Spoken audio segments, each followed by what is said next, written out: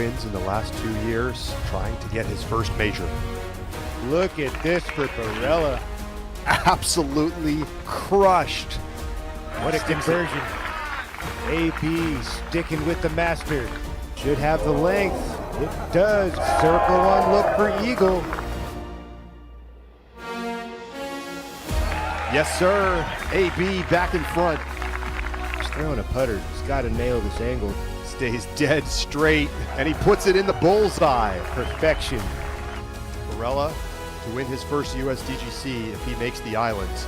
Somehow safe. Charlie, are you kidding me? What a performance from Get ready to Barella. pop them bottles, boys. It's going to be a $25,000 payday for Anthony Barella, but more than that, he's a major champion at the USDGC. It's honestly just a dream come true. This feels like the most prestigious tournament we have in the States every single year. It couldn't have gone any better. This has been a long time coming. You've been so close to stepping through that major door, and now and forever you are United States champion. Everybody, Anthony Barella!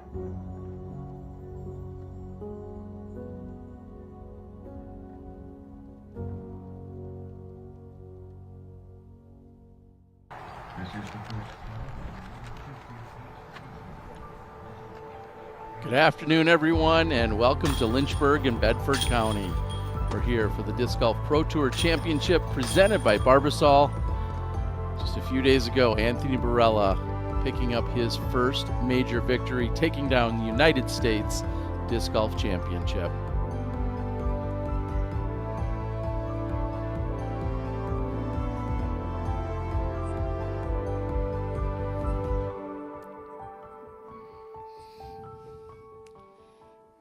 And welcome in, everyone. Terry Miller joined alongside major champion Nate Sexton and three-time world champion Nate Doss. So many different storylines and things happening. Of course, Anthony Barella, but also the New London Tech course getting, we'll say, some updates and getting a little bit of a redesign, some new holes out here. But let's dig in and see actually what's been said about this New London Tech course, because we're all kind of learning it along with the players. Very short turnaround. Andrew Presnell had something to say about it. That's going to give us a little insight as to what's been said out there. And here's what Andrew posted on X a few days ago. The new layout at New London is the hardest course I've ever played, and I don't think anything else comes close. Now, that carries a lot of weight whenever we're talking about Andrew Presnell, who won at Northwood Black a major just last year, so very impressive. Now, Anthony Barella also had something to say about the course during the presser yesterday. Let's hear from him now. There's a lot of tight pushing hyzer flip shots, so you can tell that Macbeth designed it, because that's I think his favorite shot to throw. So the fairways are super tight, the par fours are so long through the woods, you have to throw perfect shot after perfect shot if you want to get birdies out there. Just most importantly, just keeping it in the middle. It's not about getting too much distance, because if you get off the fairway at all there, you're cooked. Yeah. And guys, I'll start with you, Doss. What do you think when you hear Anthony Barella talking about maybe how he's going to break down the course or what's required? Yeah, I think you said it perfectly. I think keeping in the fairway, staying out of the woods, and then having a game plan once you get off these fairways. What are you going to do? Just pitch back to the middle, take your medicine, and just try to get through. Obviously, this is a course we haven't seen much of. We did play it at Worlds last year, but this is a complete redesign. Yeah, I feel the DNA of New London likely remains basically the same. It was always terrible to be in the rough. It was always terrible to be out of bounds, but I think everything has been lengthened. Just so much more teeth. It's going to require a higher level shot to get to the landing zone to even have that opportunity to play for a birdie. Yeah, you're talking about something around 580 feet per hole as the average when you're looking at more than 12,000 feet of distance. And here's, according to Nate Heinold, a few of the notes that he had, saying that 6 is a must birdie after playing 5 really tough holes. The 6 is the first time we see a little bit of openness on the course. Hole 11 is one of the hardest holes on the course, and hole 18, lots of scoring separation with the triple island. And we saw some of that this morning. very excited to see what we're going to do out here. When you say 12,100 feet, you think, well, that's maybe a big course, but then you say, wait, that's a big course that's almost exclusively in the woods. Yeah. And we better buckle up. It's going to be a long couple of days as we start out at the New London Tech course. I think an ideal scenario for the guys that are strokes behind and chasing these leaders. You want to play the hardest course, give yourself an opportunity. Macbeth, your course designer, let's see what he can do when we return.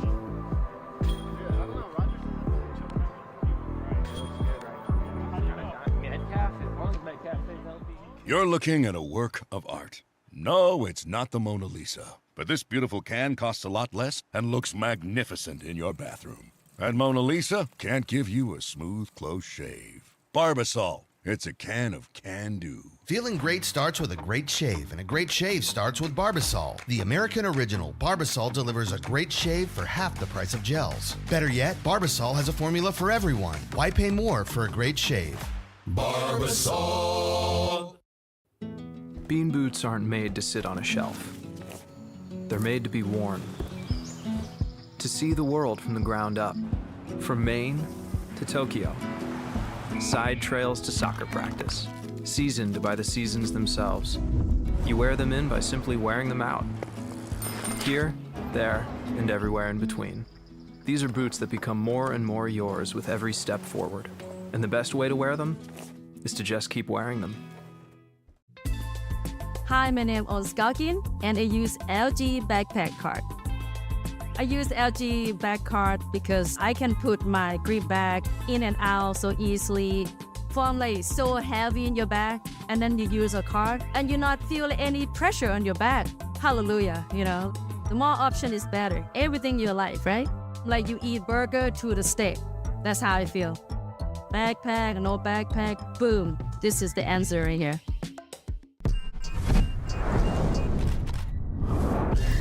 Absolutely fearless down the hill. Anthony Barella is absolutely locked in. 16 under par. New course record of Anthony Barella.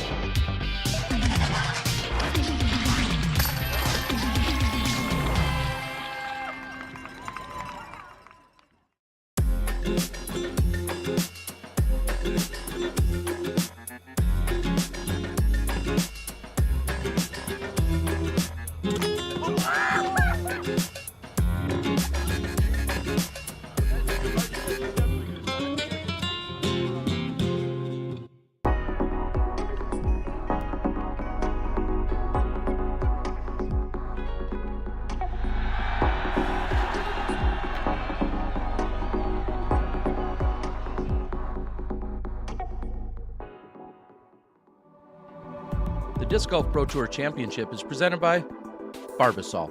Close Shave America, Close Shave Barbasol. First Financial Advisory Services, the official financial planning partner of the Pro Tour Championship. And Fiddlehead Brewing, the official brewery of the DGPT playoffs.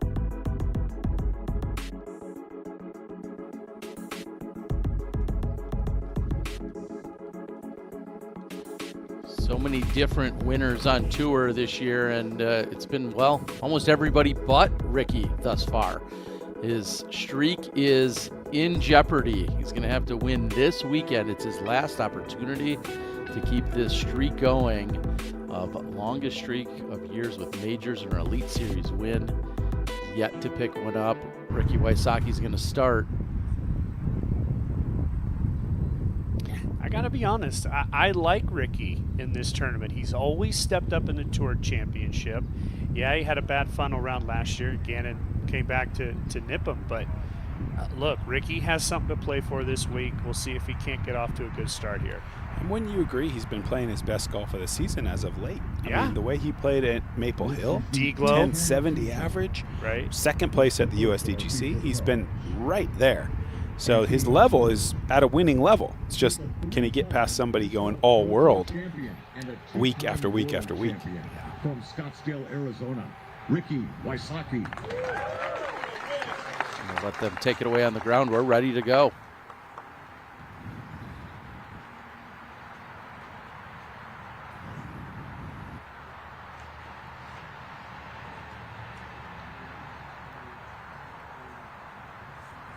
Next, from Mesa, Arizona, Anthony Barella.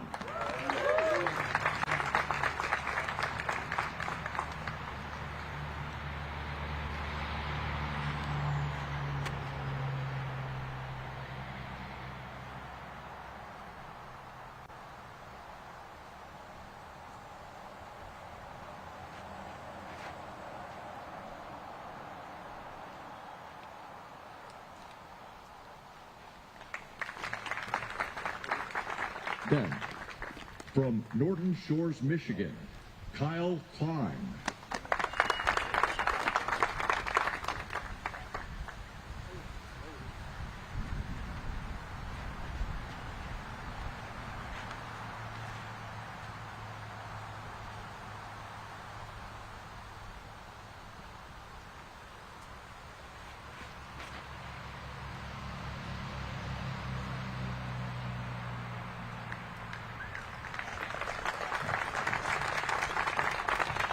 And from Lawrenceville, Georgia, Ezra Robinson.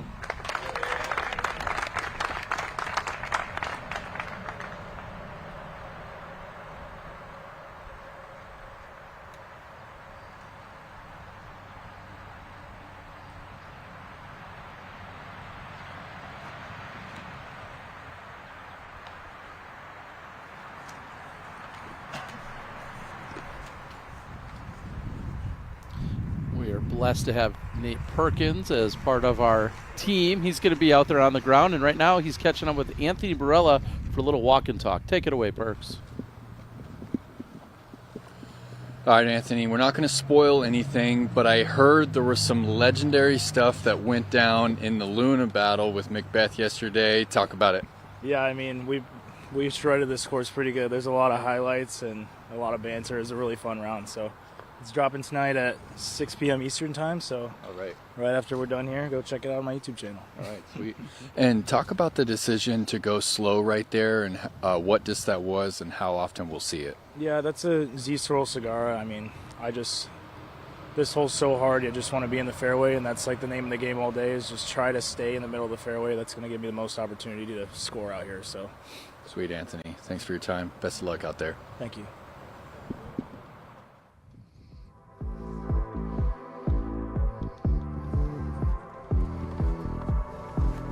And in case you missed it, he won a few days ago.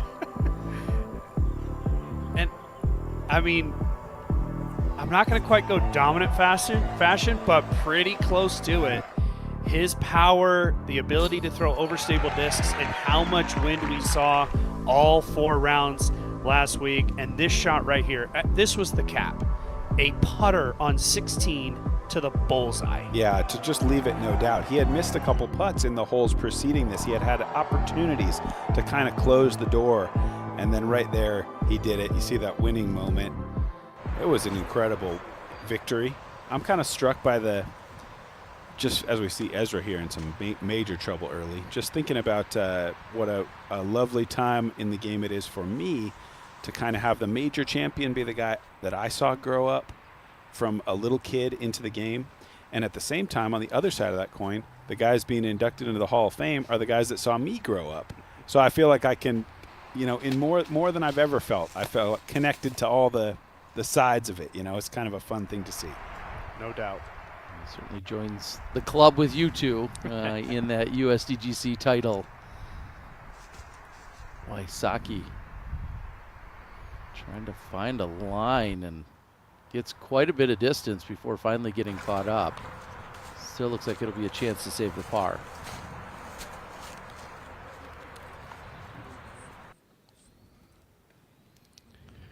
What are you seeing here, Doss? Yeah, I mean, if I'm Ricky's caddy all day long and I'm off the fairway, what we're talking about is hitting the bigger gap.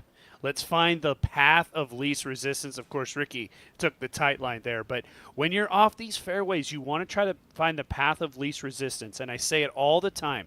You don't have to follow up a bad shot with a great shot, just a good one. And Ricky did that beautifully. Well, today's coverage is brought to you by First Financial Advisory Services, helping players find and keep their financial goals on the course in sight. Let Maddie, the financial caddy, help you shoulder the load, manage change, and sidestep life's hazards, accumulate wealth wisely, and keep their own dimes. Scan that QR code and set up your free 1-hour consultation with Maddie, the financial caddy, and be sure to reference DGPT when you do so. I think it bears repeating. Make sure you check in with Maddie the caddy from First Financial, not Maddie Oram, all right? I love Maddie Oram, but I'm going to Maddie the caddy from First Financial. That's just a little life tip as well. That's my free consultation to you guys. And I'm thinking I picked you as my caddy last week. I should have been talking to Maddie the financial caddy. You should have been, because we came in with a goose egg. So thank you to our friends at First Financial Advisory Services. Cameraman caught that one for Barella. Still quite back from the green. But you could see what he's talking about. Press conference as well as the walk and talk. It's about staying in the fairway and avoiding the big numbers. Yeah, Nicolas Antela. Long look. Hole number 2. I think Niklas is going to be well suited for this course. I think when I think of him, in a way that he stands out among his peers, it's his ability to land the disc soft with almost no energy, like 450 down there. So he is a master of that drifting turnover and landing with no skip energy, and that is so critical when you're playing these wooded fairways with out of bounds and terrible rough. I think he's a guy I expect to play quite well.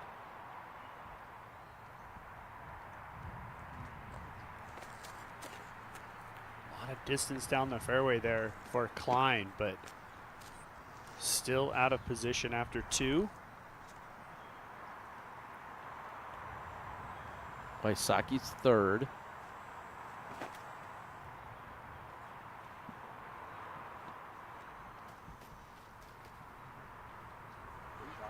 He has a chance to save the par. And it's this tough one too, because we just came off what is considered basically the biggest mental weekend of the year, playing the USDGC out of bounds on every single hole. And then you come to a course like this, which is so mentally strenuous as well, being out of position for Ricky, just having to chip up the fairway and then make another good shot to even try to save the par. We saw that Ricky Wysocki, along with everyone else on the card, are 5 under par. Those are their starting strokes that they've earned throughout the season. And we see that our first card will start at 8 under for Gannon Burr. Calvin Heimberg at 7, and then Isaac Robinson and Macbeth both at 6.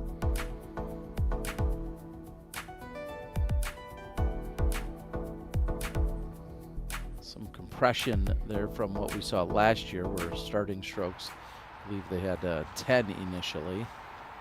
This year 8 or less.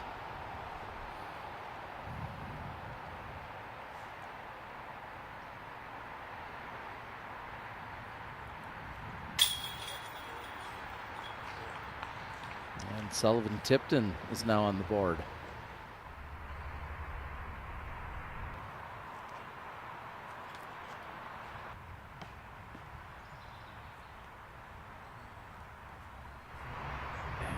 Up by one of the final Guardians, and that's going to have a little bit of effort left there for Barella. He's going to put his putter to the test. We're wasting no time in seeing the teeth of this course. A bunch of out-of-position plays, trying to find their way through, and a bunch of tree hits so far for our chase card.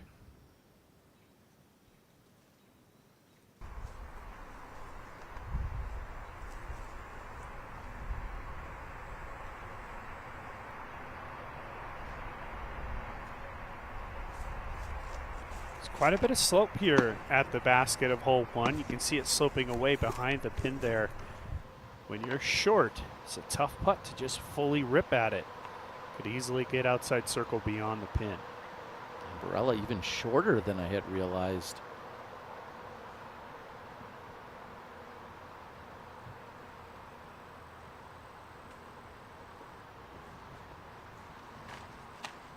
I have to see how much that ran. He's going right at that steepest slope.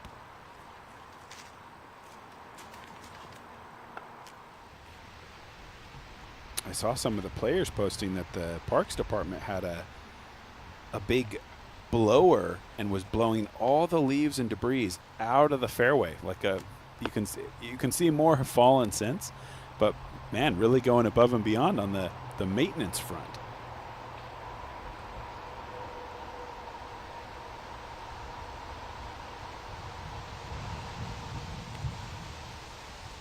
So this is hole 3, and it's kind of a redesigned version of what might look like a familiar fairway if you watched the Worlds here in Lynchburg. Was one of the hardest holes, maybe even the signature hole on New London. Retains a lot of its same challenge, but instead of a par 5, now a little bit shorter par 4, but still at 800 feet. Very difficult. And Klein still able to convert on the putt even after the approach got caught up. We're going to roll the Zuka replay. And that is the left side for Kyle Klein. And Zuka stepping it up even more in giving us a little extra action here. Use the code ZukaChamp for 15% off. And look how far down Barella has gone. Yeah, this is what I was worried about. Oh, he wasn't that worried, though. What a putt from outside circle, screaming back up the hill. But you can see how dangerous that is. He missed it low. It's not like he airballed high. It slid right under the basket. So that for bogey. Working hard early. Yeah, and hole 1, just one birdie today by Matteo so far. Nice par there by Ricky.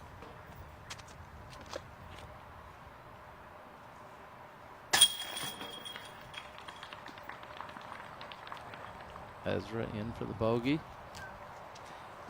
It's an old cliche, but the whole one shot at a time mentality, I think, so important on a course like this. These guys are so used to getting birdies. As much as you can kind of let par drop away and just go after the shot in front of you. Gannon Burr heads off, and when we come back, he'll tee.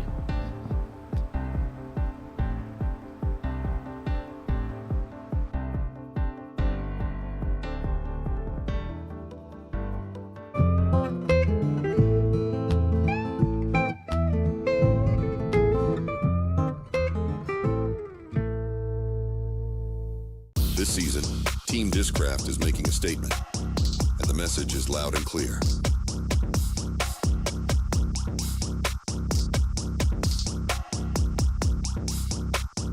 Discraft, built for flight.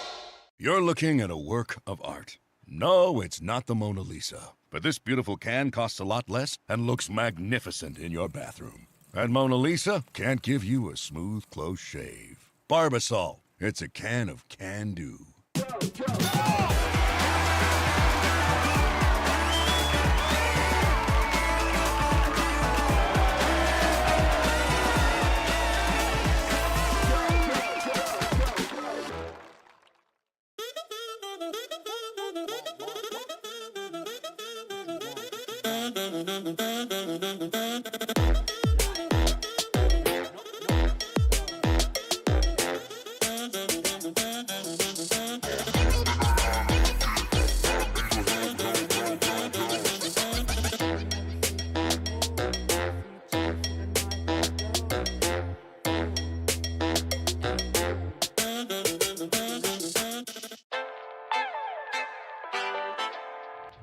What's going on, guys? Hold My Bag just launched the greatest disc golf fantasy game in the universe. Hold My Bag just dropped the best fantasy disc golf game the planet has ever seen. I want to tell you guys about the newest disc golf fantasy game on the market. One of my favorite parts is the Hold My Bag. This is something that we started doing, and it's actually a lot of fun. Let's send these boys back to the lobby. Get on. Oh, Grandma's got a hot kettle for that tea bag. How did you get so much energy from a candy? One Shot is no ordinary candy. It only has 4 grams of sugar, and the nootropics help prevent jitters and crash. Grandma, do you think I could try one of those One Shot energy chews? Oh, sure, honey. But if you come for the queen, you better come correct, Sprout. I'm the OG. Got it? Got it. Level up your energy with One Shot. Grab yours at oneshotenergy.com today.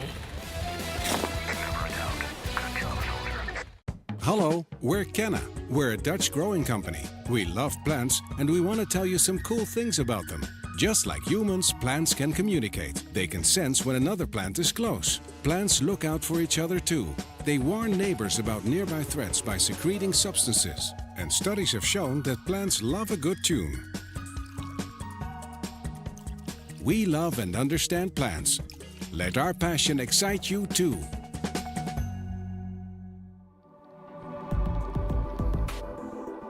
Look at our NXT bets. Play daily fantasy, and we've got Gannon Burr 1.5. Are you gonna place your bet on better or worse? He's already coming in with the lead by a single stroke. We know that could quickly get erased, or Gannon Burr could pull way out in front. But 1.5 is the line for him.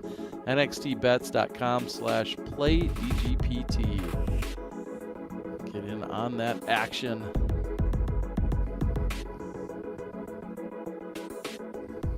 But there's also good. And in the break, you guys were asking for some trivia, so I've got it for you. Gannon Burr is one of 2 players with an average finish better than 10th. Who is the other throughout this season? Who is the other? That's wow. So write it down. Do not go out and do any Googling. You got to write it down and then submit it to your trivia master and get it back to us within 2 minutes. Wysocki will take to the tee of 2.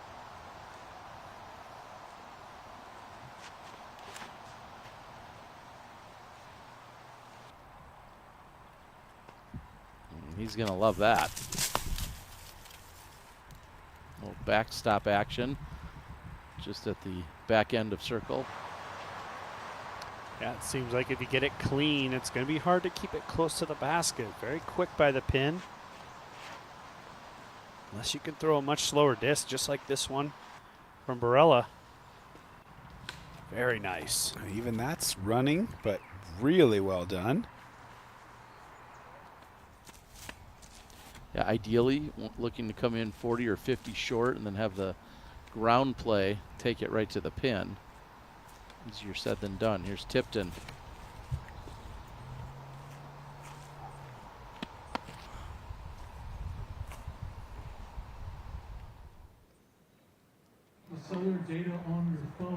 I'm guessing Calvin, Terry. That's my guess. You're guessing Calvin? Okay. Yeah, I mean he's always got the best average. He's done pretty good. Yes. And Calvin Heimberg is in fact your winner.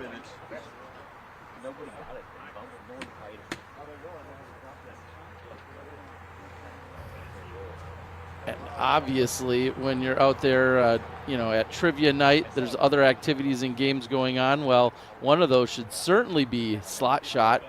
Think cornhole with discs, where you throw soft rubber discs through the scoop and slots to earn points and win the game. Use code CHAMP50 to get $50 off your pre-order today. You got to think with Kelvin's style in terms of how he lofts up his putts, delivers the pizza, the whole thing. Like, he's destined to be a slot shot champion, right? Does anybody slot shot better than Kelvin? Going to be a tough battle. Yeah, I'd like to see that battle. I think Gannon could pop him in there. He's got that zippy putt. I don't know. That face says slot shot all over it. Certainly does.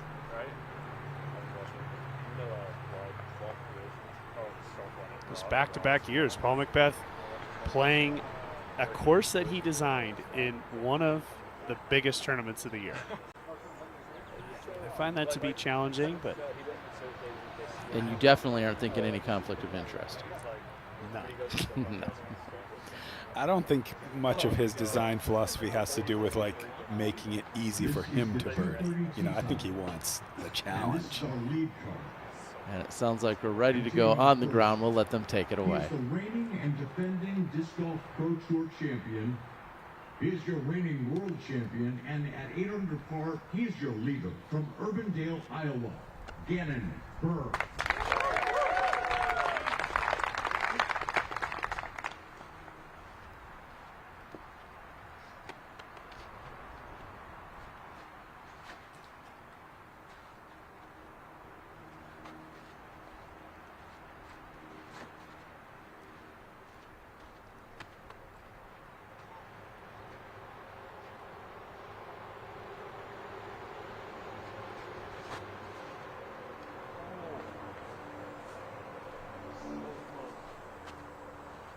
Next, from Safety Harbor, Florida, Calvin Heimberg. Calvin.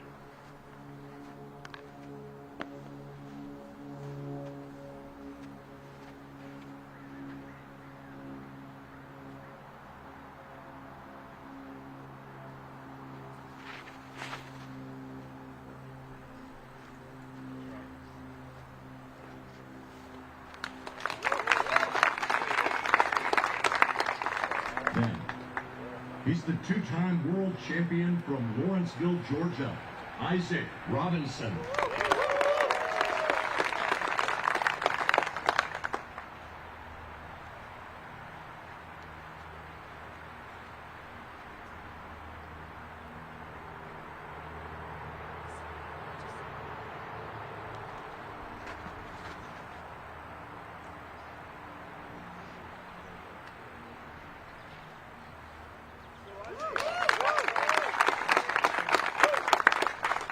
And he's a former Disc Golf Pro Tour champion and a 6-time world champion from Huntington Beach, California, Paul McBeth.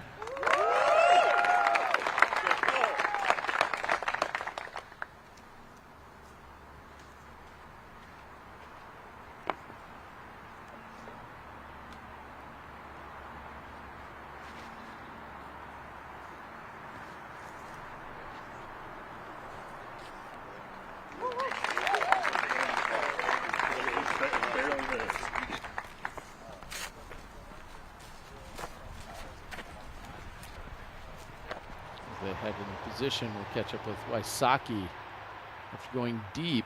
Has the comeback look for birdie. And just barely low. Tipton with his third on hole 3. He's left side of the fairway. Right side of this fairway is out of bounds. Also out of bounds behind the pin. Not a problem for Tipton.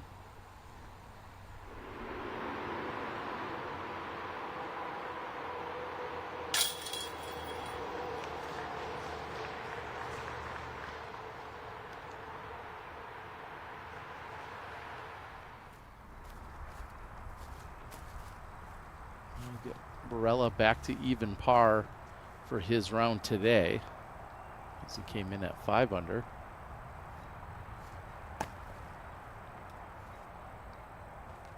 This is very dangerous for Gannon. He's way short of the corner, and he's going to try to get it and bend it around.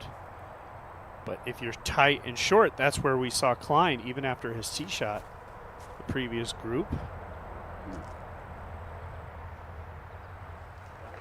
I'd say pretty well done there. Kept it nice and wide, didn't overturn it onto the inside corner.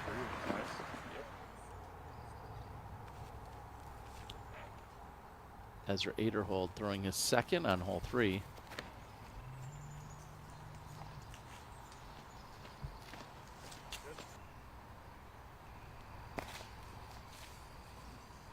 Really nice. Big drive for one. And then well thrown there, stays in bounds. Going to have an opportunity at what I think is going to be a pretty tough birdie.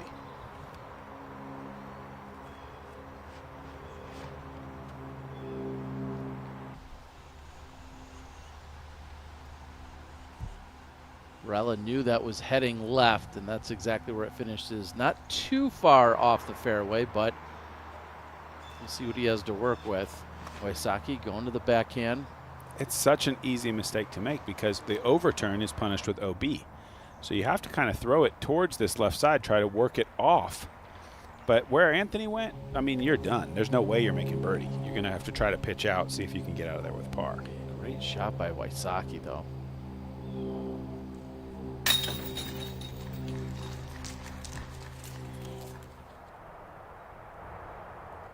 Good birdie for Ezra Aderhold. McBeth throwing his second. A little bit too straight. Oh, and a great kick. All right, to the pin. Incredible. Could not have been a better kick.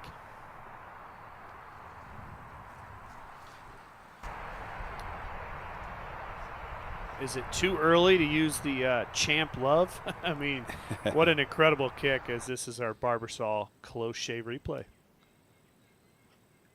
Just the redirect to the pin, coming in for a tap-in birdie for McBeth.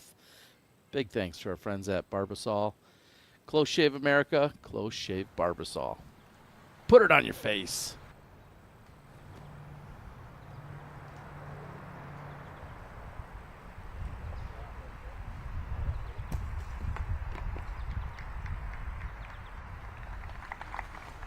Fantastic. Way high in the air, but slowed down nicely at the end. Inside circle one. Remember, we've had just one birdie, and now two guys inside the circle. And this is exactly what you were referring to. Just a pitch out back to the fairway. That left side, you're done. It's very thick. Yeah. And then you're still going to have to throw a pretty nice shot to make the save. It's not like the pitch out is going to get you very close. It's an 800-foot hole. Hopefully he got far enough, just a little short. Hopefully he got far enough forward that he can actually see the basket. I think that's going to be tough because it does kind of wrap around the corner to the left.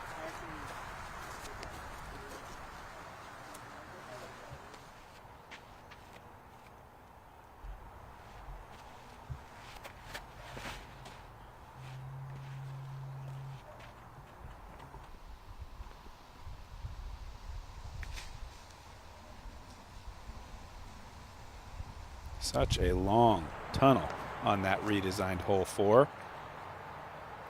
Once you find the landing zone, you have to cross to an island green. So it's like, if you're out of position, again, you're going to be forced to pitch. There's no way you can take on the risk of trying to clear the OB area.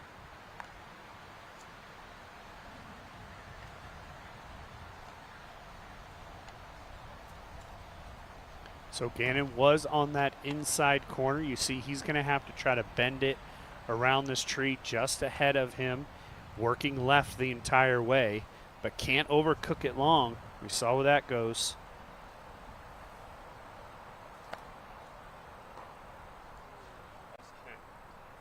Caught a tree early. And there are thick trees over there, like potentially like forehand roller territory. We'll see what he gets, but look at how it starts to thicken up in that corner. See how far in his disc worked. Wysocki had a good tee shot on 3. And he'll have a long look for the birdie now. It's going to be a tricky putt for Ricky. Again, OB just behind the pin, elevated basket. Barella should like this one. Nice and wide, drawing towards the middle. Perfect. Perkins, what is Gannon looking at?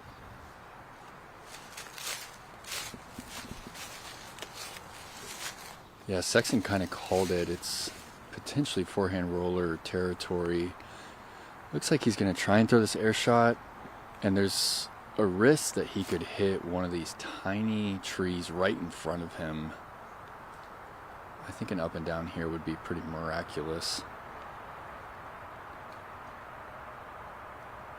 He's hitting this tree in the practice swings. All right, he's out through the gap. It's swinging. Wow, chain height gets stopped by the tree. He's at 15 feet. What a shot from Gannon. That was crafty.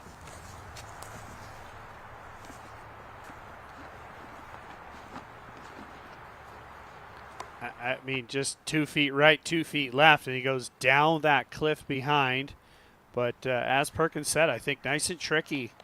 Just popped it. A lot of wrist action there. Wow, yeah, heck of a scramble, and definitely a nice backboard back there. You know, the fact that he just didn't have a swing, he had to just pop it. Did a nice job there.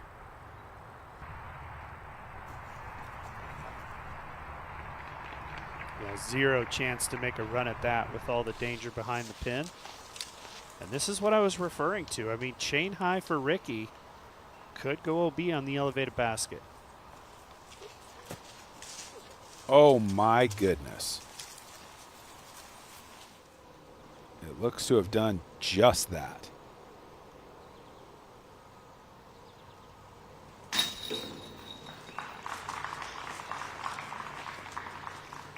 That'll be Barella's first par of the round. Had a pretty good one at that, you know, getting caught in that left side, chipping out, making a good third shot. I think that third shot was the nicest one because he threw an overstable enough disc and took on the OB line on the right side. That's going to make it so you don't swing into that left woods. You don't come up short by being tentative. Committed it nice and flat. Reaped the rewards of a par save. Birdie for Calvin Heimberg.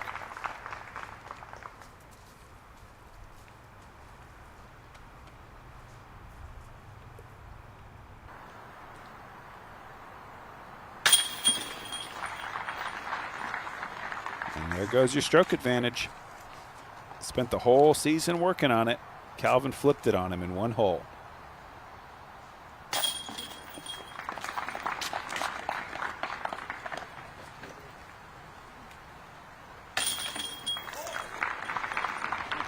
Macbeth also in for the birdie.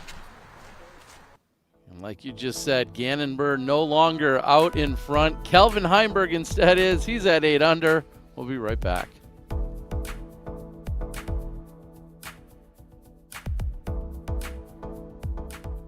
Progress. It's momentum made visible. A constant push towards perfection. Moment by moment, frame by frame, we're building towards something bigger.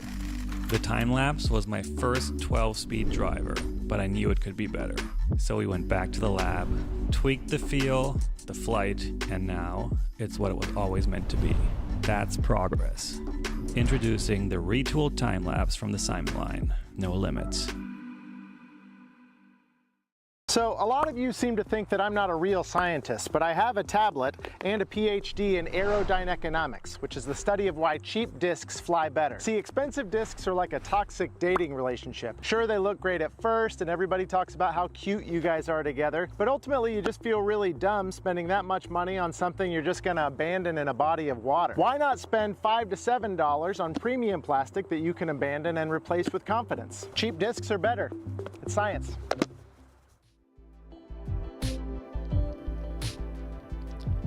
From now through Sunday, to celebrate the end of our 10th season, you can get 10% off your order at the Pro Shop with code DGPT10 at checkout. So head on over dgpt.com/shop. That is only good through Sunday. I'm already thinking ahead. I checked in with Maddie, the financial caddy, earlier. He said, yeah, just wait till the 100th season and everything's 100% off. I mean, just keeps filling me with great insight. I love it.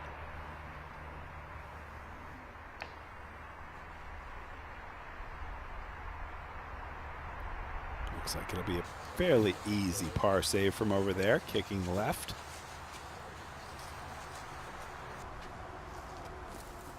I really like the mid here. We saw Barella throw slower disc. I like a mid. Just pop it and let it drift on that right side. Just getting up to flat should help with the speed control. Yeah, just 400 and significantly downhill. Macbeth didn't quite commit to this. Still going to putt, but he did not quite hit the gap or the flatness he was looking for. I like the flight line. I just, on the right side of the gap, just drifting. And as you said, got to go to an island now. Can he go for it from here? I mean, high risk. Let's see what he's thinking. I think he's got both options ready. Okay, look, now he's coming off the forehand. Thought better of it and just going to play for position. And I think that's smart because when you're right on that front side of the hill there, that shot down to the island, it's not that difficult.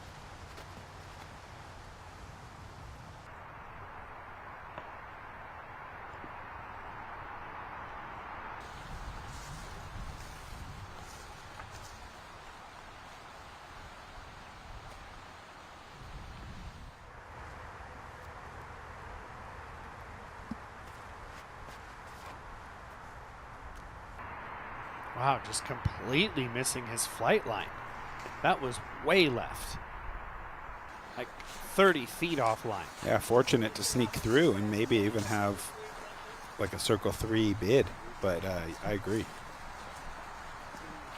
Look at your play right there. Flex on the left. Flex on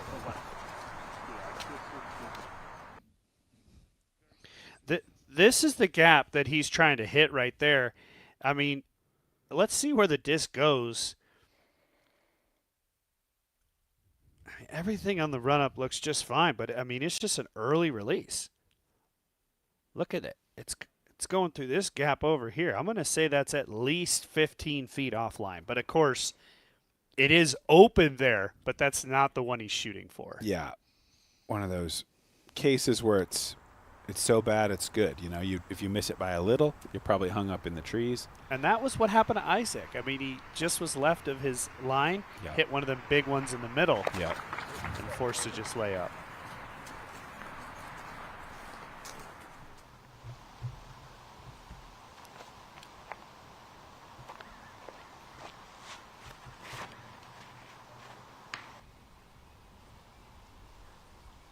Nasty kick for Barella.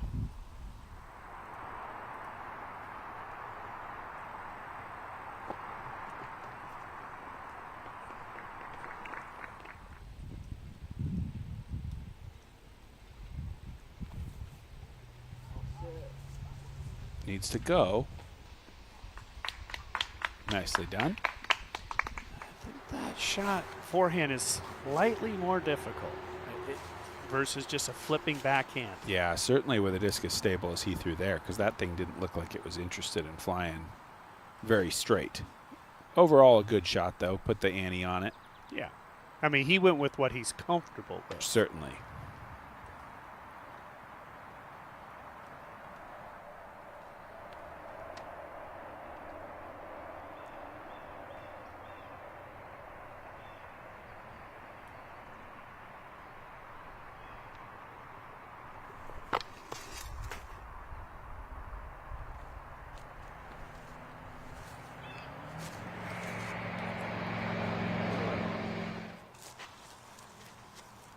Barella doesn't draw, or excuse me, Burr doesn't draw any medal. Now we're with Wysocki teeing on 4. He doesn't quite pierce the gap either, and he's going to be in the same neighborhood with Barella.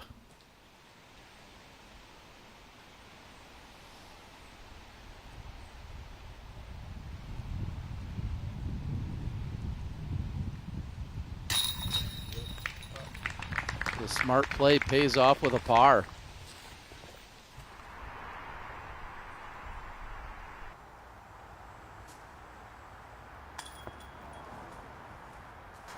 Almost from Macbeth on about a 50-footer.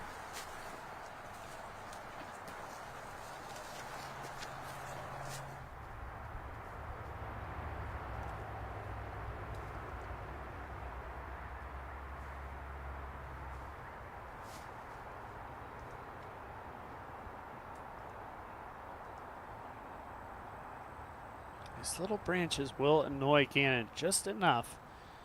This putt is not a guarantee. Just sort of takes your concentration away right around release point. And he's done a nice job there. I don't think there's ever been a player who fears a 30-foot comebacker for par less than Gannon Buhr. Just so willing to accept edge of circle. And why wouldn't he be? With the kind of regularity he hits him with. It frees him up to be so aggressive and to become, nice putt there, to become that phenomenal putter that we have gotten so used to, because he's willing to be chain high in so many situations because he ultimately trusts himself to knock that difficult par putt down. Yeah, and one of the early spin putters in disc golf history was Steve Rico. And Steve Rico was willing to make the 30-footer coming back because he wanted to stay aggressive. Yep. And I agree with you. Gannon is exactly that, and a lot of the great putters are. Absolutely. But currently, Gannon at the top of that list, no doubt about it. Look, the kick that Barella as well as Ricky took, these are pit in your stomach. As soon as you see that kick, you're like, how am I going to par? How am I going to do this? Like, you can't. You're not going to par. You're not going to, because he now has to lay it up to where Tipton threw it. Yeah, and obviously, you know, this course brand new to everybody, but in watching the drone flights and trying to prepare for this broadcast, that hole is one of the ones that kind of stood out to me, hole 4, I'm speaking of, where they got those kicks, among a number of holes. But I think the thing for me is just how big the ask is of that tunnel. And Barella might be about to try to prove us wrong. He put himself in the middle here. It looks to me like he's going to the island. Again, not a very big island here on 4. We saw with Tipton how close the OB is. Wow. I don't think so. No chance. Yeah, that is left. And the rules are interesting here because I believe any throw from the fairway coming to rest out of bounds it goes to a drop zone potentially. No, only you if have you do to not cross the island. Yes, if you do so not he'll cross be the island. still shy on of the the short island. side. Yes. Just wanted to clarify that. Anything around that manhole cover or just beyond is nearly perfect. You don't need to smash one off this tee pad. Obviously, keeping it in the fairway is critical. And like you said, Sexton, out of bounds running this entire right side. But I remember at Worlds that manhole cover just being a good spot to get to. Ooh, this is pushing that right. And it's likely out of bounds. It looked like a half-hearted red flag, so I'm going to say likely out of bounds for McBeth. It wasn't fully confident there. And that's fine. I think that's a good play as a spotter. If you can't quite tell, you can either put up the X with the flags or give kind of a meek red, you know, then the player knows there's probably a decision coming. What is this effort? So high and basically zero turnover from Robinson. That was not what he was looking for. And look at it kick out. Maybe it's exactly what he was looking for. Just going to play the bank shot off the high left side trees.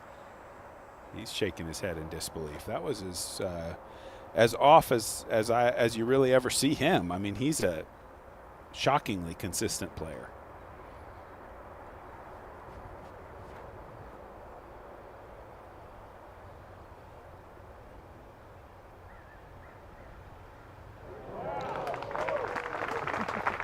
Wow, Gannon Buhr with the kick out into the fairway, and with that, we're going to kick it off to break. We'll be right back.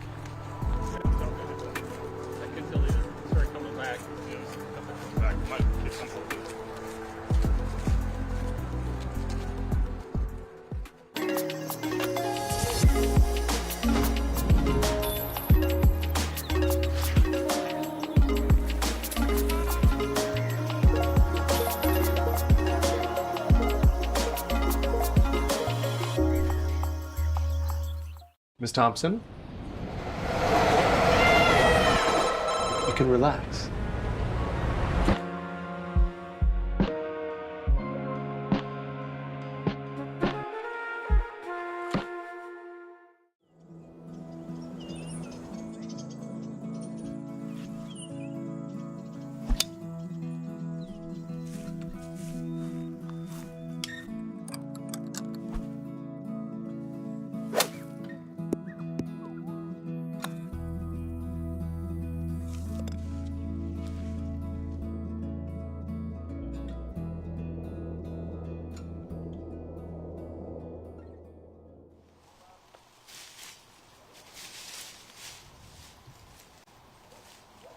Wysocki in plenty of trouble here as he's contemplating his options. See, I think Ricky is far enough up here that in a way, you know, it's not going to put him into that situation that Barella got himself in, where he's so tied up in, like, I got to save this par, you know, and then he's got to press. Ricky's out into the landing zone at least in 2.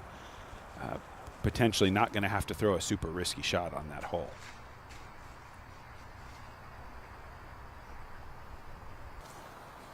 Short left side for Robinson.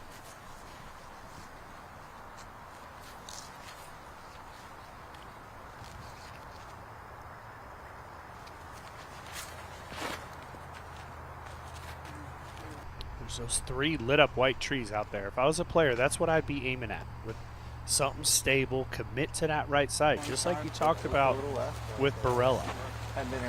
All these guys are too far inside, unwilling to push that out of bounds. Yeah, I think the dream shot is the flat to fade, but the safe shot is the true hyzer. And safe doesn't necessarily get you a birdie there. You got to challenge that right side a little bit. Oh, yeah. Very nice. Line takes advantage of the huge drive. And he was still a little bit hemmed up. That small little tree ahead of him was a visual obstruction, but nicely committed. A good speed coming into the green. It does slope slightly back uphill all the way to this basket, so you can use that to slow the disc down.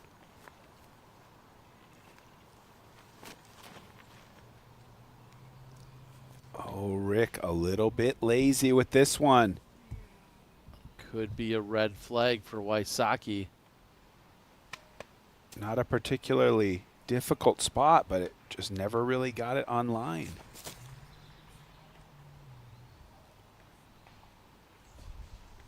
Well, and the drop zone on 4. Oh, let's jump to this 4. Perkins, what's the conversation out here? Are you near it?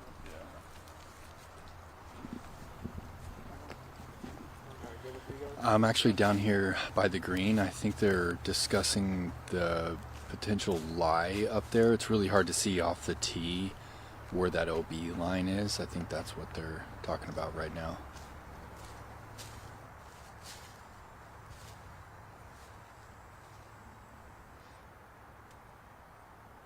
Tough spot, so really no run-up afforded to Macbeth. And you would think this will be a little short, maybe not all that much, though. Oh, look at this little roll. Certainly an opportunity. Nice.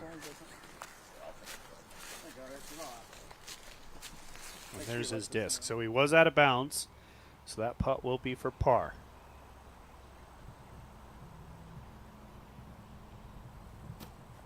So what I was referencing is the drop zone here on 4, if you cross, is in circle 2, up on the green. So a big mistake even for Ricky to not have that 45-footer. Sure, if he puts a little extra turnover. Exactly. At least make the miss over the green. Yes. Obviously, park job, your number 1 concern.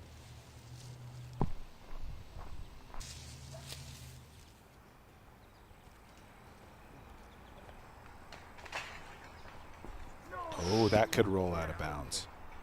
So the fortunate kick on the first one, and he gets a thumbs up. So a couple of fortunate breaks here for Burr. Don't know where the OB's at. Perkins, can you confirm if Burr is in fact safe?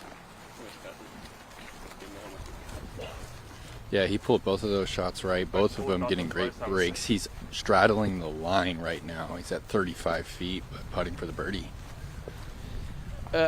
Perks, I'll follow up a little bit and say yesterday Burr said he was going out to get his first round in at this course because he had just arrived on site, and I believe that was because his grandmother had recently passed, so he went home after USDGC. But did you talk to him at all about what he thought of the course after you got a round in on it? Yeah, it's right outside the circle.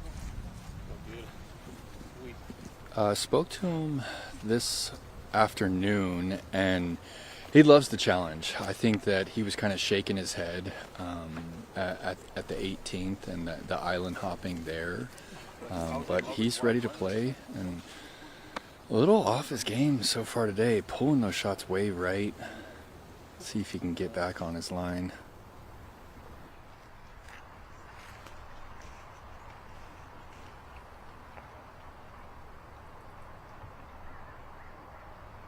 His third.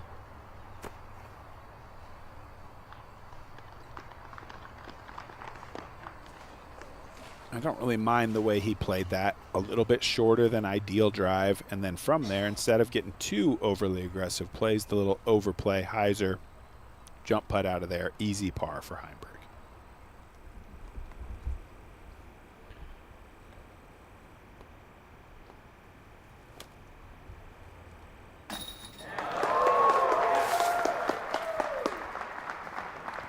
What huge putt by Isaac Robinson.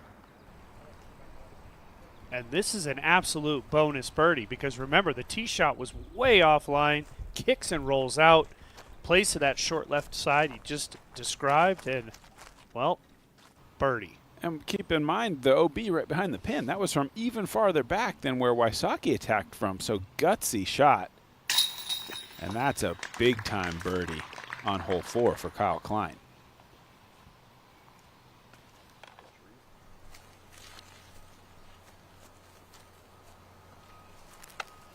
Gannon made a little mistake growing up to 6'7", I think. For the second time, he's kind of, tricky little lie thanks to being a giant. Yeah, that said, he is one of the best from the knee putters. Yeah, and small wonder, he's got to get down there quite often.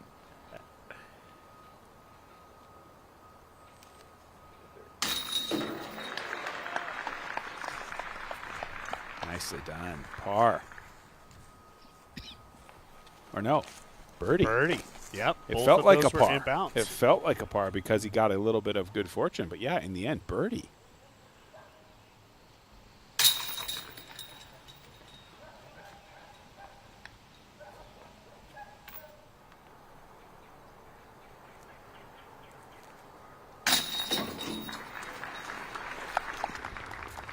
Good save from Macbeth after the out-of-bounds drive.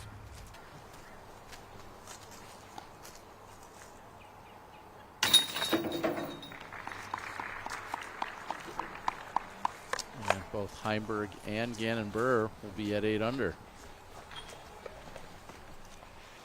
Jump ahead to the 5th with Klein. Now this hole was played, I believe, at Worlds. Yes. As is. Yes. With this very tight initial tee shot and then the second shot back up the hill to a flat green. Yeah, slightly left finish at the end. This is a common play, though, with this low forehand, and he's done pretty well with it. There's kind of one tree center fairway. That's the one he's going around right now. And you're going to have options from there. Yeah, I think, as you said, just anything on that latter half of the fairway you would take. And this also familiar space from Worlds. This big open field. And it's I a think good tee shot. Speaks to the state of the game that, we had Nate Heinold's little graphic at the beginning saying hole 6 must get birdie after some hard holes. Hole 6 just 1,234 feet long as a must get. Yeah. Well, let's take a look at our birdie zone brought to us by Birdie Pro over at BoulderBrothers.com. How do you feel about this positioning? I mean, what a ridiculous ask. 450 on a rope to have the luxury of attacking an island green. I mean, this is the new normal, but incredibly difficult. This tunnel is tight enough that it could be 300 and it would still produce casualties. But asking the guys to hit a driver down this very narrow tunnel that just continues to be hemmed in by one gap and another gap and another gap all the way down. The best drives we've seen have just kind of been out to this area and sort of manufactured a scramble. We saw Kyle Klein on that left side get out of here with a very nice birdie. But I think it's going to be a special thing if we can see anybody actually land one way out here in the grass where they're in the zone, in the birdie zone, as it were. And shocking to look at the numbers here. I mean, 21% birdies, but the critical number is the other side of that coin. We have 28% at double bogey or worse. So I think that's a perfect example. You get through, chance to make birdie, but if you're short, that's when the big numbers can come into play. Our Flight Factory drone helping us out and celebrating another historic season for Kelvin Heimberg, along with the new Heimborg mystery box. You can pre-order that box, get some new discs. Visit flightfactorydisc.com to pre-order yours through Sunday.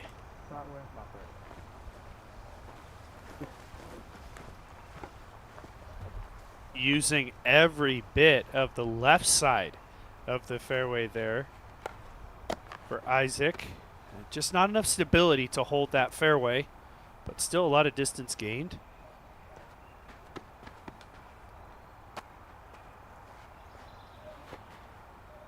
A lot of the times I always say to work off the left side.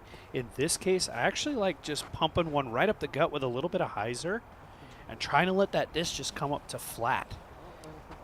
Some more good fortune for Burr in my view. He missed the fairway almost immediately, and it flew for another second and a half. You know, probably chewed up another 150 feet. That might be far enough up where he can think about saving par.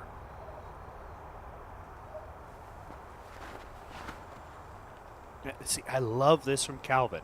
Pumping it with hyzer up that gap, and that is a beautiful shot. This is it. Yeah. This is what we were hoping for. To the grass. Incredible. And the reason I don't like working the left to right is that the right side is actually more punishing on this fairway. Once you get out the initial gap, that left side is a little softer as you start to work up, and then it's actually a better angle to the pin. Much better angle from over there. Paul, great. Not as much power as Calvin, but still great line. I think a perfect place, though, to play the game of swing speed that definitely hits the fairway, and then you decide if you want to roll the dice there, rather than throwing so hard that you risk that early disastrous kick. So I like that from Macbeth. He's going to have opportunity to judge his situation. Great putt coming from Ezra Aderhold. It's his second birdie of the round. Yeah, that was that's the green of where we saw Sullivan Tipton throwing his tee shot earlier. And Lizotte making a little bit of run here, 2 under. Chris Dickerson, 3 under.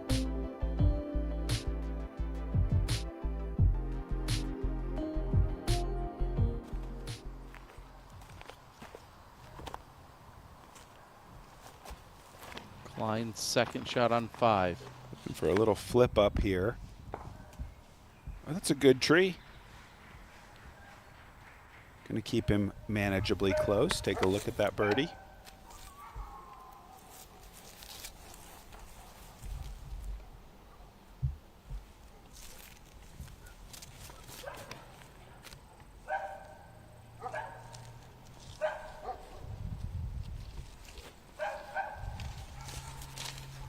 Maybe a little overcooked. Yeah, and that's going to leave him still quite a bit back. It goes down this little dip, and then it pops back up. I don't think Tipton will be able to see the basket from down there. Yeah, one of the toughest spots you can really be on this hole is down in the bottom of that valley.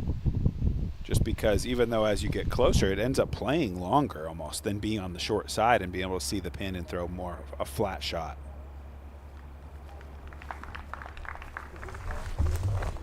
Yeah, so that worked kind of how I thought it might. He got such an advance through that woods that the pitch-out shot was really not that challenging.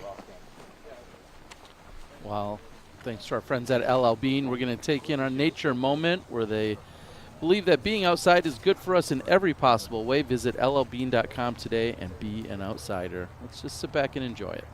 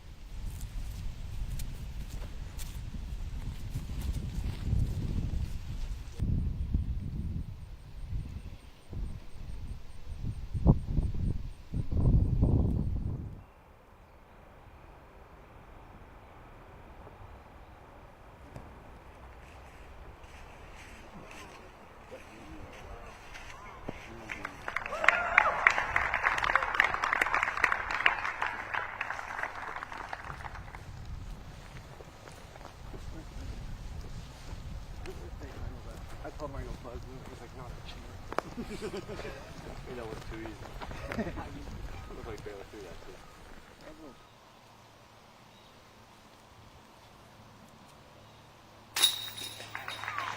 Well, it looks good for Kyle Klein. He makes that from shallow circle too.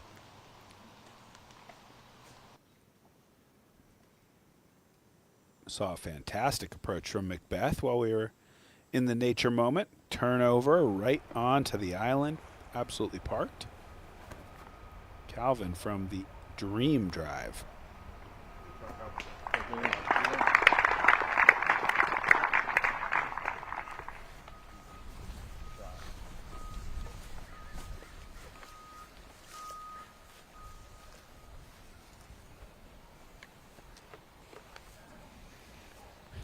Macbeth getting a little chat in with co-course designer Nate Heinold. Oh boy, didn't affect it, but that took a hard kick right.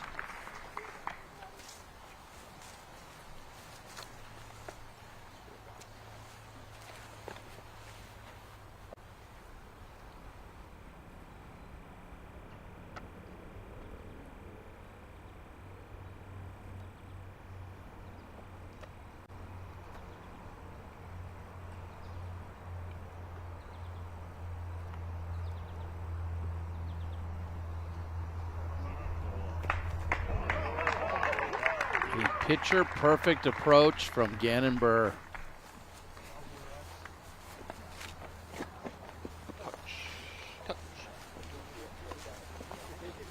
Doesn't look like it on camera that much, but it is actually significantly downhill that they're playing. So Gannon just putting that on a nice line, letting it drift down the hill.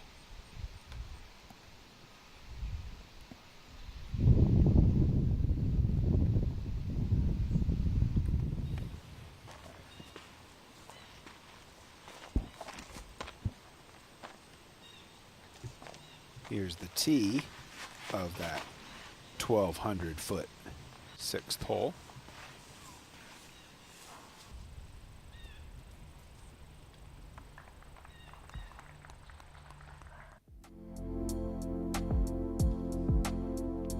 Let's take a look at.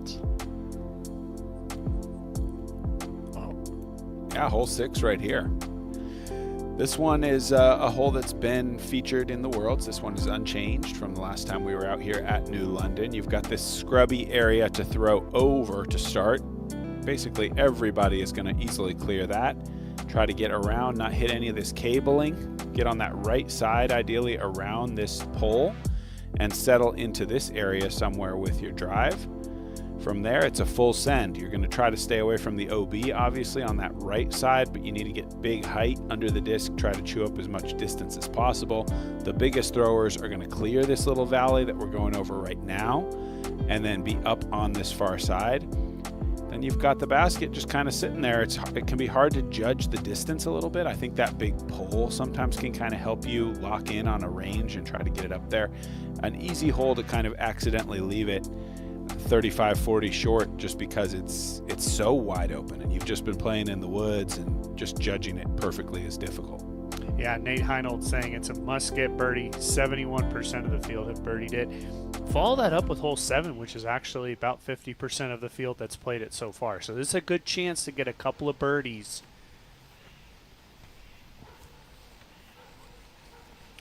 And I like for the bigger throwers to actually finish a little bit left on the second shot. That way it opens up that big hyzer, which I think helps judge the distance a little bit better. Of course, they're playing back into a headwind as well. So challenging with the wind.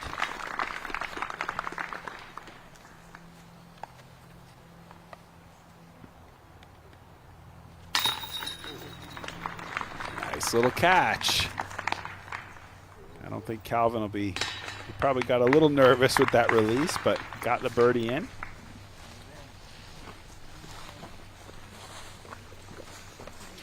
I think it could be argued that that upshot from Gannon was the first good shot he threw all day, minus the putt that he made on the previous hole. Sure, yeah, he's been a bit loose so far.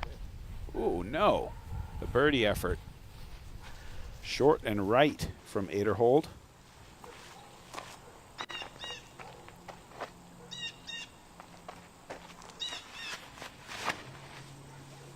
The angle doesn't really exist for Anthony to go full send here. He kind of has to play a control hyzer.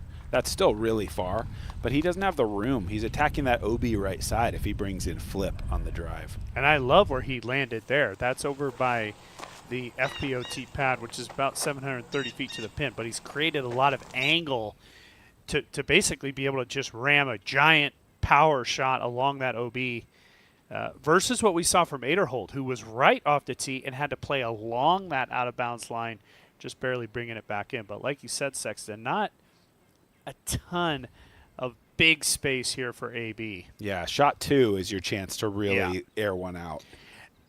And look, for Barella, he's 3 over. So these are must-get birdies. Absolutely. On 2 relatively easy holes for the course.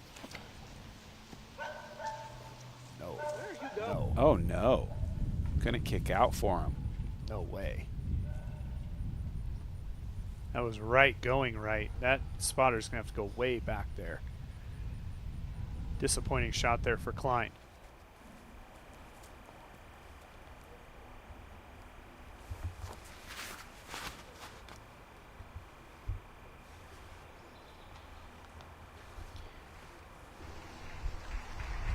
Heimberg doesn't hit any trees, keeping it nice and low. And I think the opposite could be said for Calvin from what I just said about Gannon. I think almost every shot he's thrown has been down the middle. Yeah, you're right.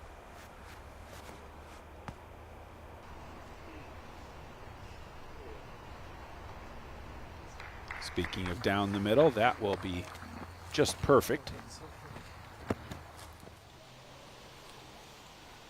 He has about 700 feet to the basket.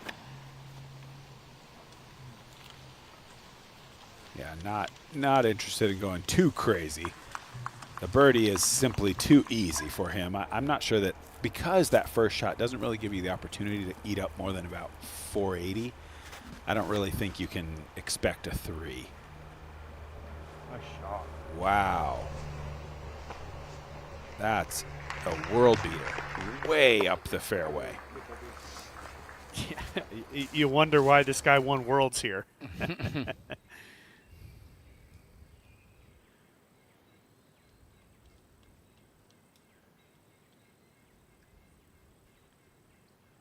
What a beautiful view for Zucker replay. I mean, just the release angle that he put that on, and for the disc to flip up the way that it did, flying perfectly straight. Impressive shot. And it's just that Isaac Robinson signature move again of just 2 to 3 times higher than the other players in the group. They're like eager to kind of hit the gap and slide it. He is so willing to be like, oh no, I'm hungry for even more than that. I'm going to take it up here high, get glide. Gannon ping-pongs around a little bit. He's going to be a little out of position.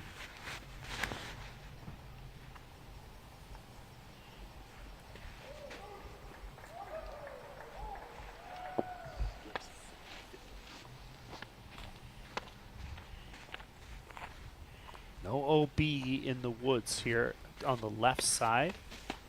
So that'll be inbounds. The OB comes into play on the right side and sort of right and long of the pin. And this is, I think, just a small change from what we were playing back at the Worlds, where the pin's just been pushed a slightly longer and lefter. Not elevated anymore, I believe, as well. It used to be more like a 415-foot hole, now 450. After the OB shot, Klein goes to the forehand. And is in the center of the fairway. And he's out there in that Sullivan-Tipton range, about 60 feet, 50 feet, somewhere in there. Long chance to save the par.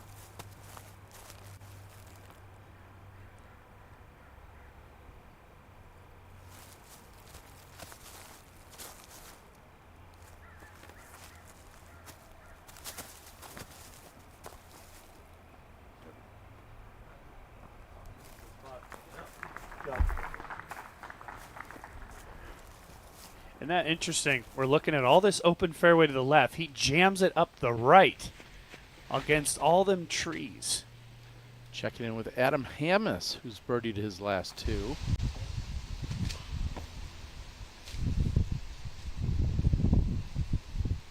Looking pretty good to make it 3. I gotta say, I like that they didn't put an OB line left there. I agree. Give some players some chance to make some putts. I like that design.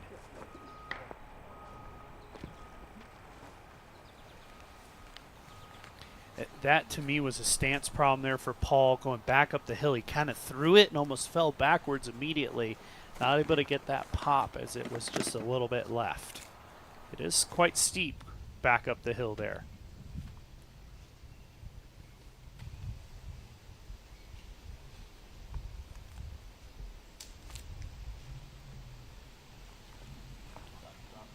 Nice shot.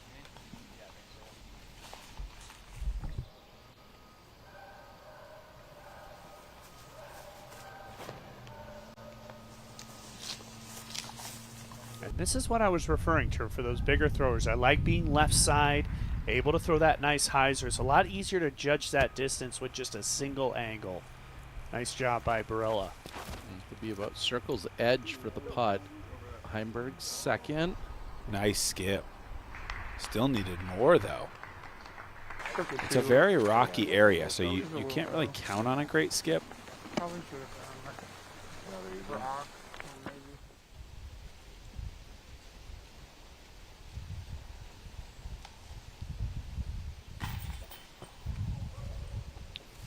Oh, and it pops back out.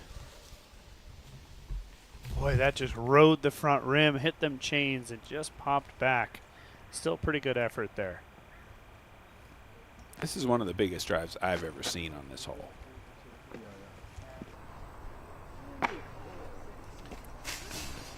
Unfortunate skip there. Still in the circle, I believe. There was 1 birdie and 500 tries. It was in the playoff.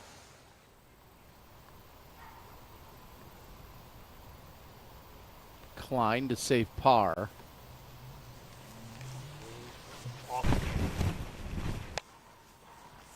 Doesn't quite have that one in the bag, though. And what a costly misrelease to go out of bounds there on what's going to be maybe the easiest hole in the course, despite being so long. To come out of there with bogey.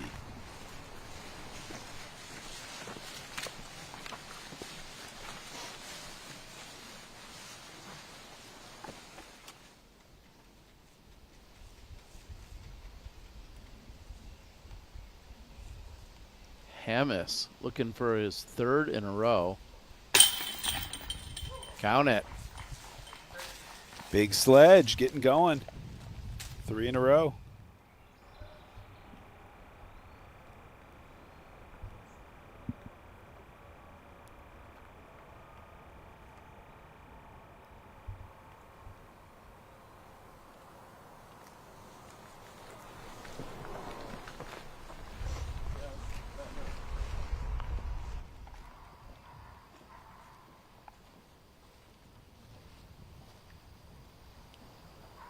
Barella took a double back on 4, the single on 5, but starts a little cleanup action here on 6.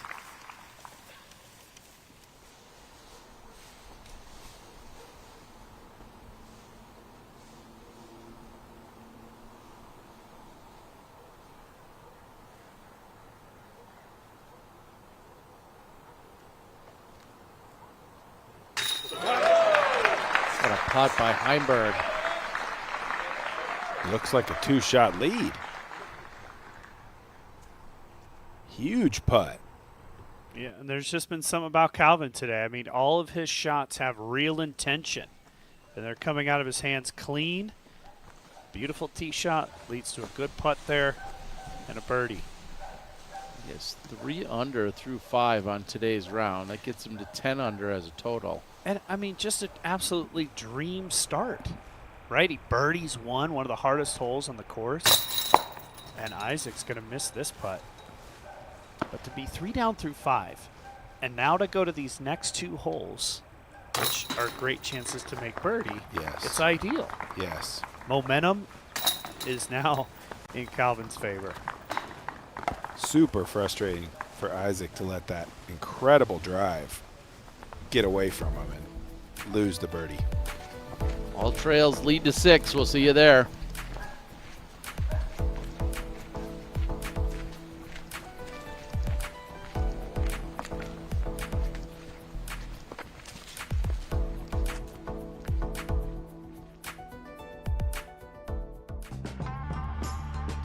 The Mach 2 is a legend.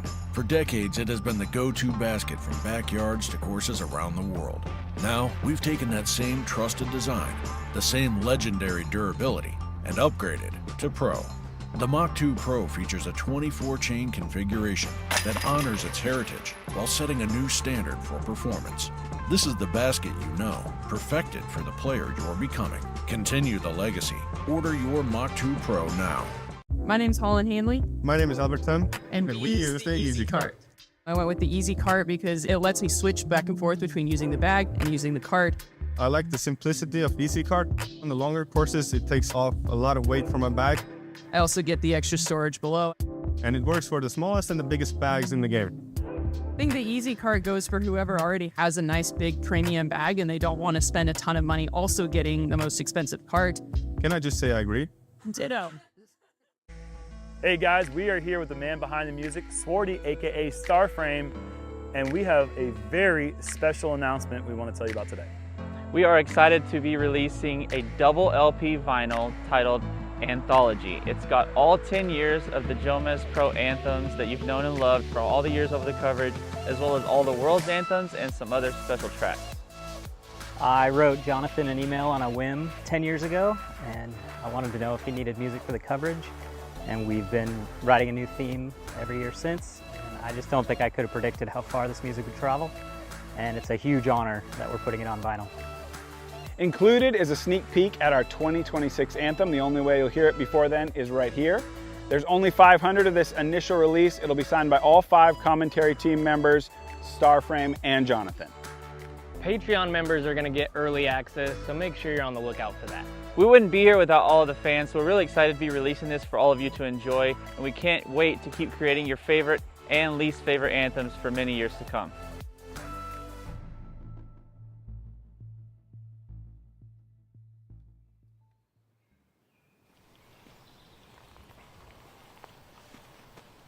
Ezra Robinson on the tee of 7. A little bit flatter delivery. I think I really like it. Great shot.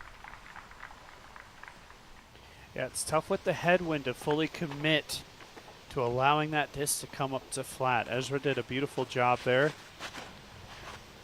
I think into a headwind, you tend to go a little bit more overstable, and that's why we're seeing a lot of guys go left. That's going to be a common landing spot for all the groups coming through today.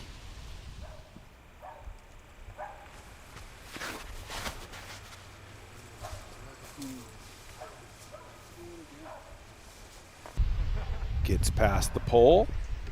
That's all you really need from that shot, and that's honestly big. It's not surprising at all with Calvin. He goes with that low driven power. That's up there in the area that we saw Barella. And I just continue to reiterate, that FPO tee pad is a fantastic place to be. You now have so much space to the right. Paul's going to have no space to the right as he's up on the out of bounds line. Completely different shot from the next two for those guys.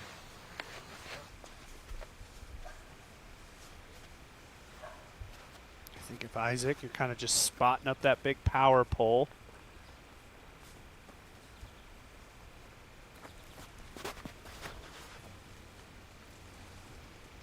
Got a little bit of twist to it.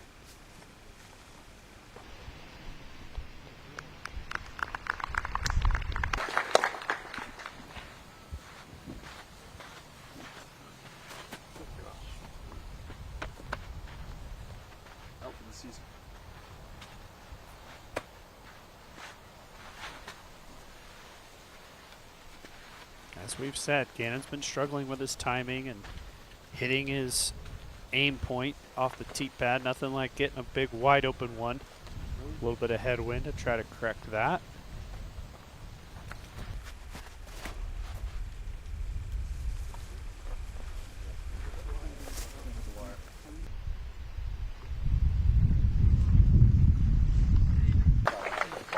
Right in the middle.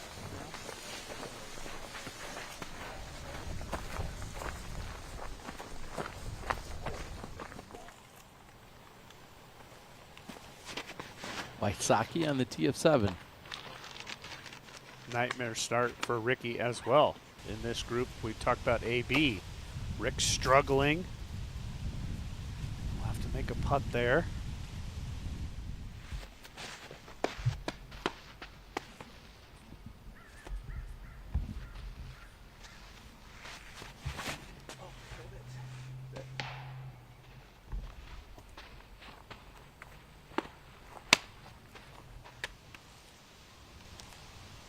Tipton caught up on the left side.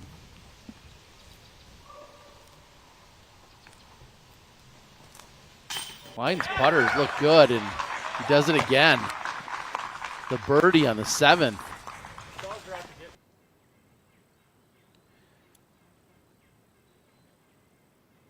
I think the wind a little bit less of a factor down here because they're more protected as that wind's ripping from the head. And Kyle does a nice job making that putt. Nice bounce back, too, after the disappointing bogey.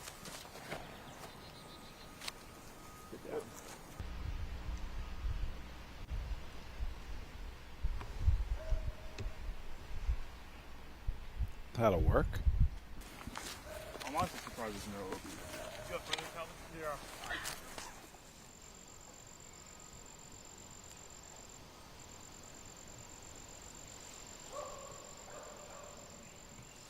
Wysocki with the birdie.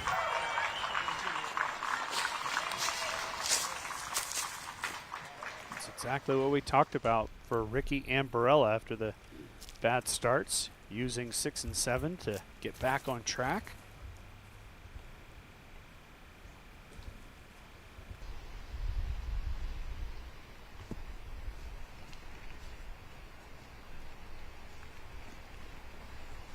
Not surprised to see these guys over left with the headwind, going with some more stability. Ezra picks up his 3rd birdie in the last 4 holes. He's back to 1 under for today's round, which puts him at 6 under as a total.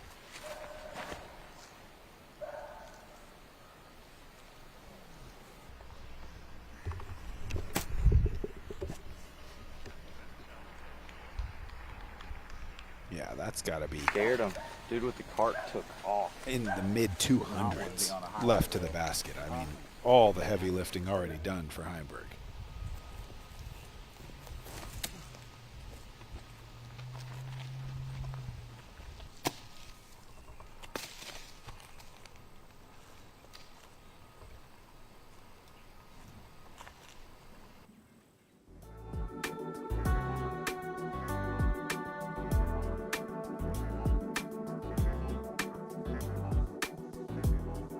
Heimberg sitting at 10 under today with the 3 under effort.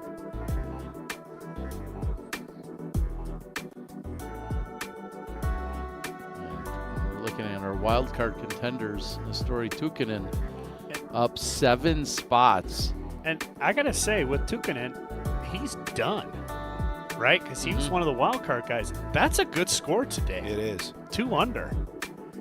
Very nice. Congratulations. A lot of these guys over par.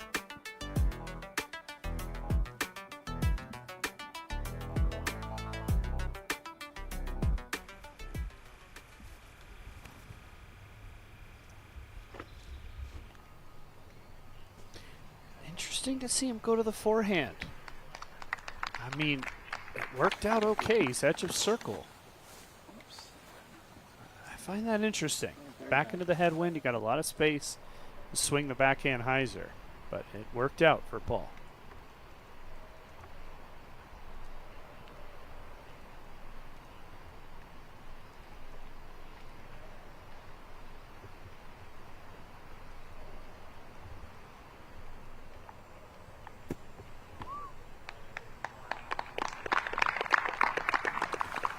Great shot from Burr. Yep, same.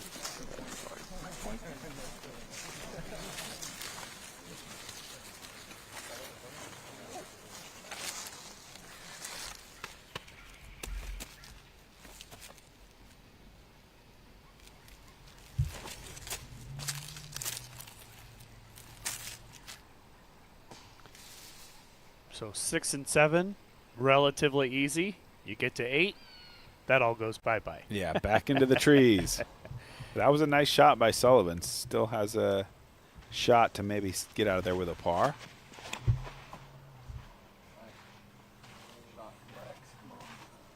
Thanks. Hey.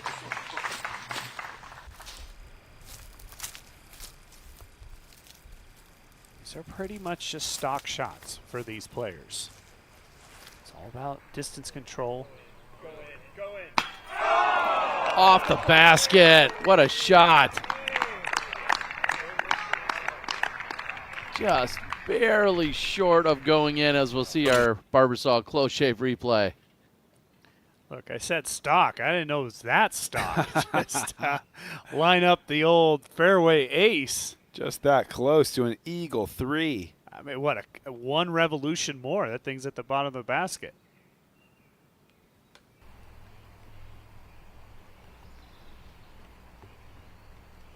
Heimberg also hunting at the basket and not far from going in as well. Airball, dude. That man was 100 feet further and just gets off the rim. I know. That's why I'm embarrassed right now. Boy, to be on a fly on the wall with those two. I mean, I had ever heard of dry humor? all 4 days last week, and I was honored to do Caddy Chronicles with Zach Melton on the bag, and certainly the most entertaining segment I put together, that's for sure. Oh, that's just because you weren't allowed to film me and you, Terry. Ooh, thick trees over there on that left side.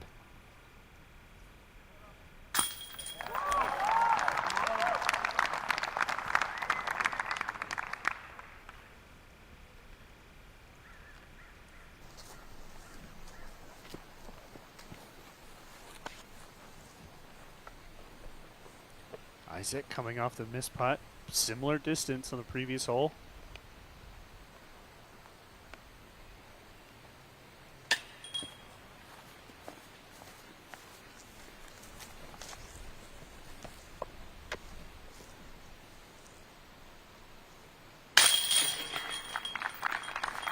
Burr in for the birdie.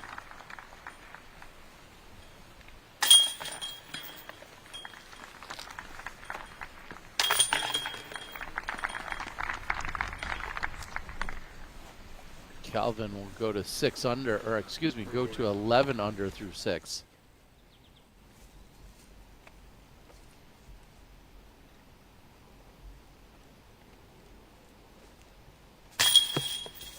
Watch the roll away. This is steep. Oh, and there no. it goes. Behind him? Yes, indeed. Wow. That would have been such a great scramble after the bad tee shot.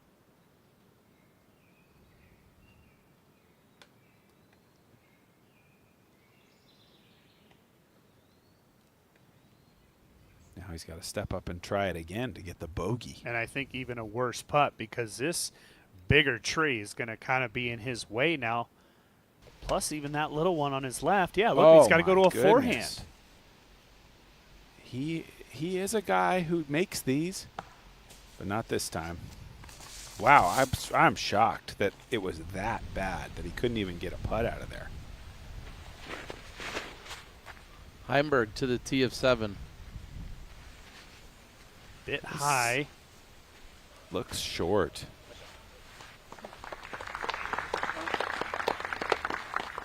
That same power, but just a little bit lower would have been perfect for Calvin.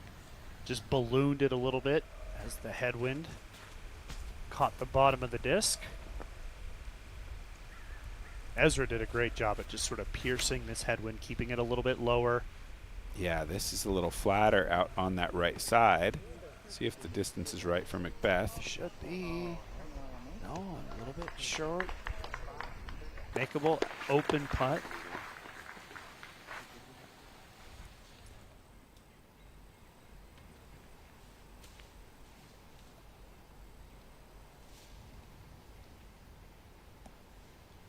Just a little bit of work coming back still for Tipton.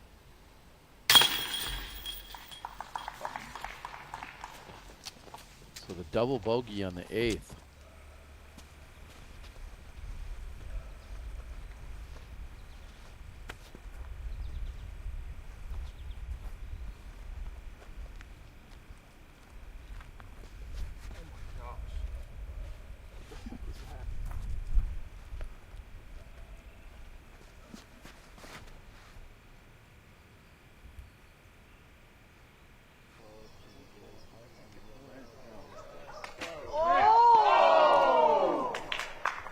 Wow. Almost dunking it in. Hopefully that's the part. That shot also ballooned a little bit, but it had that forward flip. You saw it come up to flat and push down the hill a little bit.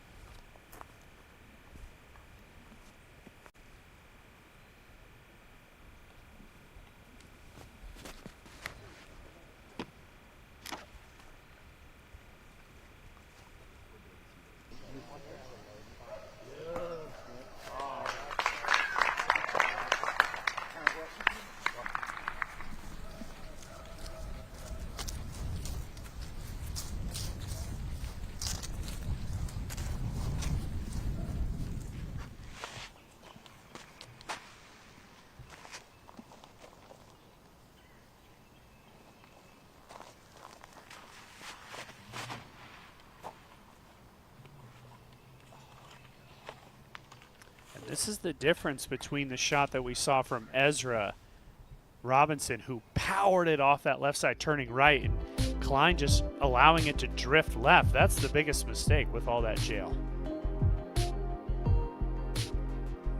Gossage, 1 under par. Simon maintaining as well. But yeah, you can see Calvin just played 6 holes and sort of at another level from the rest of the field at the moment.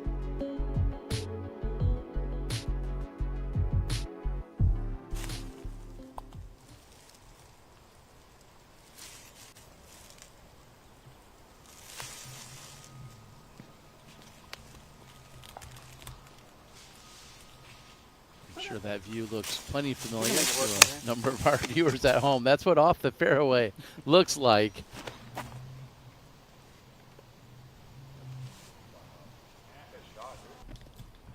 Oh, yeah. Doesn't get much better than that. The forehand shot by Robinson. Yeah, great command with that flex. So Macbeth does have the little tree in his way. Kind of just duck under this little tiny branch.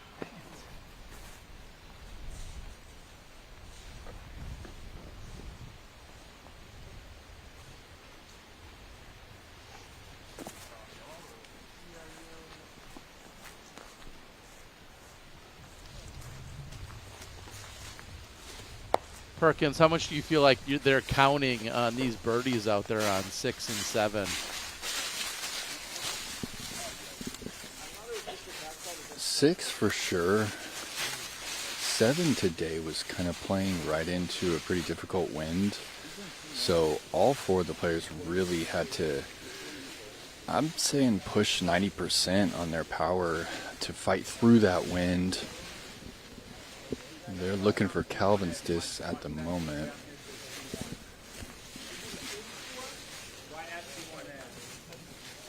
Crowd's help out. Wow. I sure hope that we have 15 somebody people get eyes strong on this. looking, still can't find it.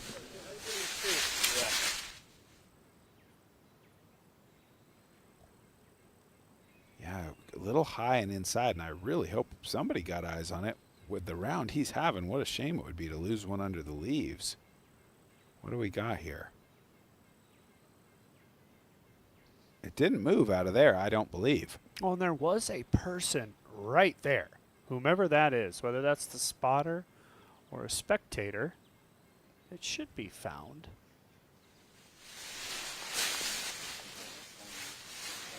think potentially they're a little bit too far forward. I would go back a little bit.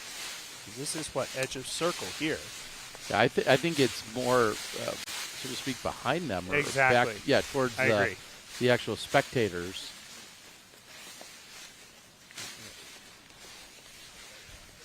I think kind of back where Perkins is where they should find it, hopefully.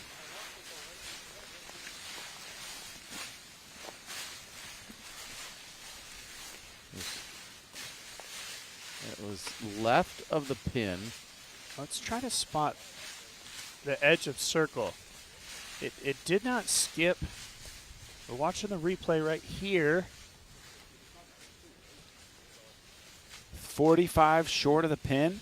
Yeah, is what it looks like. On the left, over into the barely into the rough on the beyond the cleared area, I would say. Yeah, seemingly by this tree that they're standing right next to. Very close to the one that Calvin's digging around in right now. And as potentially shorter of that. There's a 3-minute time limit. I assume someone has started the clock. He'll have 3 minutes to have it located. Otherwise, he'll have to go back to the tee with a penalty and then be throwing 3 from there.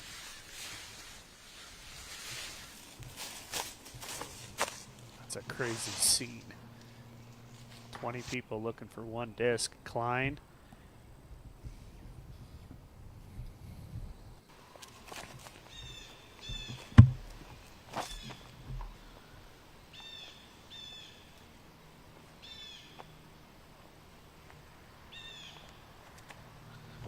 As we're watching Klein with his 4th.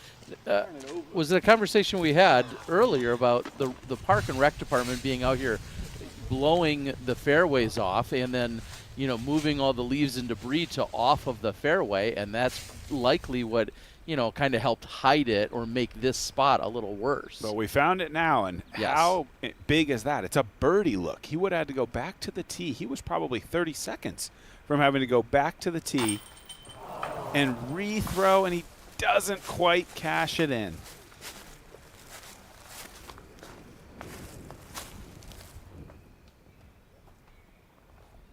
Can't really see the reaction just because it's right behind his head. There it is. So caught a lot of the chain on the right, just that low right side sort of kicking out. Isaac, not a totally convincing putt there, but at least it's in, as he's missed birdies on the previous 2 holes. Still a clean sheet for Isaac Robinson. In fact, this entire group, just the 1 bogey by Gannon on hole 1. And those are our only 3 players on the course without bogeys. It happened quick. Tough course as they get back into the woods. The only clean scorecards left, Heimberg, Macbeth, and Robinson.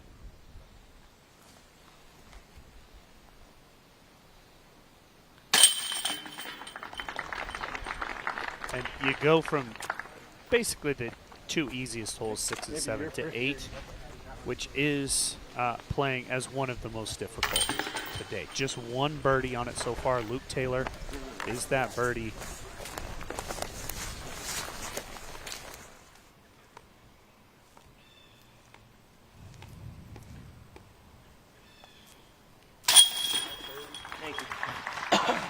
The 2nd birdie of the day on hole 8, as he's picked up now 4 of his last 5.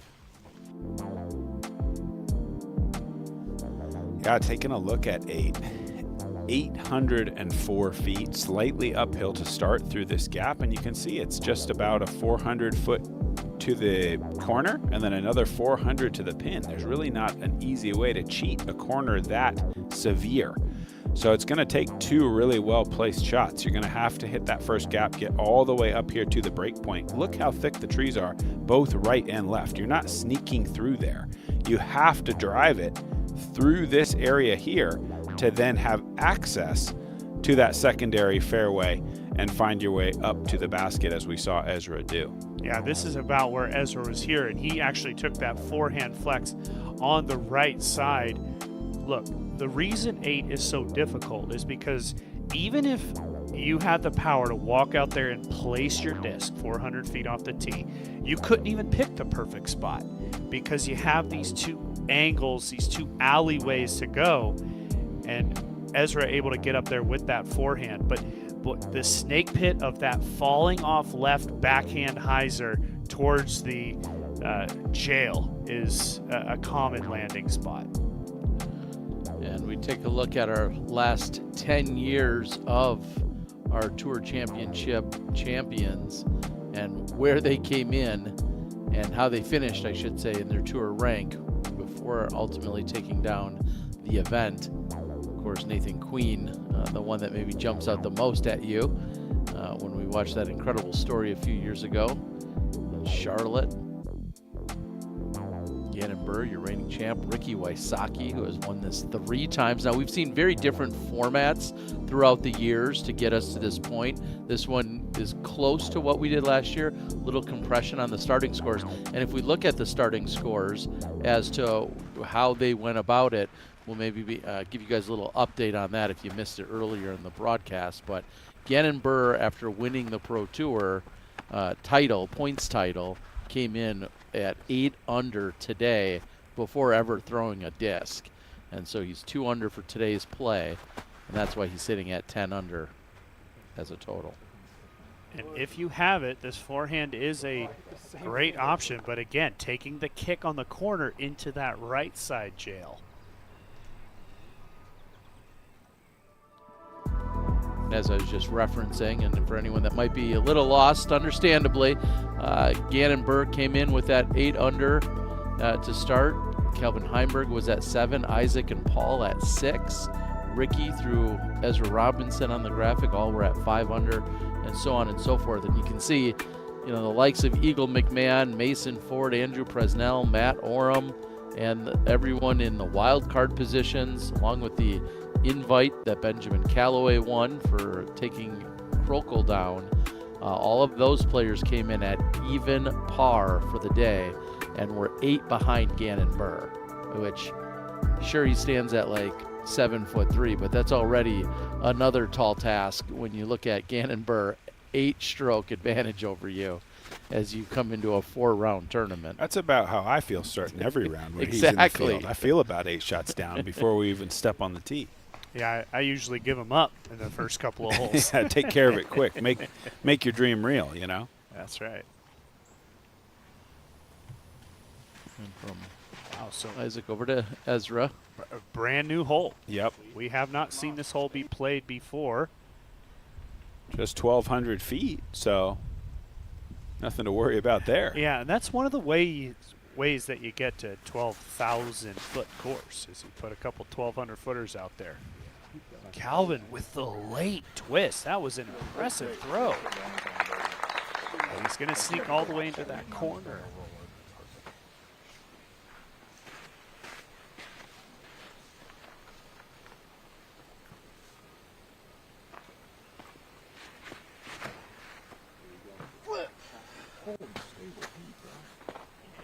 Heading into that jail area. So beefy.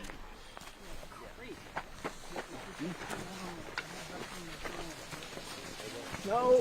I mean, when you see players on their social media talking about hardest course you've ever played, they're talking about holes like hole 8. That is such a challenging tee shot. Here on 9, the left side is the OB side of this fairway, so I think that influences Klein's decision to take the big forehand down the hill, swing away from the out of bounds. He's done well with that. Looks like a really fun tee shot way up on top.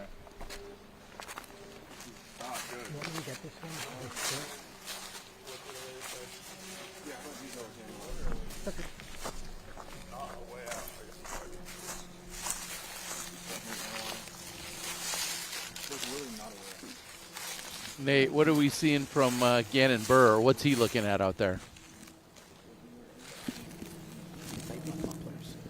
That's a wall of poplar. These little skinny trees, similar to the ones he had on 1. Him and his dad are talking it over right now. I think it'd be pretty risky to go through that wall. I think first up we're going to have Macbeth, who's also in a similar situation. Really tough lie here. Series of skinny gaps to navigate through.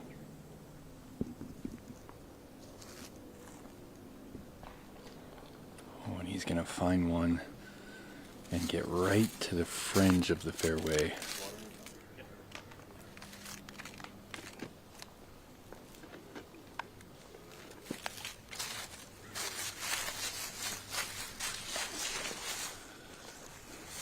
Yeah, Gannon's looking vertical here.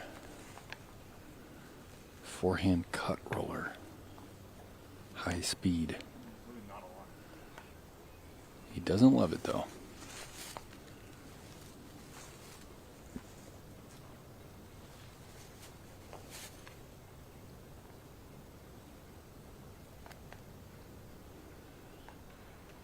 Yeah. He's pretty uncomfortable.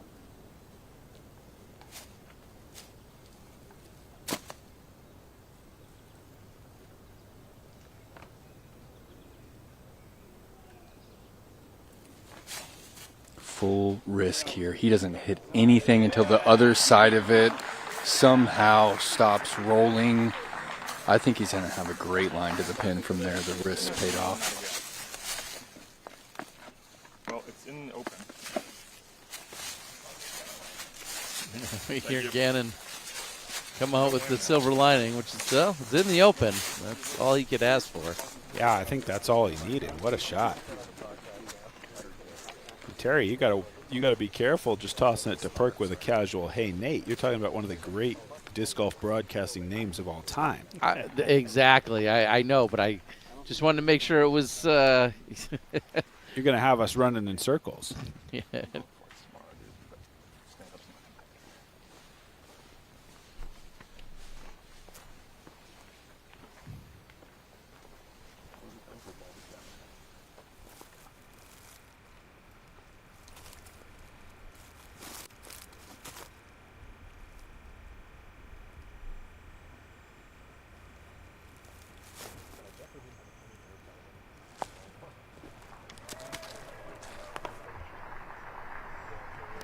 Sort of just a choppy forehand there from Isaac, and not a great landing spot. Still going to have several big prominent trees to deal with, but at least he's made some progress. Again, talk about how much space he had over there. The thing is, like, I couldn't even like get it like toward the basket. I had to almost throw it this way after the ground. Imagine if you went Isaac and you landed in there. Oh, that's so much worse in there. That's like 3 times as bad as that. There's Calvin. We can't see him. I think the big challenge here for Calvin is obviously still in a little bit of woods. He has this initial tree to deal with, but everything, this shot, everything is sloping left. So as he throws this shot, he really has to work that disc to the right as the gravity and the natural slope just wants to pull it left.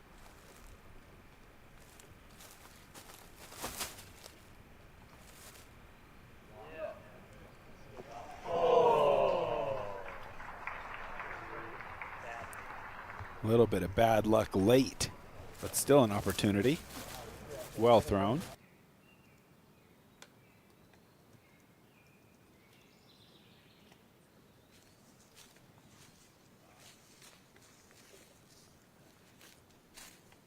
Yeah, just a few degrees away from sliding up that hill, or perhaps if it misses a root. Still, I think, great execution. He's going to have an opportunity. There's a lot worse things that could happen on hole 8 than a long birdie look. Like this, throwing 3 from back this way. It's actually a beautiful look from behind the pin. You can see the fairway on that left side as well as the right. And that's why it's so hard to pinpoint a perfect spot to be. Macbeth, at the very minimum, to try to push this basket, is going to have to, you know, risk it with one of these bigger trees. And he's gotten through beautifully. It's got to sit, and it does. Fantastic shot. That was risky, man. Had to pick a gap and put it right through it.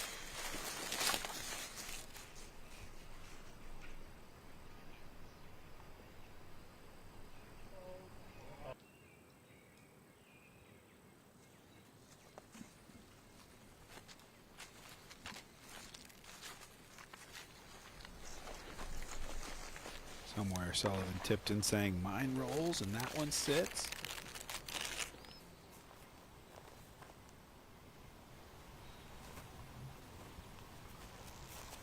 So on 9, they play back into the woods for the latter half of this hole.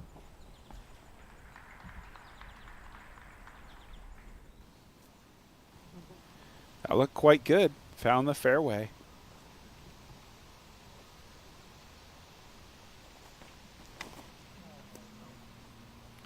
Nine has seen 8 birdies so far today. Great kick. Did not have the turn it needed. Was going to push long. But kicks back to the center.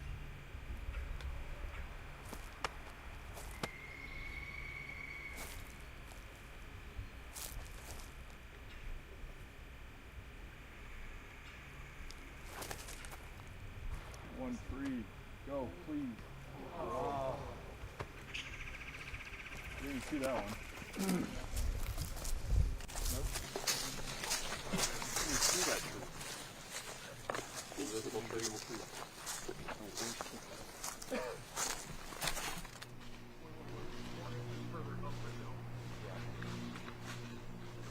Certainly some hidden trees out there, even when you think you have your line. Robinson. That should work just fine for him. Yeah, I think he'll actually be just slightly disappointed with that. That was just slightly overplayed. Probably wanted it just to flatten out. And the pressure for Isaac to get it close, because he's already missed a couple of putts of a very similar length.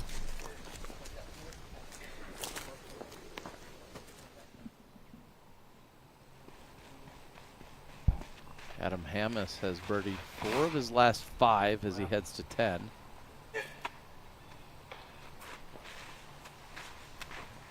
Doesn't appear to be a bad kick. That was going to go off to the right side and probably bring more trees into play. So kick and keeps him in the fairway.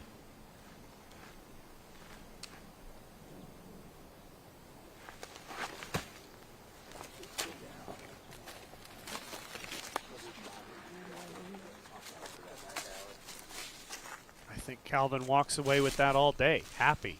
He would take that result tomorrow as well. Par on 8 is effectively a birdie with the way it's playing today. And Burr will need to make this to keep pace with Calvin.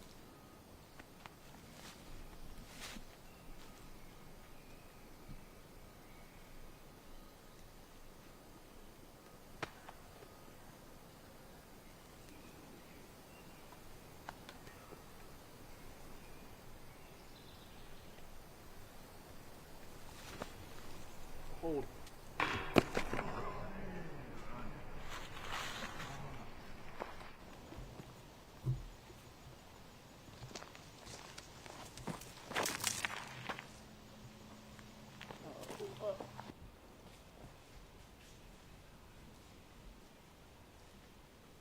Good shot by Klein.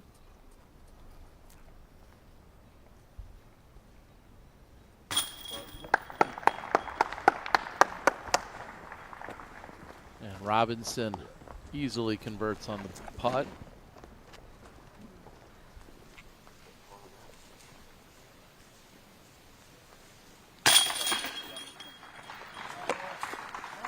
Great save from Macbeth.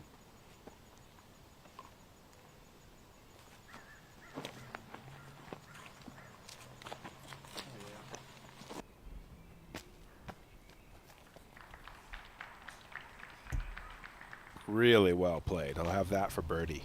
Yeah, and I mean, a chance to get 4 in a row for Ezra Robinson. Nicolas Antala. Oh, just a late tree kick. Otherwise, looked like it was going to laser all the way to the pin.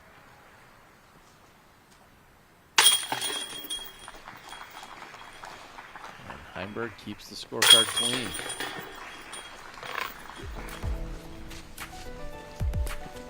We head to the 9th when we come back.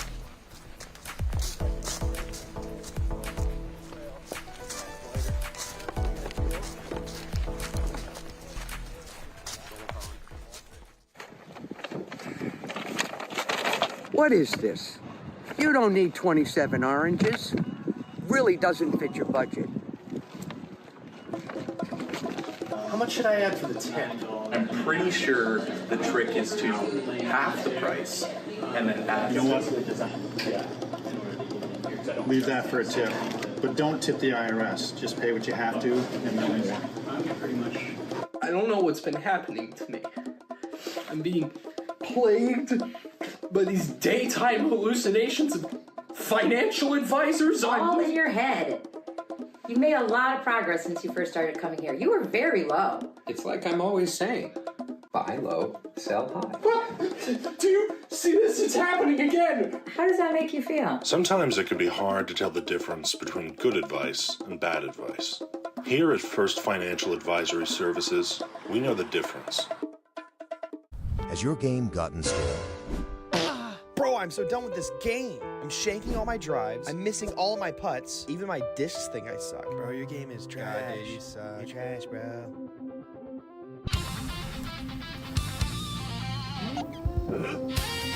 Yo, bro. Looking a little great. Try some color. Thanks, Ledgestone. This is the Ledgestone finale. 10 days of massive drops starting August 6th. Add some color to your game. Visit shopledgestone.com today.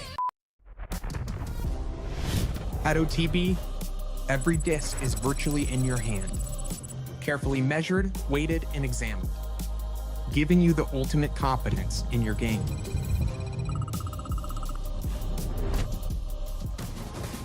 Head to OTB now to get your new favorite discs. Bean boots aren't made to sit on a shelf. They're made to be worn, to see the world from the ground up. From Maine to Tokyo, side trails to soccer practice, seasoned by the seasons themselves. You wear them in by simply wearing them out. Here, there, and everywhere in between. These are boots that become more and more yours with every step forward. And the best way to wear them is to just keep wearing them.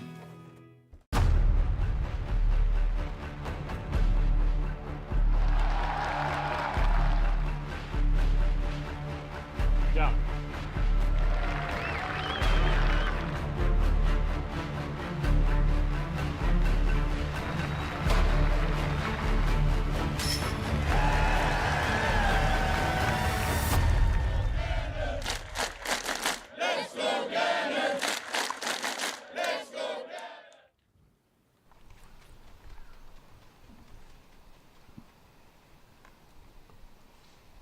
Hamas with his second shot on 10. Go for the long jumper.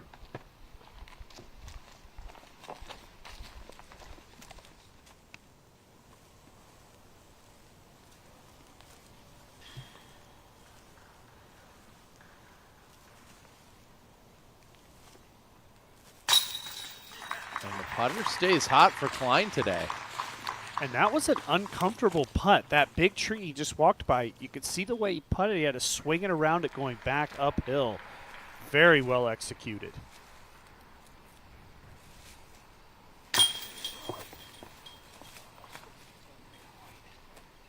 Boy, 10 is really a visual mind game because from the tee pad, those two guys looked a lot closer to the basket. Hamas out there at 60-something feet. Yeah. Dude, I don't think anybody's going to get 4 in a row with 6, 7, 8, and 9 because of how challenging 8 is. That's very well done. Aside from Ezra, who just That's did what I'm it. saying. Yeah. What a great job by Ezra. Yeah, I don't think we're going to see it from anyone else. And then that's Aderholt. So we're talking about Robinson. Now here's Ezra Aderholt. Yeah, with a good Robinson putt. on 4 in a row. 6, 7, 8, and 9.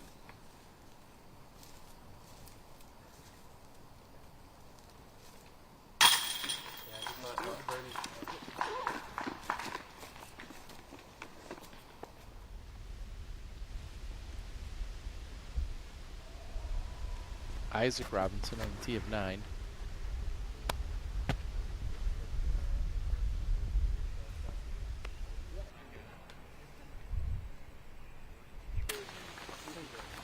As you said, Sexton, the opposite is out of bounds compared to the other open holes, as the whole left side is OB here. The right side is all in bounds, but not where you want to be, but still playing back into the headwind.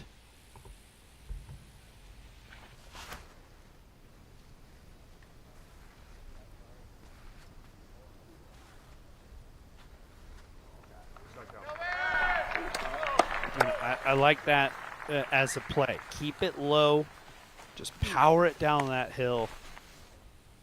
Try to be left of that power pole if you can. Yeah, I think overstable disc. Use this high height of the tee to kind of push it down. Macbeth wishing he had thrown a little more stable, I think. But getting away with it. The more you are on this right side, the tighter the angle becomes. That second power pole you see out there is the one that one right there is the one you're looking at. That's where it starts to bend right. It goes into the woods. So if you can get out to the left of that, you're going to have a better angle. Yeah, where we saw Calvin. If you're tucked right, I would almost think trying to get into the tunnel, probably not your smartest play. Just try to line up the angle and trust yourself from there.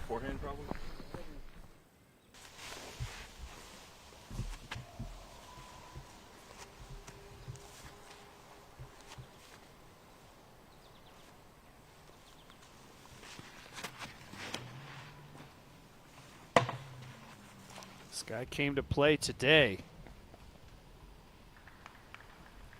Another chance to make birdie. That's a great view from behind the pin, how it's really pushed back there a lot more than you think.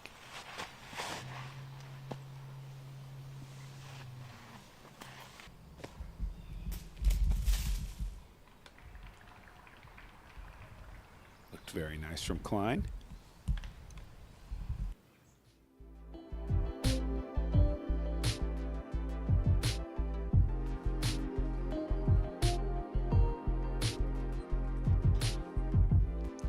Then there were 3. The last 3 clean scorecards that we see on the course as of right now. Heimberg in front of clean scorecards with his 4 under effort. Macbeth at 3 under for today, and Isaac at 2 under. Those all adding on to their starting strokes.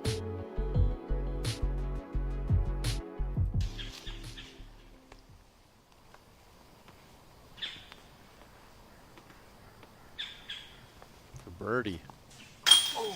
Yes. Wow, make it 5 in a row. And he'll need that momentum heading into a very tough stretch of this course.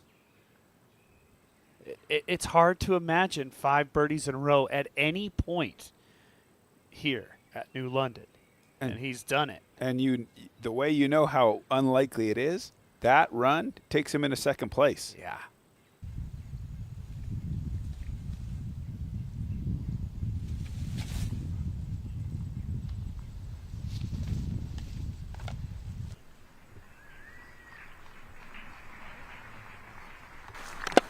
Should work out just fine for Isaac. Should give me a look straight down. Honestly, yeah. Should be really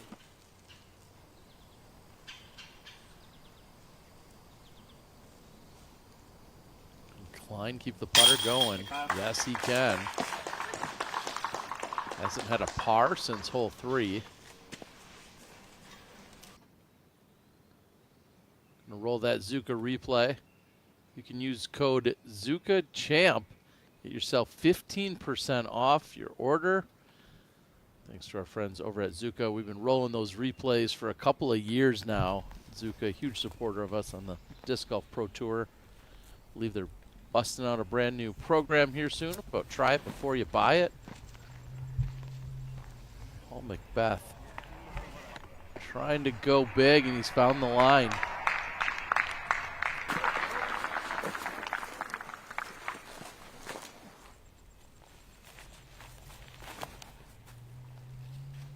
Man, look at what being left of that power pole gets you. A chance to make our cameraman turn around. What a shot. Wow. Oh, boy, and had that even missed that, he would have gotten it at least another 40 feet. Impressive.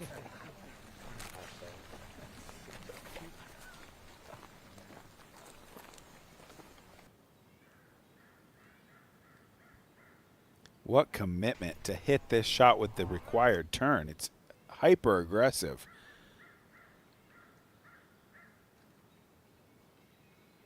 He's essentially trying to solve a 1,200-foot hole in 2 shots.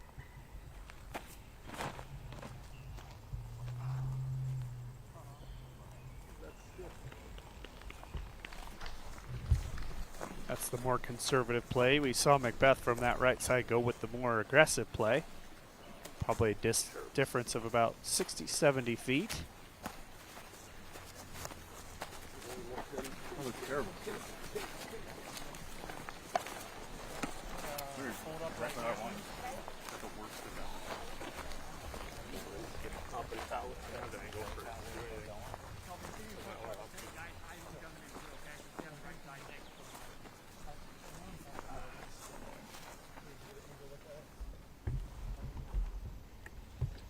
Perks, what are you hearing about the strategies out there?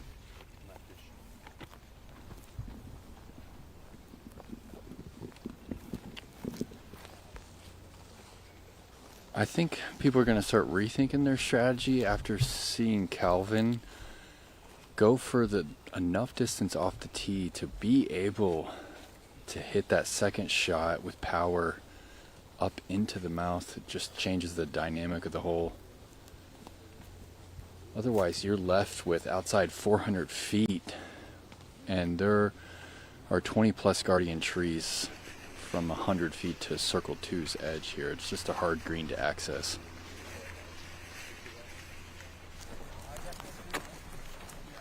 I think Isaac did a nice job there. He was a little bit beyond the angle to be able to just throw it straight.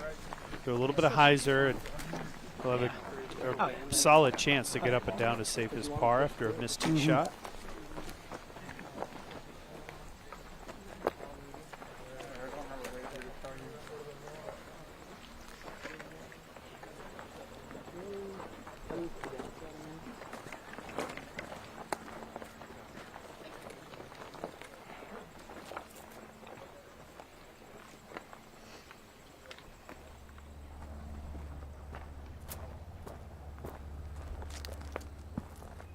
Oh, the run-up's going to be a big problem here for Gannon.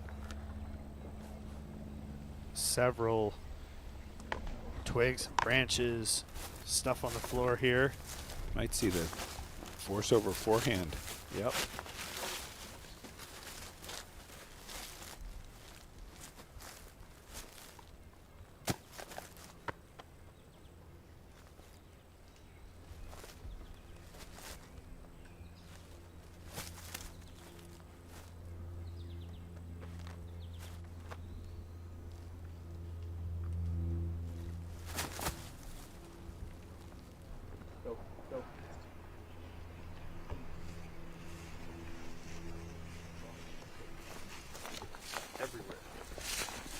I think deep Circle 2 at best.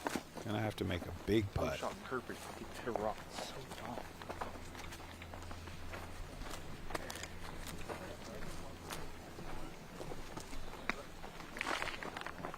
And now we're seeing about that 80 feet of distance that Macbeth was able to gain by going more aggressive with the big backhand turnover. We'll jump back to that in a moment. Here's Robinson on the very challenging 11th hole. Such a narrow gap.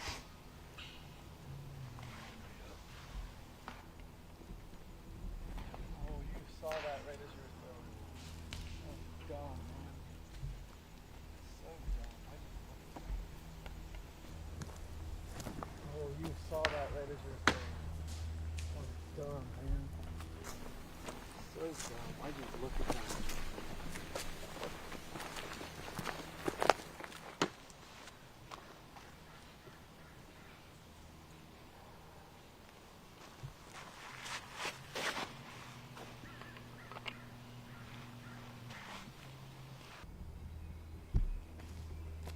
don't think you could draw it up much better than that. No. I mean, the ground play pushes him a little bit left side, but what a shot. It's literally following that cut fairway right down the middle. Yes.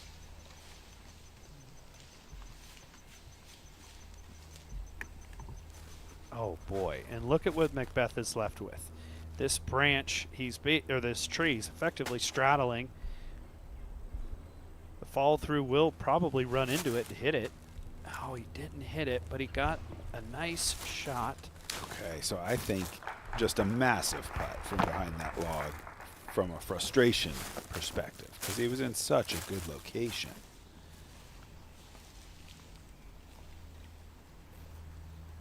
Can't let that first mistake compound into 2 shots.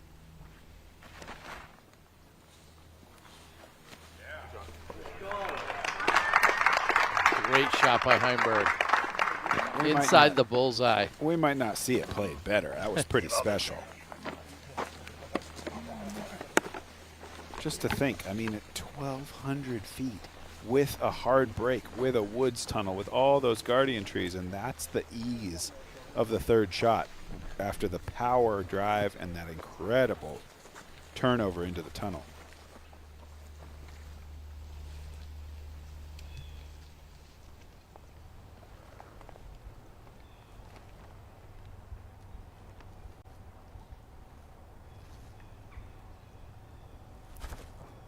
No, you didn't, bro. And look at the opportunity for Calvin's score now. Macbeth and Burr both struggling. Heimberg, you can put a birdie down. Yeah, he'll move to 12 for sure. Macbeth and Burr are going to have to make putts to stay at 9.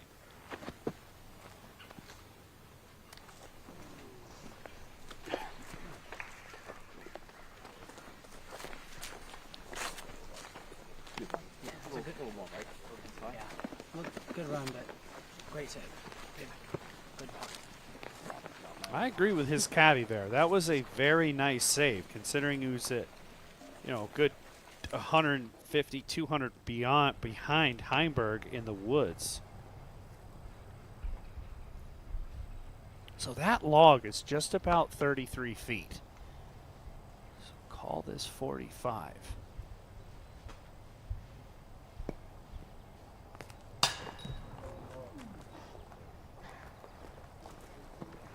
Bogey for Gannon Burr. And back-to-back bogeys.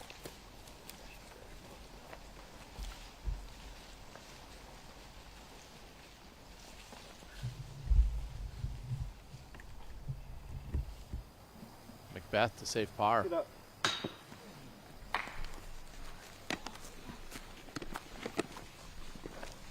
Wow.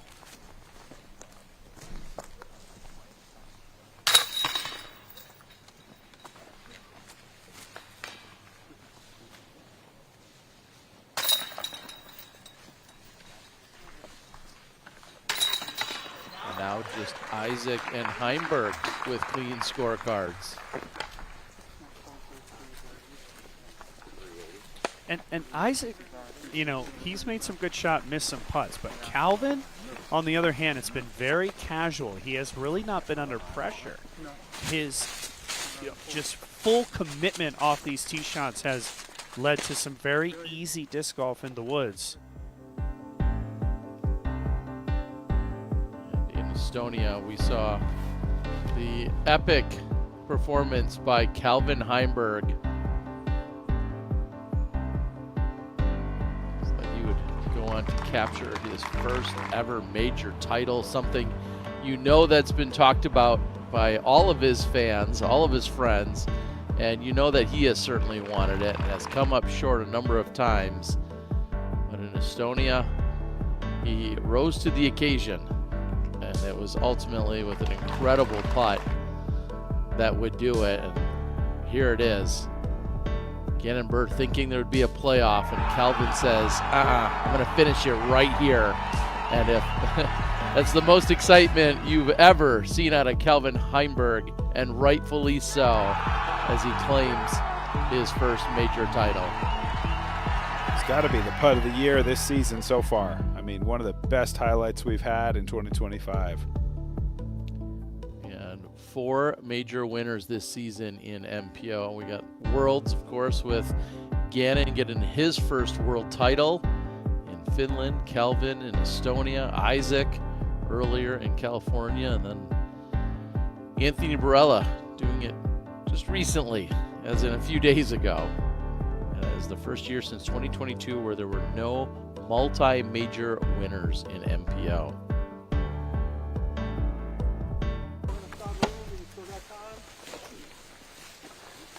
And overall, we have 8 unique major winners, which is the most in a year with no people picking up multiple titles and victories. So great time to be a fan of disc golf. Absolutely. Parity's never been better. There's never been as many people playing as a career as there are right now. A lot of that thanks to the Disc Golf Pro Tour and the commitment of these athletes, along with all the support staff. It's an amazing thing to see.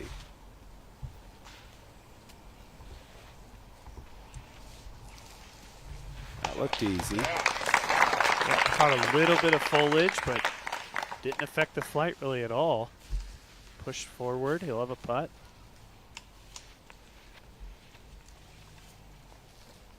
This feels like a very Isaac Robinson hole. Little hyzer flip, let it drift right.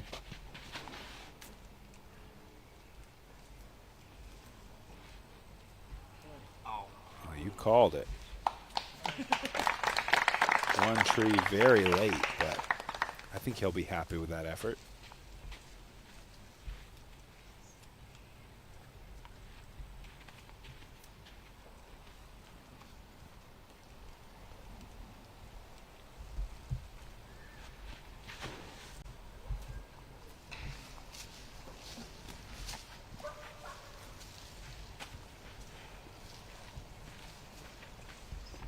That hit quite early and kicked straight down. It's only 335 the hole, but I think that's still going to be a challenging up and down for Paul because he's down in that low point of the fairway.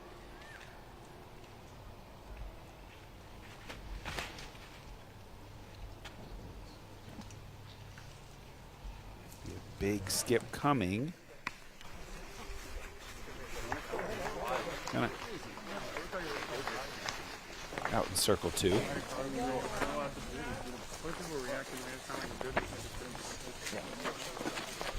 hit a rock, and then it's like one time I need to skip, it doesn't skip, and I don't want to skip. If you're Heimberg, I think you got to be just keeping your head down. You know those guys are going to make a run this week. But if he can continue to make hay while the sun is shining and push them into a deficit, I mean, what a fantastic start to this championship for Calvin.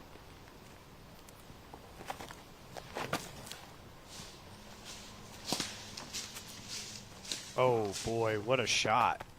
Very nice. Just riding that left side the entire way. He'll have a putt to save his par.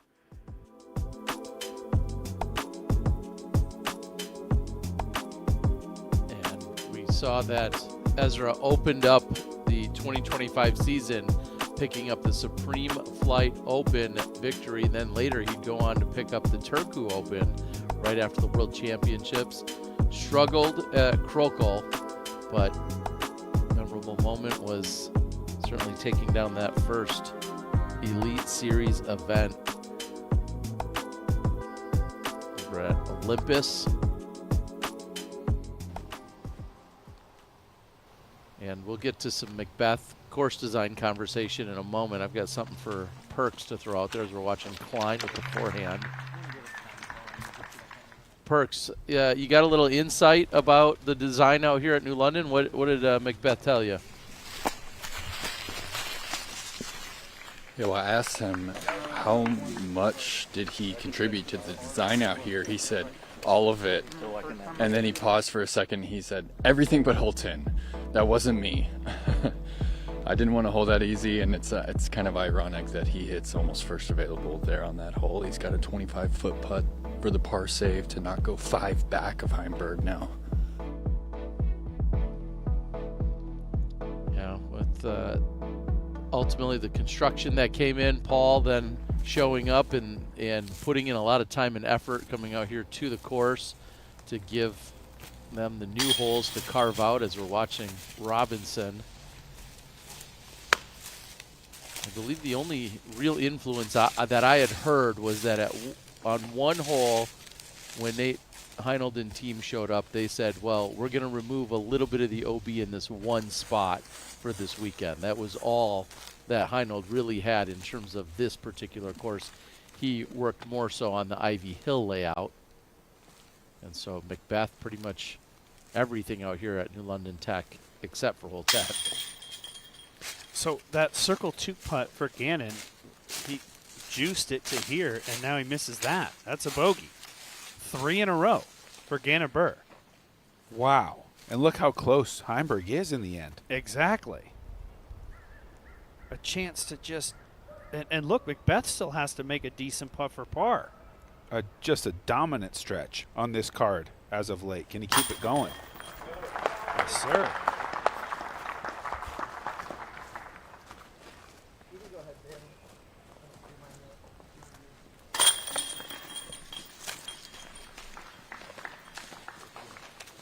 This is not the easiest putt upcoming for Paul. Slightly back uphill. He's got the one big tree in his way.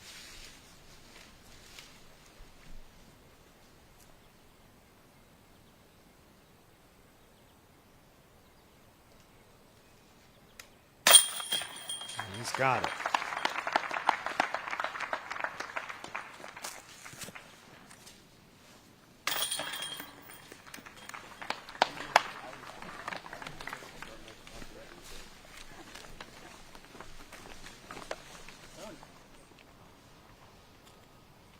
Wysocki has this left for par on the 11th. It's crazy how many strokes Ricky has given up today. This course is really taking it to Ricky.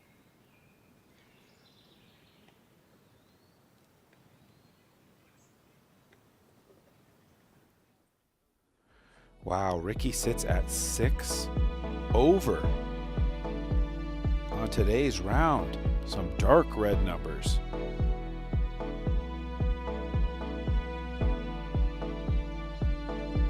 He has fallen to a tie for 28th place. And if any of this continues, that means Ricky Wysocki is going to end his streak at 14 years. I can't see how he can come back from this. 1 over to Calvin Heimberg's 13 under. Yeah, I think if Calvin's score wasn't at double digits and you were just looking at Ezra sitting at 9, you'd feel, okay, it's not quite a lot of time. Horrible. Yeah. Stuff, 3.5 rounds to go. But, man, with Calvin sitting at 13, I think the only thing is that this course is so challenging, and if Ricky can somehow streak a bunch of birdies either today or tomorrow, it's not totally over. But it's hard to come back from these big double bogeys. Yeah, I think hard to stay mentally engaged if you're Wysocki as well. And can this pull left? Not quite. Oh, man, he was just a few feet from that, just drifting left. I think there's a few factors that the players have to battle out here at the Tour Championship if things aren't going your way. When things are going your way, it's easy to lock in. You want to just keep pouring it on, making birdies. Speaking of birdies, looking very good for Ezra Robinson. But being the last event of a long season, being the strange format with the starting strokes, being a guaranteed cash no matter what, just for making the Tour Championship, I think it can be a place where you really need to be mentally strong and avoid that temptation to kind of check out and go, man, get me to the offseason, what a grind it's been. So I think that's the biggest danger for Ricky Wysocki at this juncture.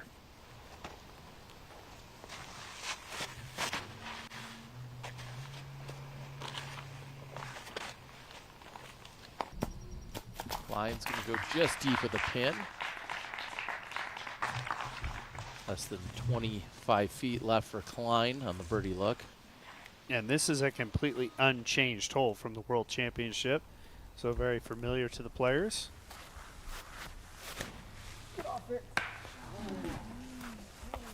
Ball pulled that one right immediately, and he knew it. Does get a could have been a much worse kick, let's put it that way. But when you're looking at one of the hardest woods holes on the course, to only make 90 feet, you know, it's going to be a big ask for him to save his par. This run down the hill. Stays in the middle. What? Wrestling? Yeah.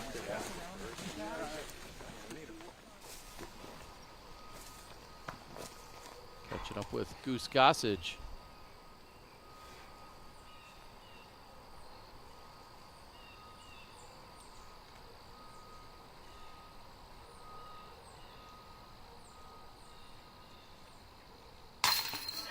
Nice putt there. With all the new winners on the tour, it's hard for me to keep it all straight, but do you guys think, I mean, is this guy wearing the crown right now is kind of most deserving or next in line to check off that big Elite Series or major win? Yeah, it almost seems crazy to think he doesn't have one. He's got to be near the top of the list. I mean, yeah. in terms of players out there that haven't yet broken through but have showed, you know, what does he have, 2 world second places? So obviously a phenomenal player, but I think he might be the guy that we're looking at to be the next one to break through.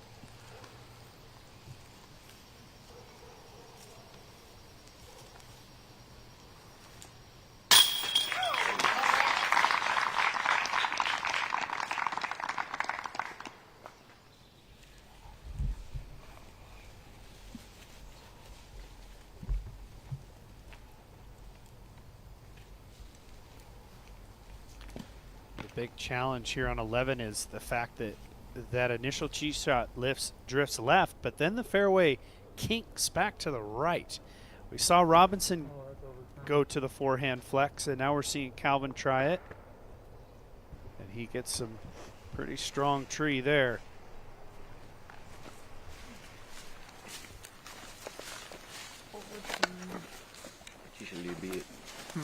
Nate Heinold calling this one of the hardest holes on the course. It didn't kick hard, just kind of dropped straight down. We have seen 2 birdies on it today, Gossage as well as Ben Callaway.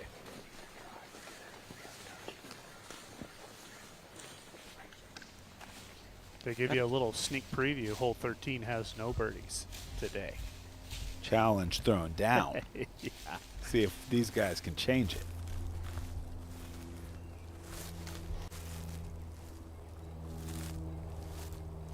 Well, if I was Macbeth's caddy here, again, I would just try to find the biggest gap available. Path of least resistance. Got it up quite high. Didn't see where that kicked off to. A little bit too aggressive there for Macbeth. Didn't hear much there, but we've got Maddie, the financial caddy, who can help shoulder the load, manage change, and sidestep life's hazards, accumulate wealth wisely, and keep throwing dimes. Scan the QR code now to set up your free 1-hour consultation with Maddie, the financial caddy, and be sure to reference the DGPT. I'm going to thank our friends over at First Financial Advisory Services who are helping players keep their financial goals on course and in sight. I mean, everybody's guaranteed cash at this event. That's sounds like a good start there to show up and say, hey, Maddie, the financial caddy, what are we doing with this money?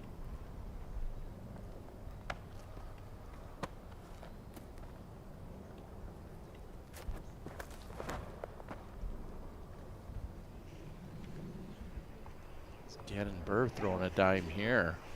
It looks pretty darn good.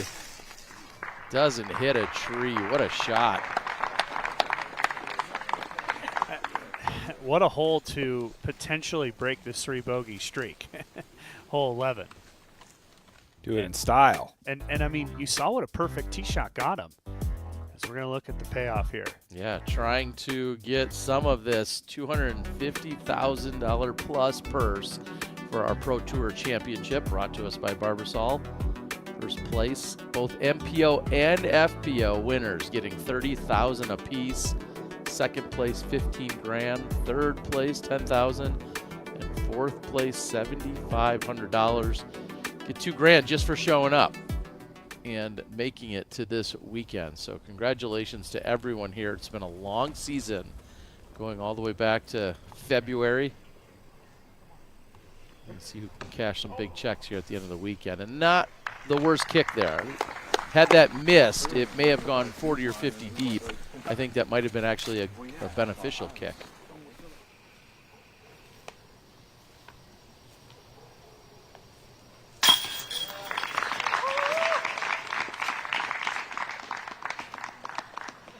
Ezra looking for a check to cash, putting all those birdies together. So here's the first spot of bother we've seen for Calvin Heimberg. He's got this little low line drive on the left side. And gets through, so he's going to have to make a putt for par. Opportunity for Gannon to return the two-stroke swing favor that we've seen happen several times so far today.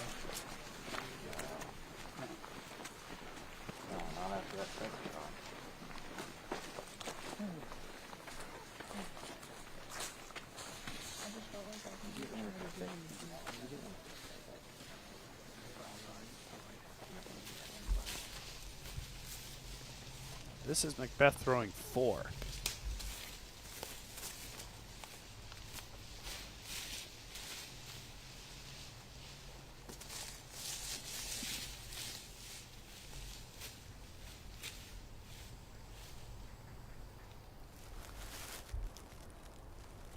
The difficulty here is trying to get it around this turn, these big trees, but then still penetrate back. It's got to try to flex. The double kick right to the pin, or toward it at least.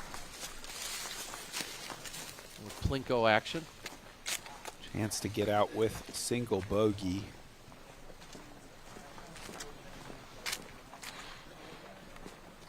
Yeah, and I think if you're any one of these players, I mean, you know bogeys are coming, but I think what you just said, critical. Keep it to a single, right? If you can have a couple of those, you're going to pick up some birdies.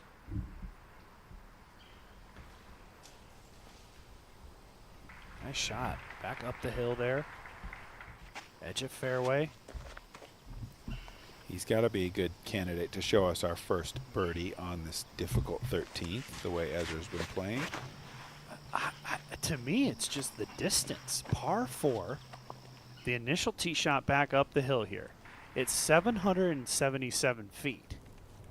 So we're talking, they still have 450 plus. Wow, more distance on this than it looked like from the other angle for Calvin.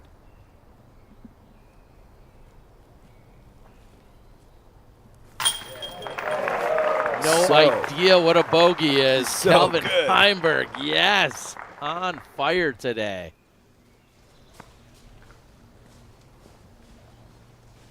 He's laying down the gauntlet. I mean, he's setting the pace, and It might be you, but I can the go players still. have to keep up. This is something that Gannon Burr's usually doing.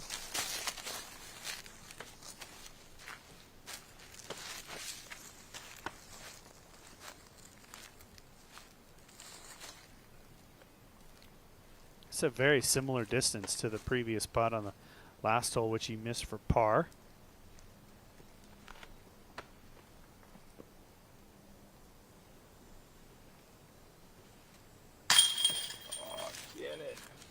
High left side again.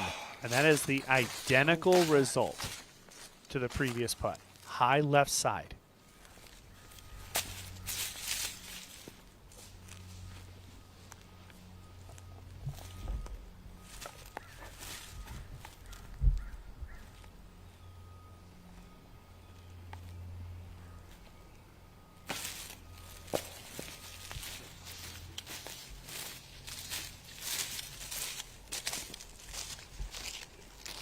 That is now 4 missed putts of 40 feet or less for birdie that he has today. And Macbeth wasn't certain about his effort, but somehow it squeaks in.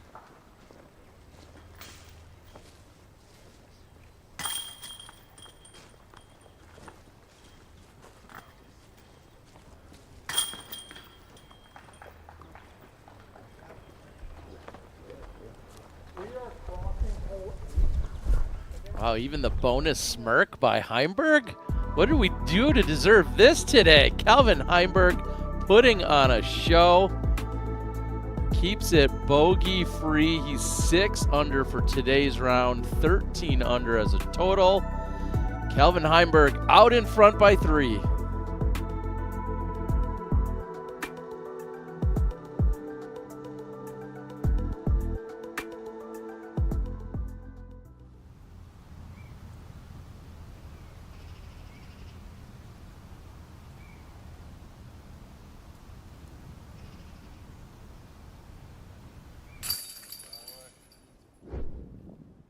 This season, Team Discraft is making a statement, and the message is loud and clear.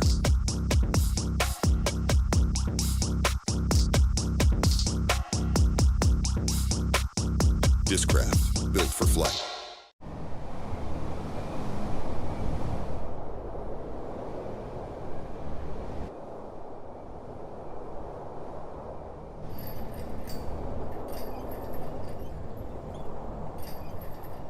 You're looking at a work of art. No, it's not the Mona Lisa. But this beautiful can costs a lot less and looks magnificent in your bathroom. And Mona Lisa can't give you a smooth, close shave. Barbasol, it's a can of can-do.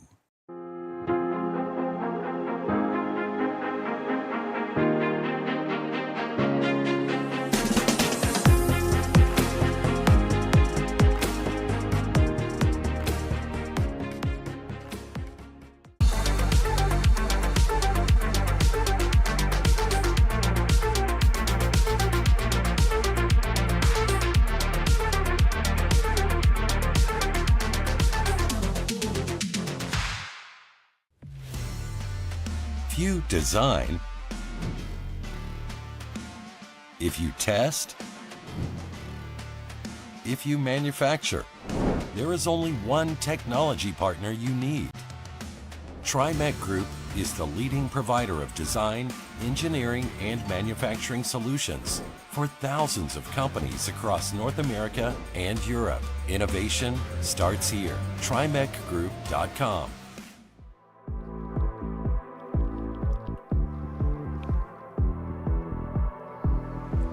Heimberg playing great golf today. Keeping it bogey free. And to me, it's just been, he has hit so many lines off the tee. And I think that just builds confidence in your game. If you're not having to, battle early in the fairways, it makes a lot of this stuff a little bit easier to execute. That was the big par putt on 11, and even a little smirk out of Calvin Heimberg. That's always nice. You got to work hard for those. It was quite a few years of interviewing him before I finally cracked the code once. And when he shows it, you're having a good time out there, that's for sure. He's 2 for 3 from Circle 2 as of right now with that conversion. The previous hole. Takes to the tee of 12 now. And I even think back to when he almost nearly had that lost disc penalty. I mean, he missed that putt by an inch from about 33 feet. That looks very good there. So certainly has an opportunity to get this course record set nice and low on the brand new layout.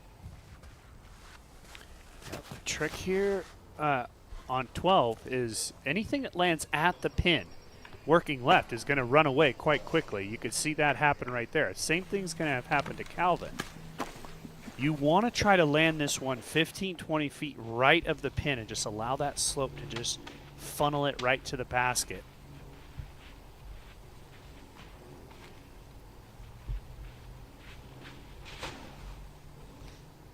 You're flipping now? What the heck? And there is OB over there. but he does stay in bounds. It does require just a little twist coming out of this initial gap. You can't just throw a pure hyzer. You got to get it out a little bit flat and just let the disc start to ride left. This is heavy on hyzer as well. Pretty good ground play. Yeah, something checked him up better than maybe it should have to still give him a look there. When you go deep and left, we saw this morning, there is sometimes just no look at all at the basket.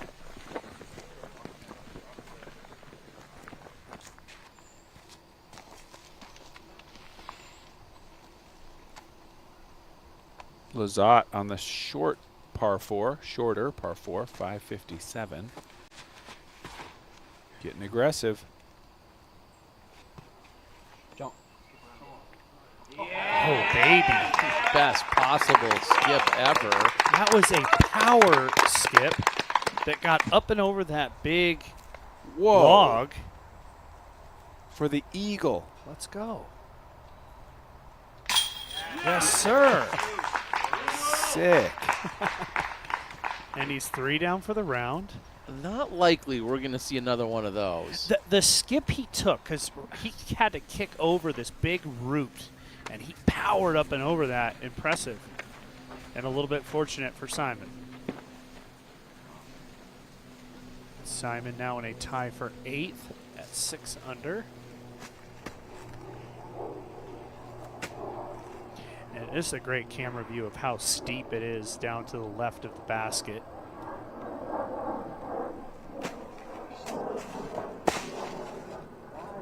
It's going to be a tough make. You can see that little tree that Paul was going to have to try to twist it around.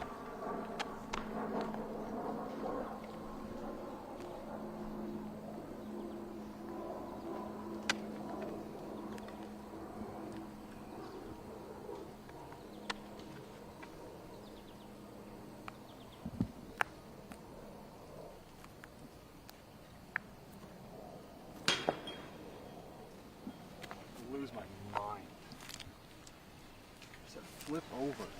Has to be the shakiest putting day of the season that we have seen for Gannover, and that speaks more to the quality that he's been giving us. But today, 2 misses already inside C1 and just 1 connection from deep. Certainly a little out of sorts. Gossage throwing his second on 14.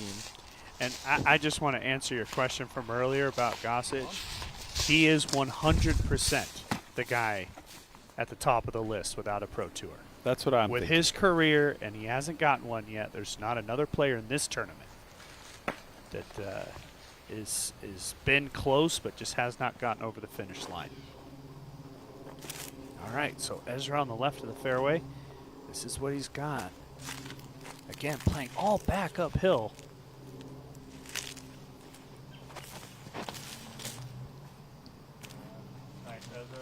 Just a beautiful flip up. Wow. And there's an opportunity for us to see the first birdie of the day.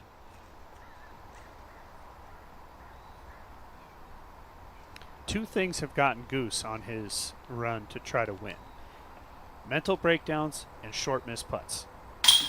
But when he's making putts, just like that one, he can go low because he throws so hard and he's so well committed to every shot. And that's what's happening today. Another opportunity to take strokes from Macbeth and Burr. And how many holes in a row has it felt that way?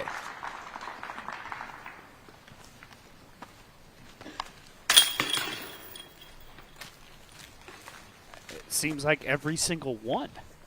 Yeah. You know, if not 2 on some of them.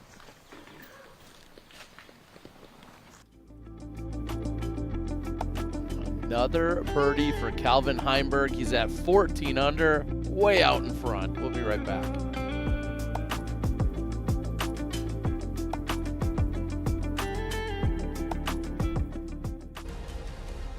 Progress doesn't stand still.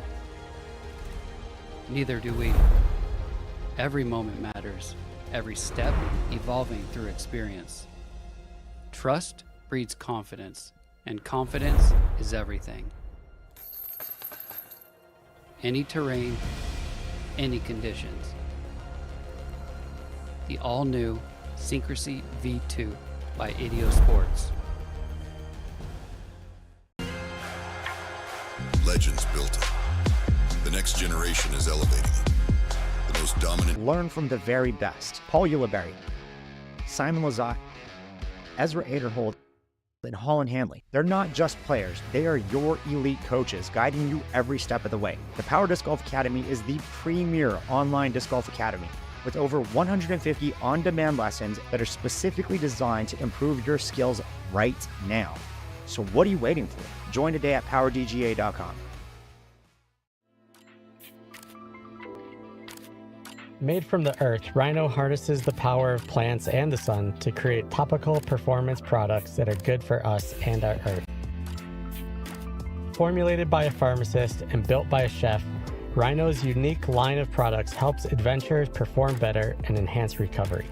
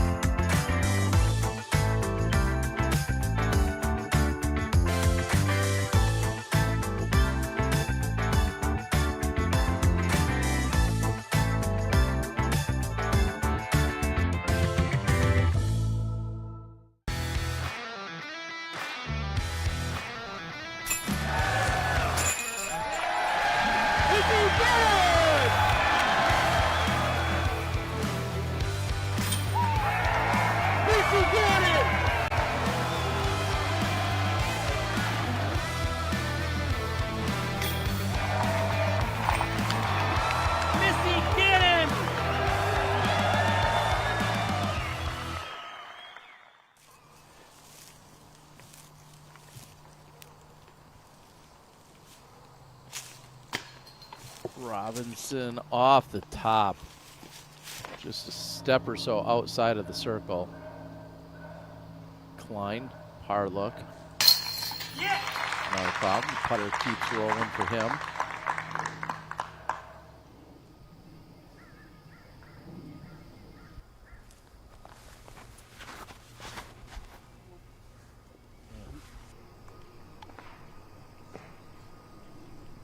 A little low out of the hand, but stays in the fairway. I think that's the most important thing.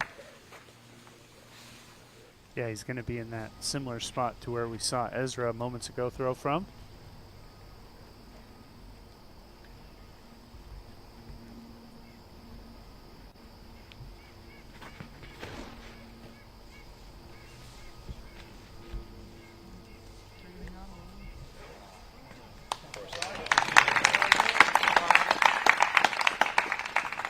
When you talk about poor putting performances of the season, you got to be talking a little bit about Isaac as well. Just 5 for 7 from inside the circle and 0 for 3 from C2. But those C2s we know have only been about 40, 45 feet. Yeah. Yeah, for sure. Not one of his best days. This is way up there. I do feel like with Isaac, we do at least occasionally see him have a shaky day on the green. And with Burr, it's like maybe we haven't in the last couple of seasons. Very rarely anyway. But both of them, when they're on, as good as it gets. I'm thinking that the shot that Gannon just threw about 100 feet ahead of where Calvin landed. Yeah.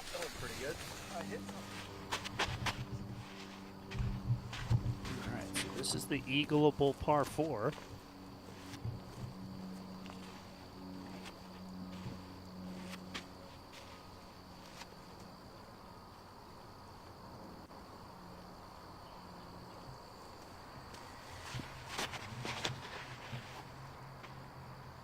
Oh no, come on. It's up there, but dang, man. I I think I would agree with that assessment. That one little branch really took a lot of speed off it.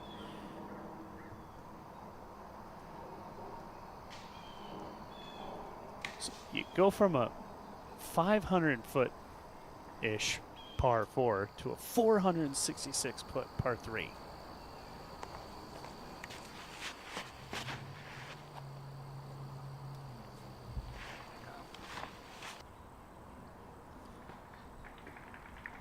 A great shot by Kyle Klein. I was thinking about how it felt like his putter's been doing work today. He's 7 of 7 from C1X and 5 of 5 from C2. Whoa. His putter has not touched the ground. I was thinking maybe I'm overhyping this, but then I look at the stats. Yeah, no, we he's might have 12 for 12. We've been underhyping. Yes, exactly. Incredible. Got the immediate celebratory clap out of Macbeth there, hitting a very tight line. Still well back, but a big shot for Paul in his eyes. Too much.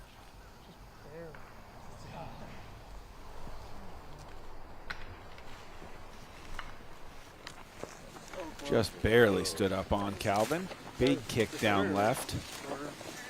I think one of the reasons we haven't seen a lot of birdies is because most of the players are going a little bit more conservative off the tee, just trying to make sure they can get into this part of the fairway.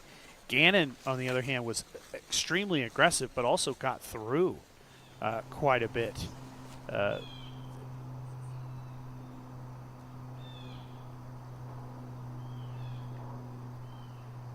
Simon going to the roller. I like it. I like it a lot. All right. Nice. Now that I see him throw that, I'm thinking that hole's just calling for that all day. Yeah, it makes a lot of sense. Yeah. Working back to the right.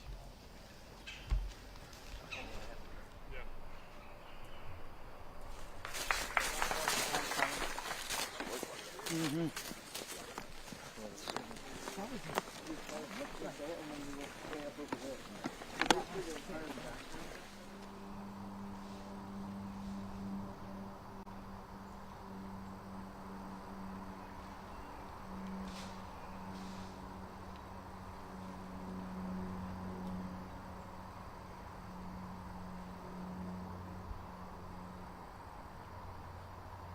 Long look for Gossage.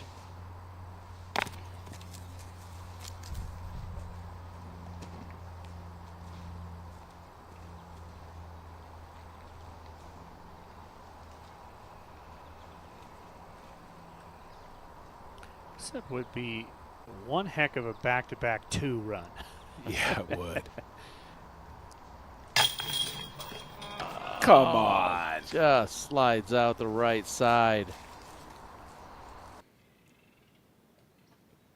So close. I just wanted to hang on, but couldn't.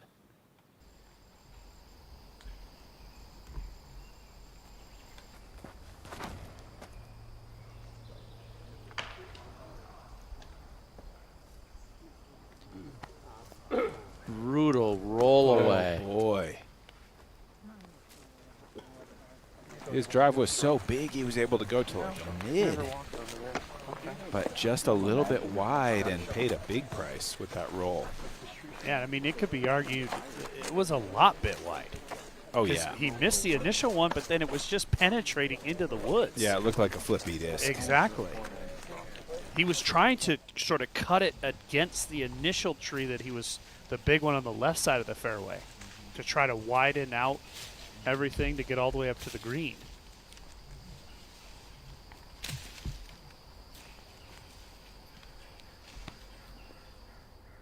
That's a pretty good angle here, actually, playing back up the hill. Going to want to try to put a little bit of turnover on it and just let it get back to flat.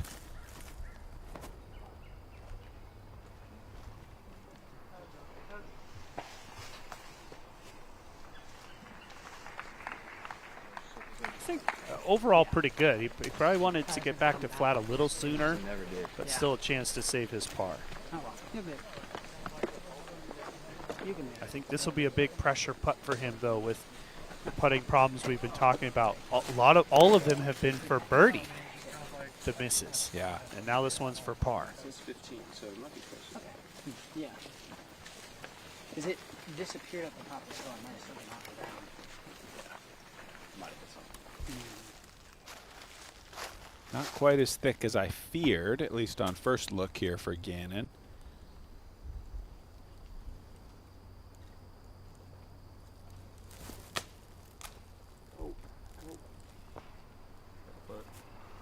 Have some work to do. I can't help but wonder, you know, you've got 777 foot par 4 going uphill, narrow. We haven't seen a birdie on it yet today, and this is where they throw the tall basket. That's a Macbeth move, maybe. I don't know. That seems pretty brutal. People are having enough trouble just getting to the circle.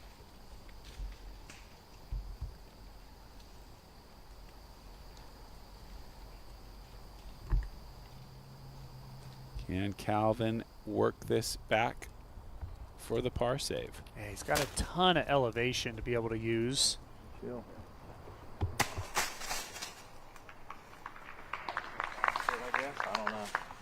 Edge of circle, Yeah, perhaps? a little too snappy. Kind of wanted to just let it kind of just drift a little bit.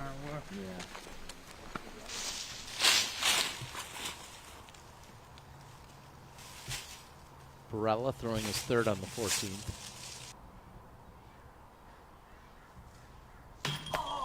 Oh, and off the basket, Barella nearly throws it in. Wow. That was millimeters, man. Look at this thing come in. I think it hits the top nub.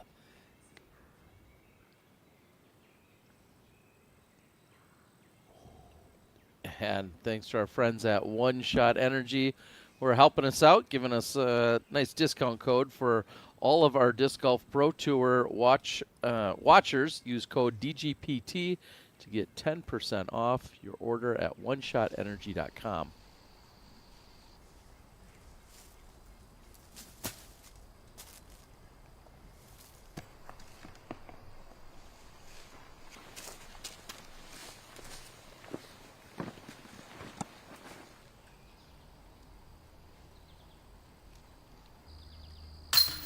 There you go. There's a good putt from Burr. Certainly had to work hard for the par. You're back there, circle in, we'll inside the circle.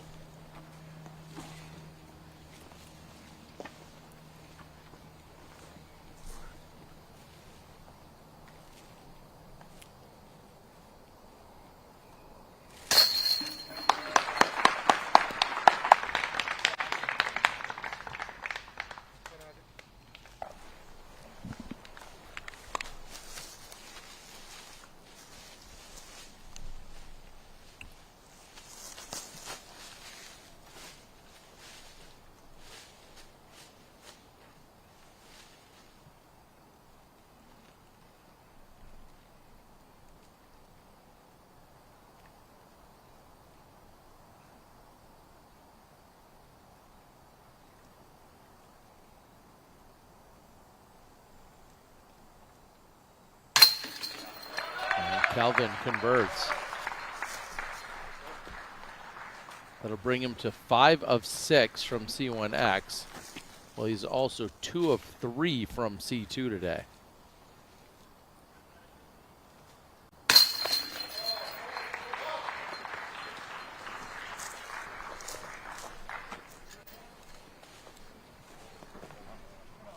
I think job well done for basically that entire group. I mean, par is birdie on 13.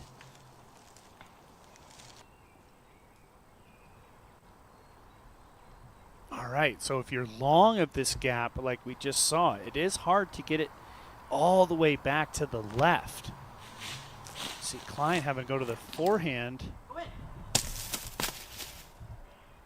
And we're going to test that putting that you're talking about, Terry, just outside circle 1.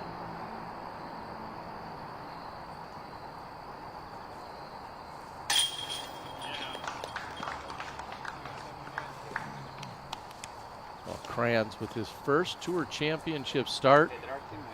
Joined the Tour just a couple of years ago. Been out there and very much in the conversation at back-to-back events. When we saw him at both GMC and then the following week at the MVP Open. Yeah, 4 down for Kranz today.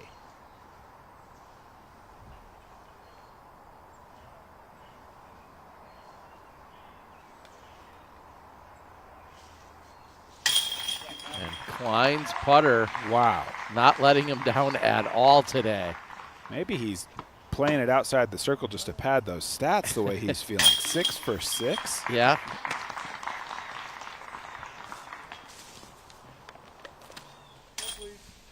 Klein's 5 under for the round, as is Ezra Robinson. They're both sitting at 10 down. So we saw Simon with that best case scenario, burning this right and low and taking the big skip. Got himself to circle's edge for the Eagle 2. Calvin turns it nicely. Maybe a little too heavy. Yeah, just not enough meat on that bone there. I mean, it was trying to come back, but you like the flip. You just want it to start to flex a little sooner.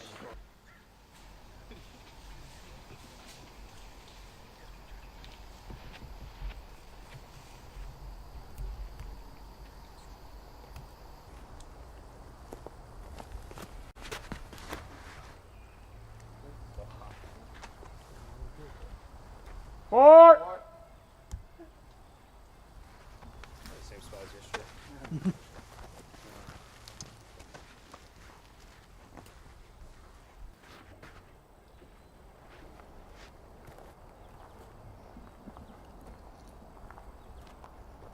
Burr can put just the right amount of churn on this. Possibly get up there into that eagle range. This looks good. Go. And the good rollout.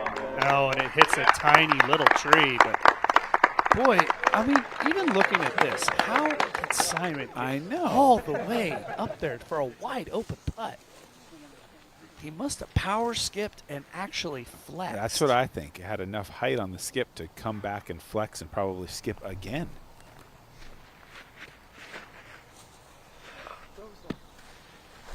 Beth doesn't like it.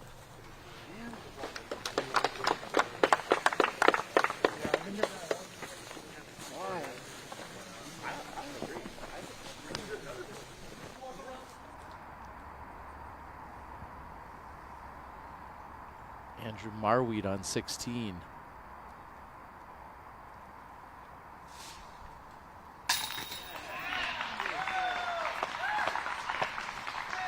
Andrew Marweed, birdie bogey for quite some time. The season's best C1X putter is Andrew Marweed, even though this one's from C2.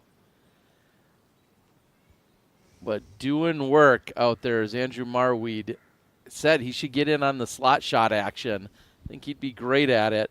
You can use code CHAMP50 to get $50 off your pre-order today. We need a little slot shot action here in the booth, maybe or the backyard. Which one of you is a better slot shotter? Well, it remains to be seen. Yeah, I don't know. I mean, if you had to guess, though. I'd say Sexton. Yeah, so would I think. Yeah. I don't know why. We're going to find out. That little straddle you've got, I think, can pop it low, slide it up and in. And that's a good putt there by Radalin. Just from the carbon copy of the Marweed putt. Exactly. The slot shot straddle by Sexton? I like it. I like it a lot. Roller. A little bit overturned, but it's going to run up the hill there, and you can see that's the shortness. You want to put a little bit of cut, let it run down that hill, and then start to push back up.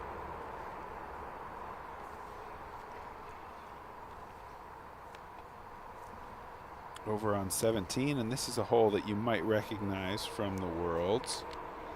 Yeah, I believe it was hole 3 at the World Thereabouts, Championships. yeah. 3 or 4. 3 or 4.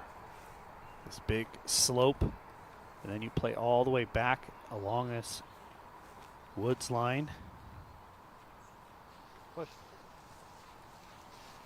Shot good. Oh, yeah.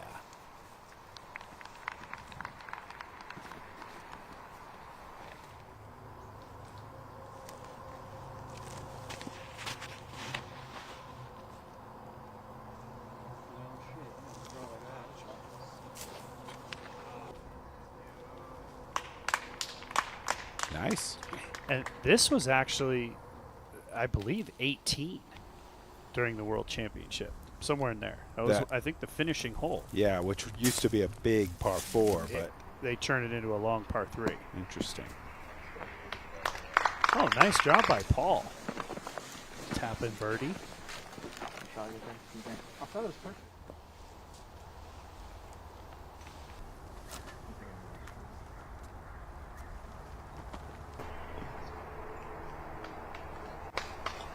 Alvin will have that to go 5 up. Yeah.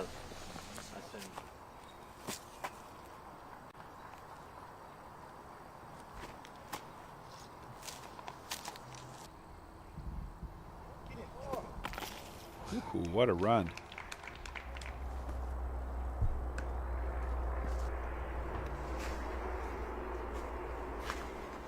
It's really Kyle's only chance to putt better than perfect. Hit something from outside C2. So you have a throw in on top of your 100% make rate inside the circles.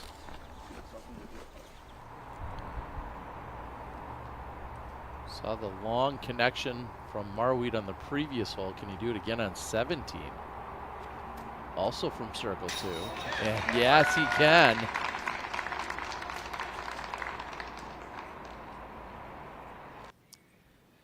Andrew Marweed, one of the best putters we've got. I think the thing that I notice about his putt is that full extension in the drawback where he gets the disc down so low, maintaining some looseness in the arm. And I think that's part of how he gets such a clean pop onto the putter so regularly. Not many people spent more time calmly walking down 65 footers than Andrew Marweed. You never see this guy break into a run. He knows what's coming when he's standing out there in circle 2, and it's the center of the chains. You can discover the difference at Disc Golf Deals USA with pictures and scaled weights on every disc, along with same-day shipping, rewards on every purchase, and expert reviews and comparisons. Your game, our passion at Disc Golf Deals USA. Thanks for the form review of Andrew Marweed. Over to Burr.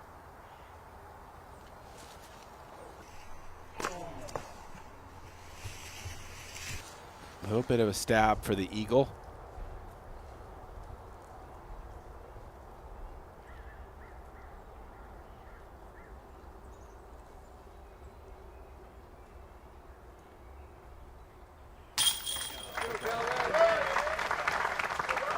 Another birdie and 15 under.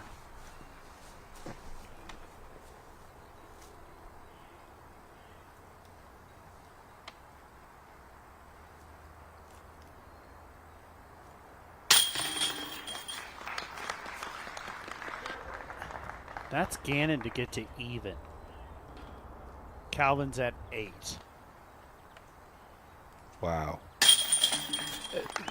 Of course, we have so much to go. Yeah, nearly 60 holes or so, or roughly 60 holes of golf to go. But if you look back at some of the questions or the criticisms of the format, if anyone was out there loudly barking about it, saying, well, Gannon with 8 strokes, just give him the trophy, let's go home. Why do we need to watch this? Well, right now, Calvin Heimberg saying, I'm right here, I'm ready to go, and he's pulling away from everyone else. And then we're seeing a lot of other people just come up and make sure that they know their name is relevant as well. Yeah, as Gannon's falling back. Just like that guy, Ezra, just barely misses that one, but he's putting on a show today, and so is this guy, this birdie, to get to 6 under on his round.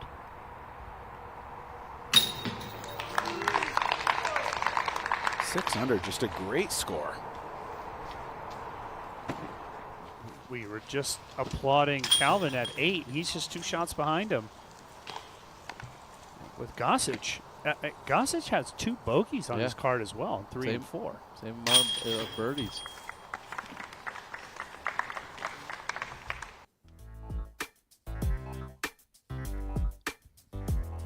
And if you're just joining us, Calvin Heimberg putting on an absolute show. Ezra, Klein, Gossage, they're all doing some good work today. Everybody else in the field is a step behind these guys as they're all 6, 5, and 8 under par respectively. Should also be mentioned, tomorrow's round will be here at New London Tech, and then the final 2 rounds over at Ivy Hill. These 2 courses couldn't be any different. Wooded, long. We're going to go to Ivy. That's wide open and long on a very hilly golf course. Yeah, a lot of out of bounds. Wind could certainly be a factor depending how the forecast comes in. Beautiful Smoky Mountains here in Central Virginia. Picture, of course, is what Kelvin thinks of this round thus far. Yeah, right after you told him you're going to be 5 up with 4 to play in the Tour Championship through 1 round.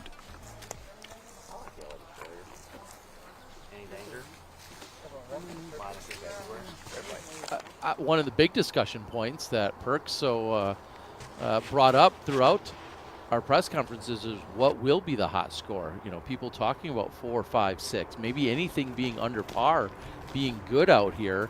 And more than one player said, well, I don't know, somebody might get to double digits if they do something crazy. Kelvin Heimberg currently on that pace, potentially.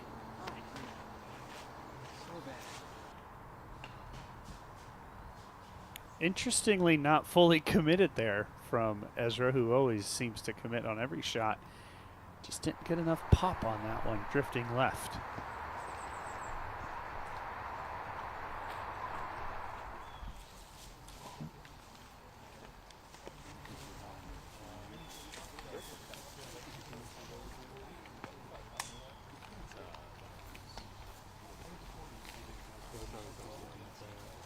.466-foot par 3.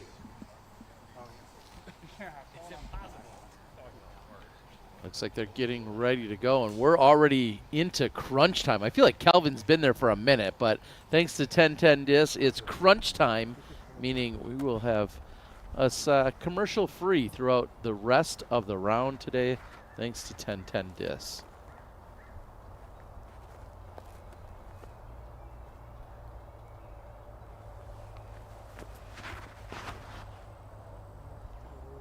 What point is like?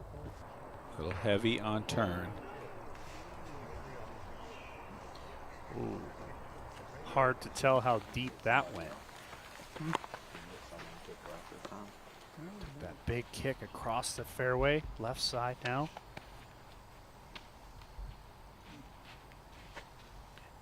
We really didn't say much, but the tee shot of Ezra Robinson, that backhand to get all the way up there. Yeah, that was really nice.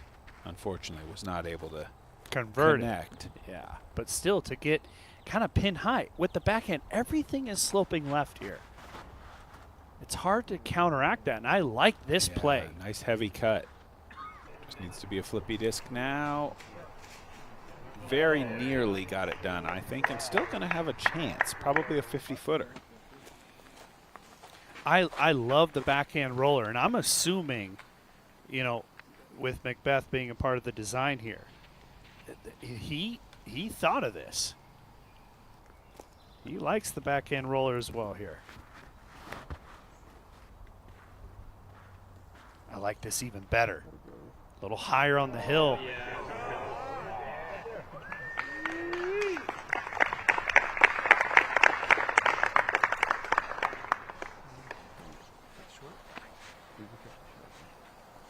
Yeah, I like putting it up high on that hill, let that cut run down the hill, gain a little speed, and then start to flip against the hillside. Long carry in the air for Isaac. Flipping too quick to get all the way up there.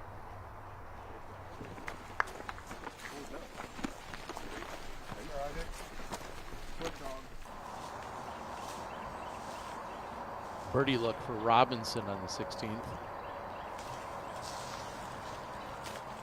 Well, not much of a look, but at least a bid, so to speak.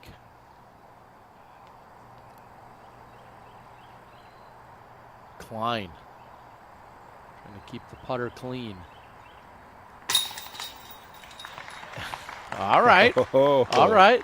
The other ones were solid enough. You got a little room to give. Well, the basket's going to give you that one. You got to be on such a good day to where you're like ready to kick the ground on a make. You can see where his tolerance is for it not being right on the center. That's got to get down quickly. Spotter asking it too, and it will not.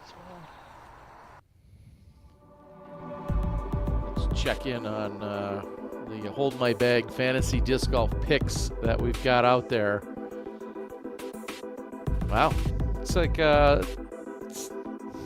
some interesting battles. I finally gave in, and I thought, okay, I'll give Gannon the nod to join the team. He's been struggling, and I guess over on the flip side, Ricky Wysocki kind of returning the favor. Yes, he certainly is. I think all the other battles are going to be pretty good. Again, long way from the finish line, Terry. But yeah, those pictures of you and I from last week. $1,000 top prize with a $10 entry. Top 150 get paid. Head on over to holdmybagdg.com to get in on the action. I mean, it was a tough one because obviously you're picking players who are giving up strokes at some point. But I think the format with this course is proving to actually work. Or we're seeing a lot of parity on this course with all the players.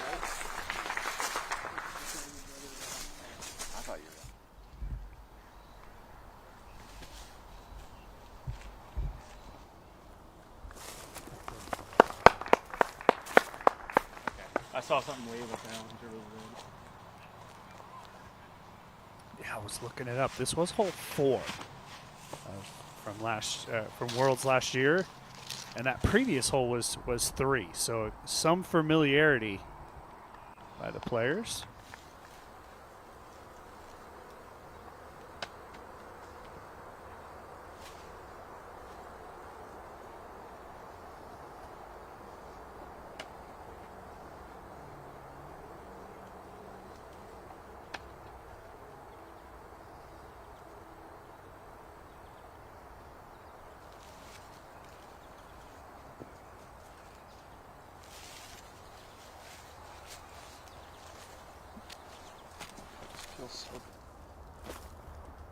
Not on point for Burr with that one.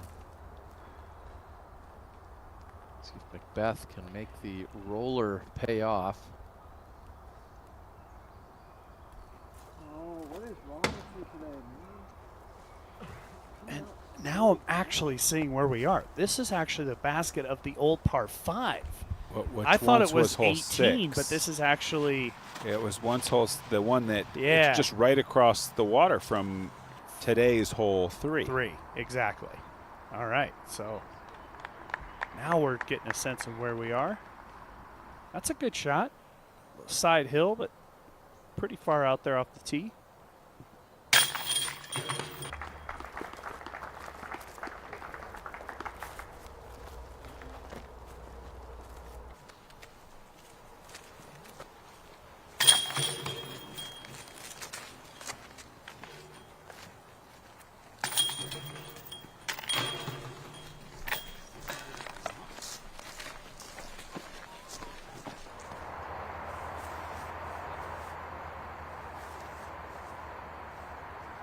Ezra throwing its second at 17.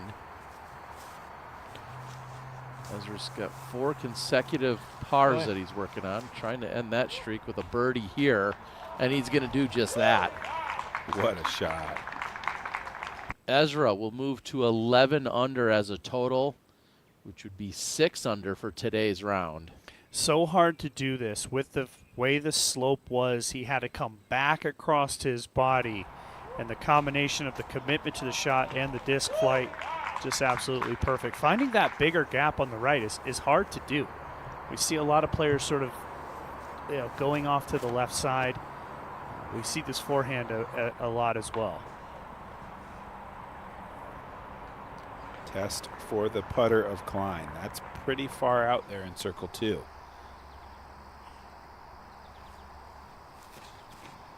First look at hole 18, which just looks diabolical from the whole map. It's an inbounds area on the tee, then an island there, then into the woods to another island.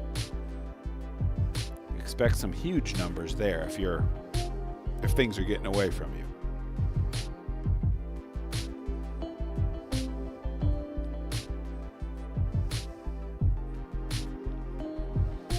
We have 33 people in the field and just 8 of them under par for today's round in terms of their raw score. And our Flight Factory drone is going to give us our Canna current conditions, 70 degrees, humidity at 36%, and winds very manageable at 8 miles per hour. Thank you to Flight Factory, who's got some Heimberg action out there. In fact, go out there, head on over to flightfactorydisc.com and check it out. The annual Heimberg boxes are available.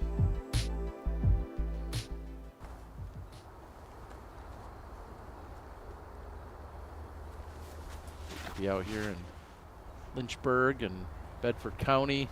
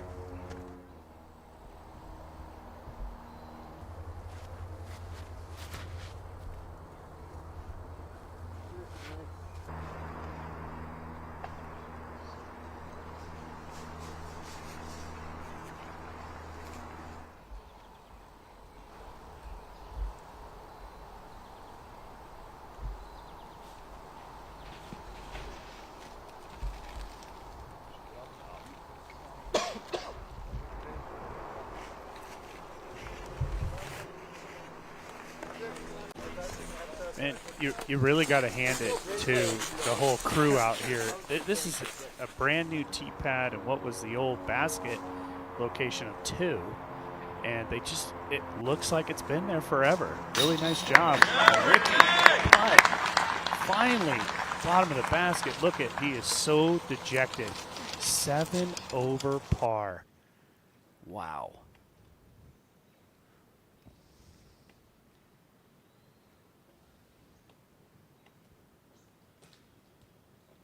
You never see this reaction from Ricky. Yeah, it would be one thing. It would be surprising enough for him to be at the very bottom of the field were there no stroke advantages. But he's had a tough enough day that he's down there near our last group, even though he came in with quite a few strokes in his pocket.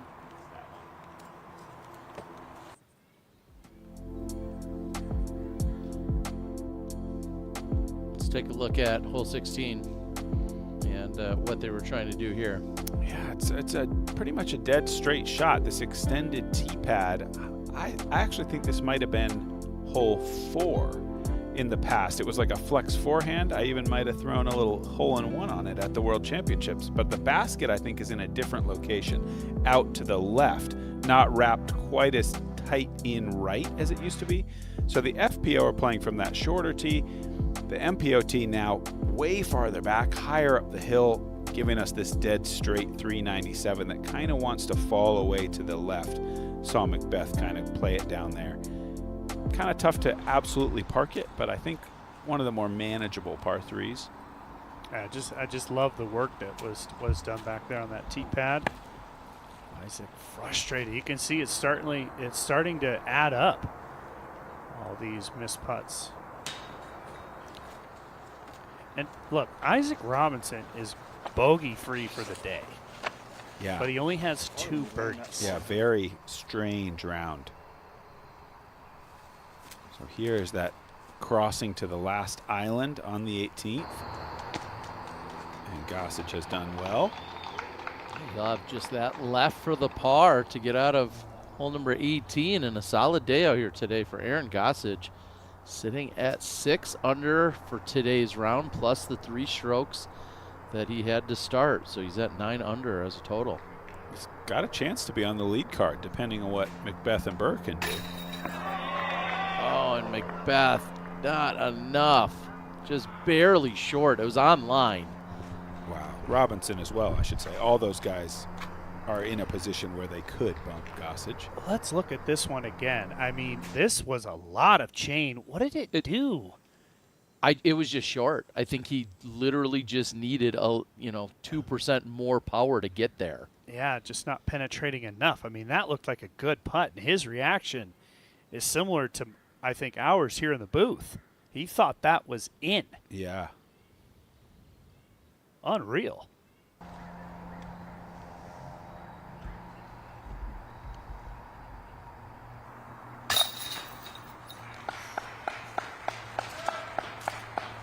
Not fully confident on that one, but in nonetheless for Isaac. And now, yet again, after a Burr and a Macbeth miss, Heimberg with another opportunity.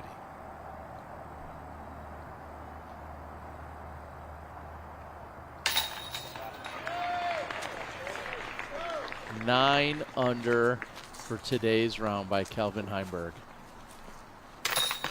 Incredible.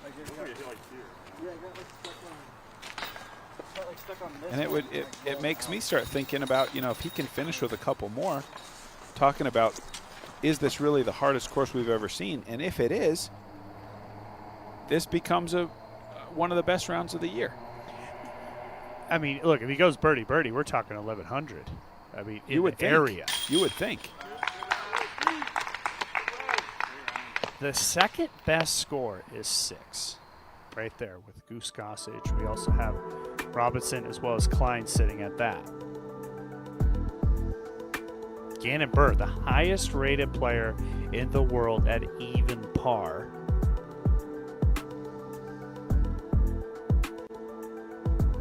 I think on any normal day, 600 pars. Probably one of your hot rounds.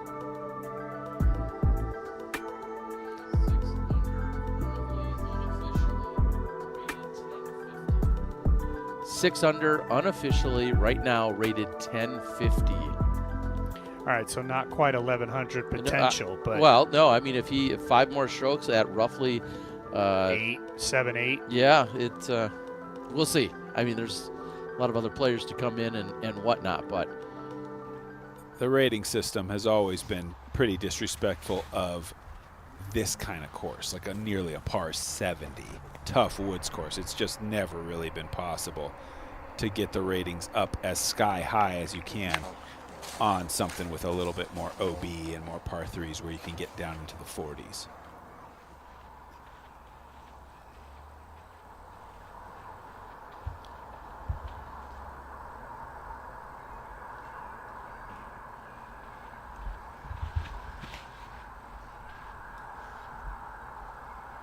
It's going to be pretty low on the hill. In fact, pushing left. Yeah, there is an OB line over here. Yeah, I was worried about that roll. Always something you have to watch when you're hyzering into the hill like that forehand wants to do. If the angle isn't quite right, you always risk a little bit of a run down to the left, and that looks to be out of bounds for Gannon Buhr. Out of bounds and a little bit out of position. Yeah, definitely. He'll be way low on the hill. This is Paul's just disappointed with it. Oh boy. And it rolled forward. I see a thumbs down. Yeah, I'm thinking OB.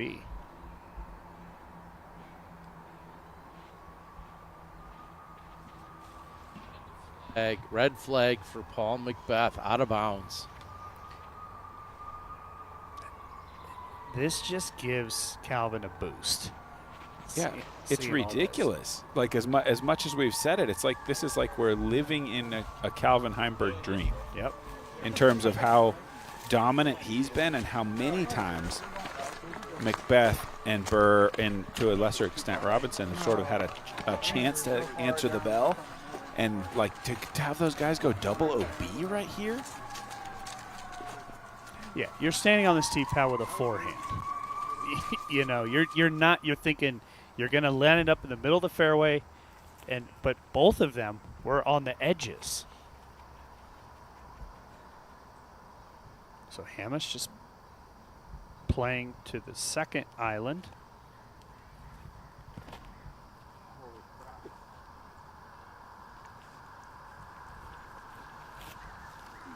A little bit short of ideal. We saw Gossage another 40, 50 feet out there with a much better angle.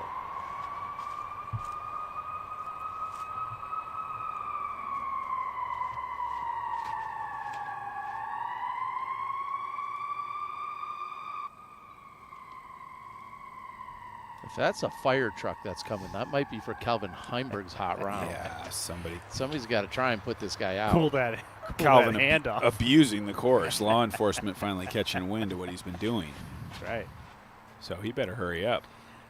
So it's interesting with this hole. You can see Adam up there throwing. You know, we had that as his third shot. Look, if you're where Ezra is, it's hard to go for that second island. He might have to just pitch to where we just saw Hamas throw from. Yeah. I was wondering if Calvin was going to go to the forehand.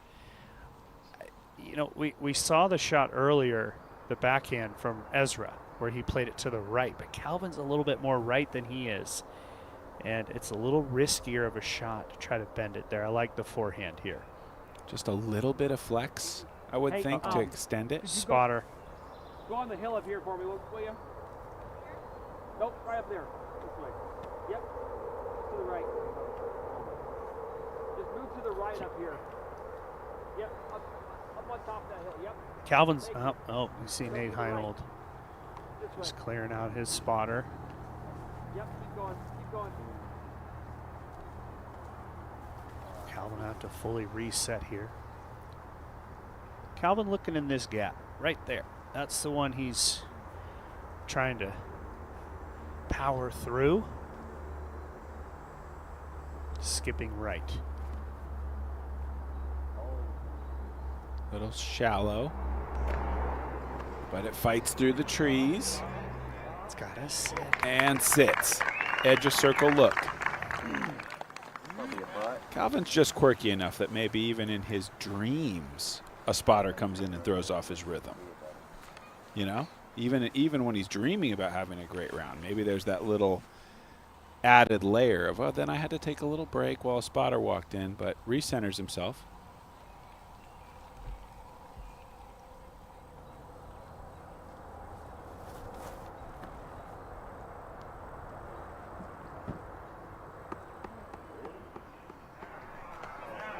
Absolutely perfect shot. And though those two guys were not that far apart, Isaac was just a little bit forward and slightly left. And that shot is just so much more in his wheelhouse versus Calvin trying to throw that drifty backhand. So if Calvin was risking OB, that makes me, oh good, okay. I was worried about this one, but. Yeah, ball hung up by one of the Guardians. Doesn't get all the way through. He'll still have a putt, but definitely has to work that much harder for the par now. I can't even see that one from here.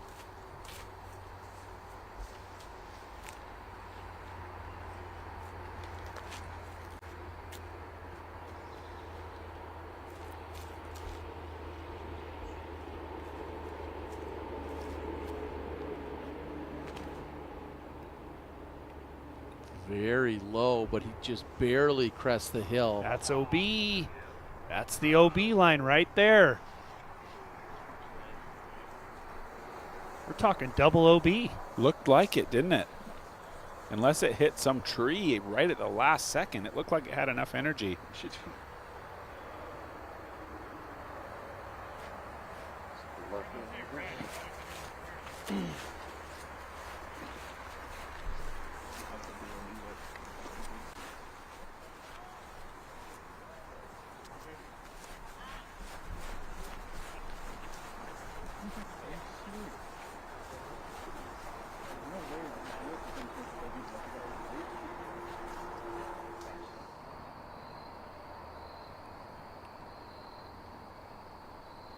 And after throwing around the corner, this is Hamas now with his par putt.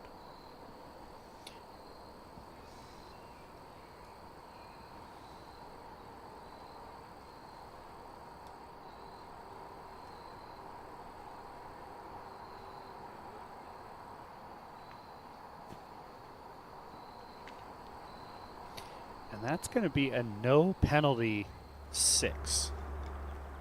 Just going to show you got to really be in position up there on 18. Long look for Macbeth, and that one's short. We've seen a number of them short for Macbeth today.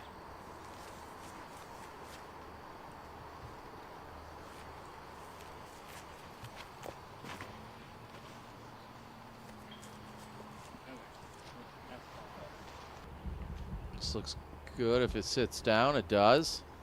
Boy, it did look good, Terry, but so close to the out of bounds. That's a long carry from that far back. Could see the disc of Gannonburr OB by a foot or two. That double, at best, is going to take Burr to 2 over on today's round. This putt to go to 10 for the day.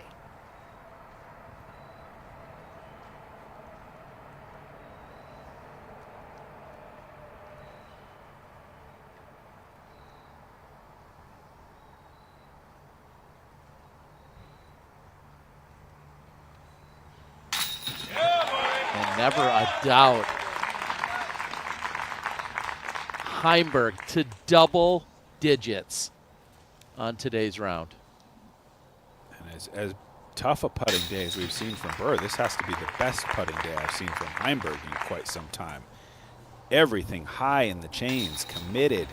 Those edge of circle ones that can sometimes be his undoing. He's been so solid today. Just a unbelievable number at 10 under here. And of course, we're coming into 18, which is just an absolute snake pit, as we've talked about. We have seen some birdies on it, though. We have seen 3 birdies from the field, some bigger numbers as well. About 35% have taken bogey or worse. But an absolutely magical day for Calvin Heimberg. Let's see if he can't finish it off with a birdie or a par at the least. Set a course record that might last for a while. Yeah, I would think so. Ezra had to pitch to here, so this is shot 3. Trying to work your way up into that second island and make the crossing shot to the third island a little bit easier, and I think he's done that.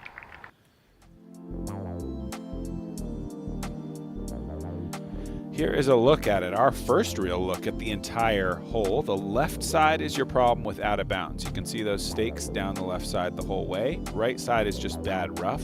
You have quite a bit of room here. It's a 964-foot par 5, so you probably have nearly 400 feet for this first shot if you want to use it. Trying to push way up here to the end where you can see stakes now coming across the fairway to show the end of that first landing zone. Then you have probably a 70-foot gap or so to get to that next inbounds area through all this unmowed section.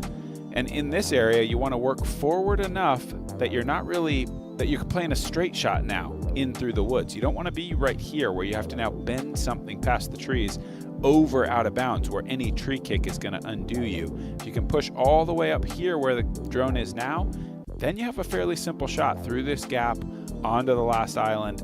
Maybe you can get out with a birdie. Yeah, we saw it from Gossage. He did push to the back side of that second island. He had just basically a pretty stock upshot. Hammis was short, unable to get around that corner. I mean, this is a really, really good angle for his third shot.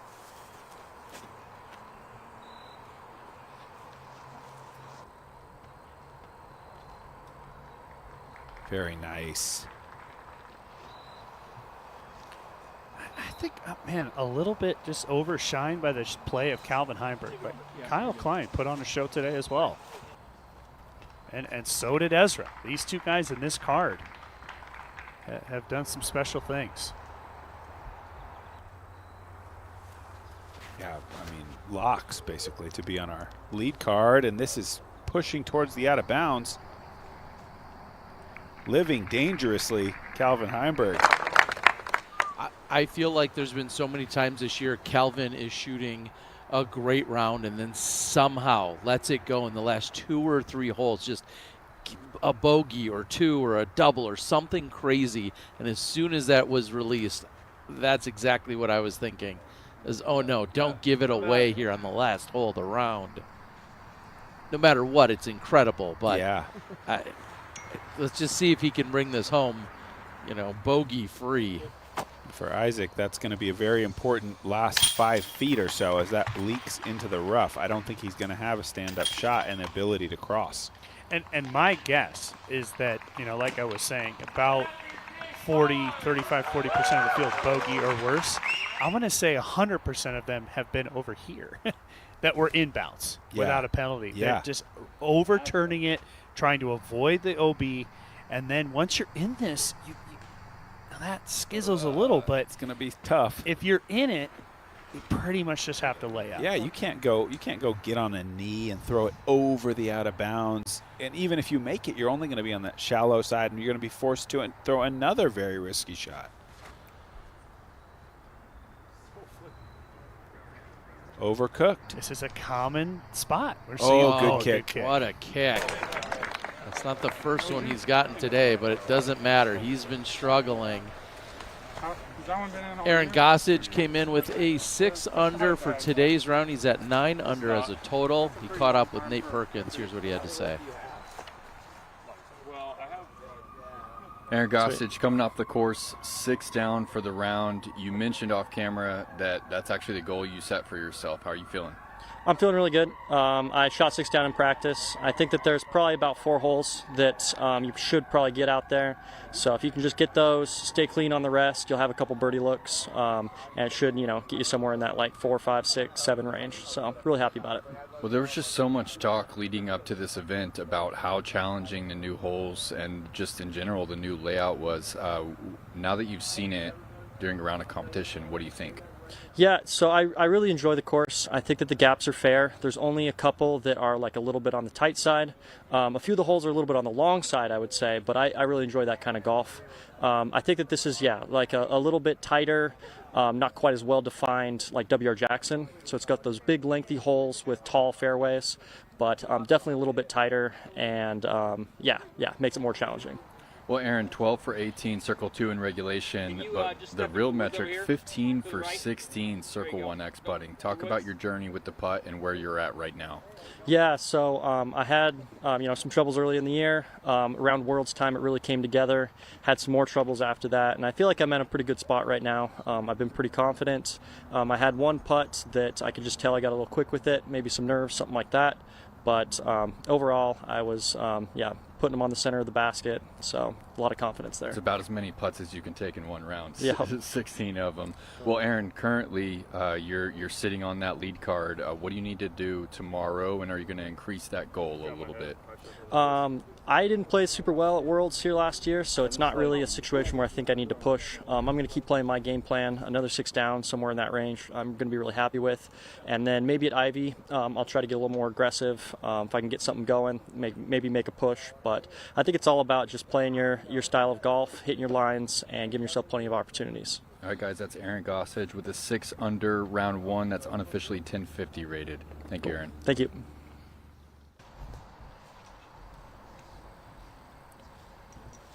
Hearing Aaron Gossage say the holes are too long makes me so happy to be in the booth.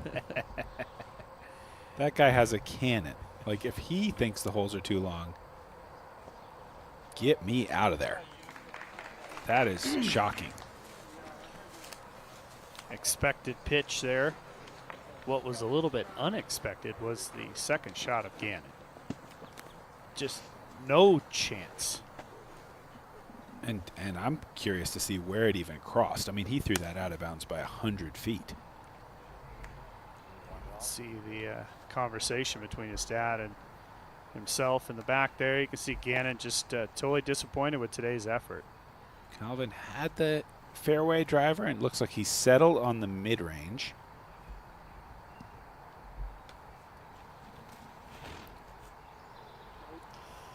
Gonna need some help.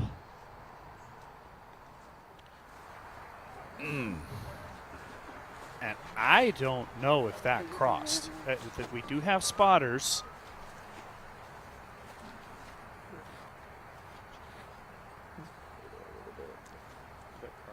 It's certainly out of bounds. We just don't know if it crossed. That'll be a big that difference. Second island. Give him that takes. If it didn't cross, then par save is out the window. If it did cross, maybe there's an outside chance. Paul with 3 discs in his hand, not quite sure exactly what he's going to do. Leads me to believe that it's a aggressive shot. Yeah, it sure looks like it. None of them look like putters, so he's going to try to make it happen here. This is very risky.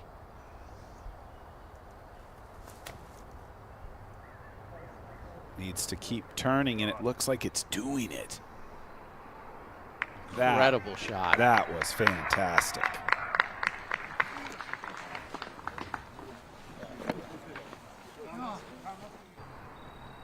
Take another look. Calvin gets us to flip up, and it just continues to turn too much. And look, that spotter standing at the edge of the island. There's 0 chance it crossed. It looks that way from that angle, doesn't it? Yeah. I would have to agree with you.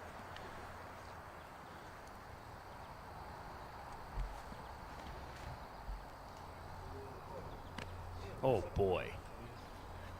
That's OB as well.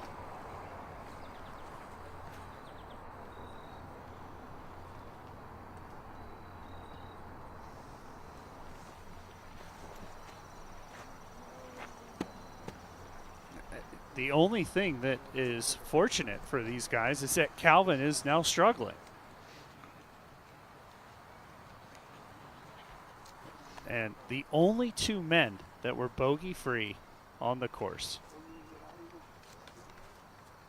are now going to bogey at best.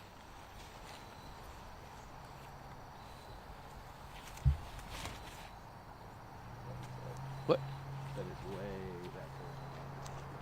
Is definitely less. I mean, just maybe trying to keep it from cutting the left side corner and going OB over there. But the fact that that flipped up actually made me hold my breath for a moment. Well, it's an interesting fairway there because of how it falls off. There's a point in that fairway where everything is going left. If you go left of that point, it creeps into OB a little bit quicker. And there's the 2 scorecards we're just referencing. It looks like the double-digit round is safe as far as the course is concerned. Yeah, maybe someone can still dream of matching that course record or beating it. If he put down a birdie there and had made it to 11, that felt like the best we might ever see. We see Ezra Robinson sitting in 3rd right now. He caught up with Nate Perkins after the round.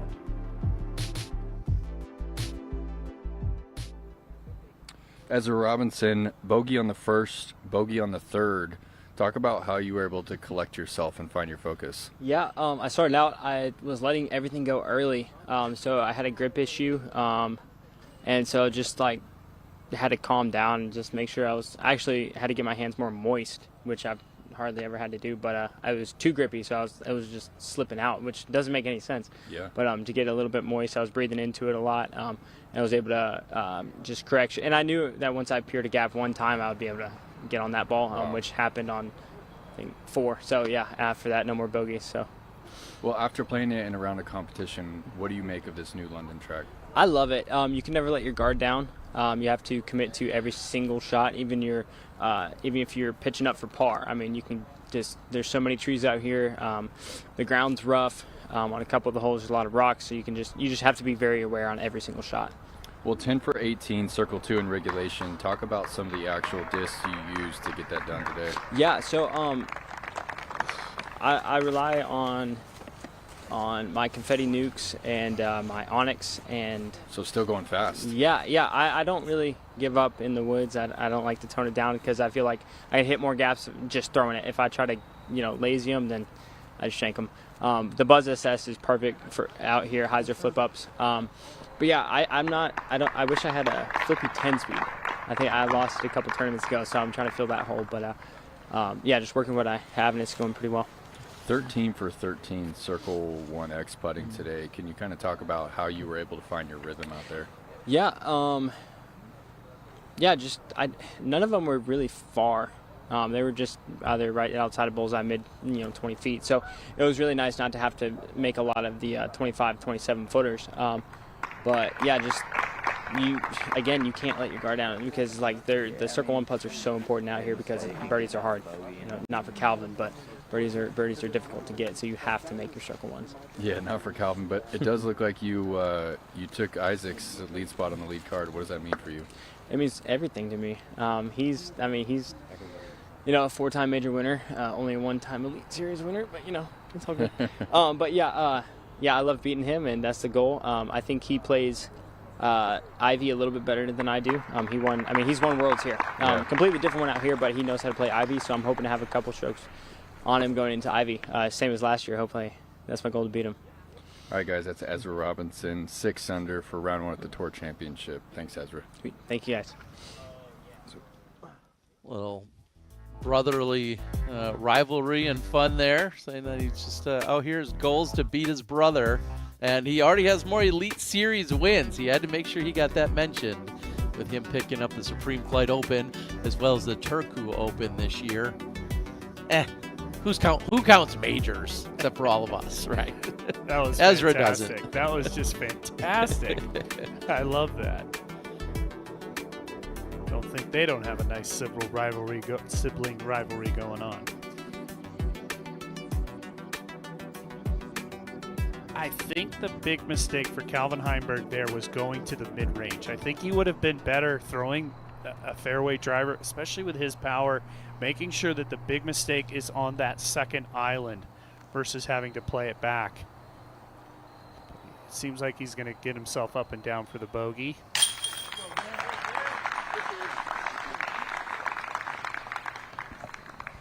A rough day for Gannon Burrow here today.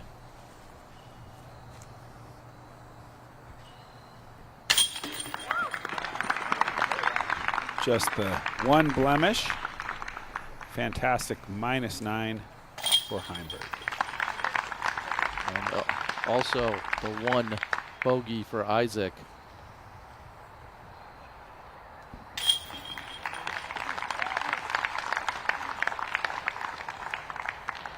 Strong finish for Macbeth, bouncing back after the bogey on the 17th. He picks up the birdie on 18. A 5, 2 6s, and a 4. Yeah, I just. Harder.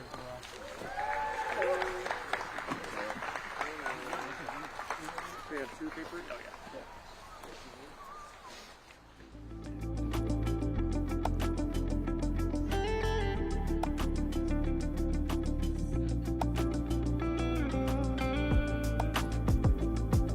Kyle Klein sits 4 back of Heimberg, and we hear from him after his round. Kyle Klein, 7 under for the day, gets you to 12 under for the tournament. How are you feeling about that effort? I'm stoked. I mean, I threw the disc really well. I think only one real big mistake on the fairway. I flipped it OB on the 7, maybe, the long par 5. Just got like a rough wind bounce. But other than that, I played really solid, putted well, made all my circle ones, made all but one of my circle twos. So just kept it consistent, kept it clean, and came out with a good day. Yeah, talk about maintaining your focus out there with so many difficult holes still looming in the distance. Yeah, it's really just you can't get down on yourself, really. Like, bad shots are gonna happen, especially out here. And I think about it like Northwood too. If you have a good release and like a good throw, but it doesn't like the result doesn't happen, I take it as fine. You're okay. You threw it the way you wanted. Just got an unfortunate kick, and that's going to happen. And the biggest thing for me is making progress down the fairway on this course. Like, if you're off the fairway, but you're 400 feet down the fairway, you're just fine. Well, how did you handle the dynamic today? You and Ezra Robinson are playing pretty well, and then you have Anthony Barella, Ricky Wysocki, who I believe were a combined like 12 over par. How does that affect you, if at all? I mean, it didn't really affect me too much. I'm just wondering if there's something more than disc golf going on with them. I hope they're fine, but it was just definitely some uncharacteristic things from them. Just maybe not quite on the game, or just they're hurting a little bit, but just it was hard to watch for them. Well, Kyle, that gets you a lock for lead card tomorrow. What's your reaction to that? Yeah, I mean, I knew it was possible. I knew what it was going to take, but I'm just happy I was able to go into 18 and get a birdie there. I know that one can bite you a little bit if you're off. So, yeah, I'm excited to be out there on lead tomorrow. All right, guys, that's Kyle Klein, 7 under for round 1 at the Tour Championship, unofficially 1056 rated. Thank you, Kyle. Really? Thank you. And welcome in, everyone. We got to thank our friends at Zenni who have been providing the flyovers and also some of these incredible glasses. I know they've been giving us a discount, so thank you to Zenni. We'll have to get you a pair tomorrow. Yeah, we'll get you. We'll hook you up. I think we've got some, and I know we've got a giveaway that's happening this week that we'll continue to talk about. But real quick, anything that you take away from what Kyle had just said to us as he's now sitting in second place?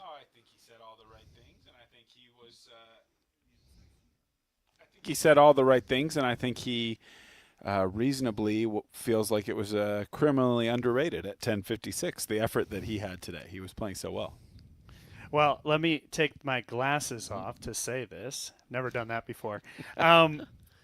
Look, the one thing I take away from Kyle Klein is that clean release statement. I think that was so well said. And what did Calvin Heimberg do today? It was off the tee.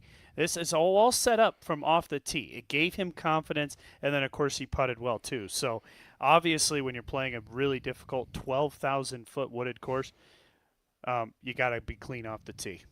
Yeah, well, what we're going to do is we're going to stand down. When we come back, we're going to have our OTB after show and Tournament Central, along with some interviews and the OTB shot of the day. All of that when we return.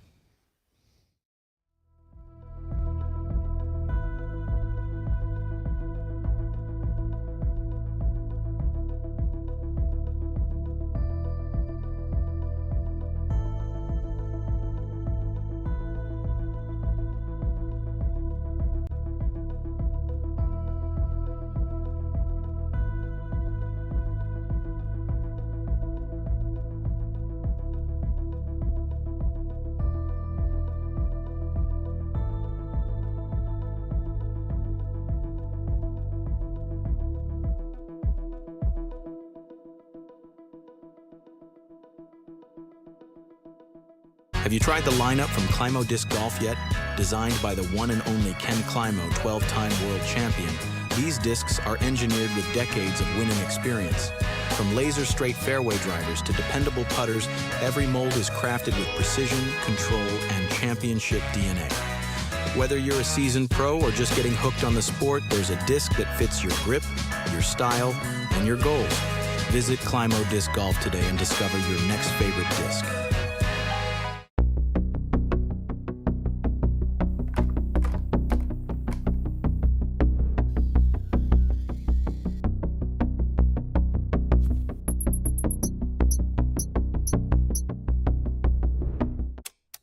The discovery of electricity, the first flight, democracy, splitting the atom, computers, modern medicine, space travel, and of course, the Royal Line from Latitude 64.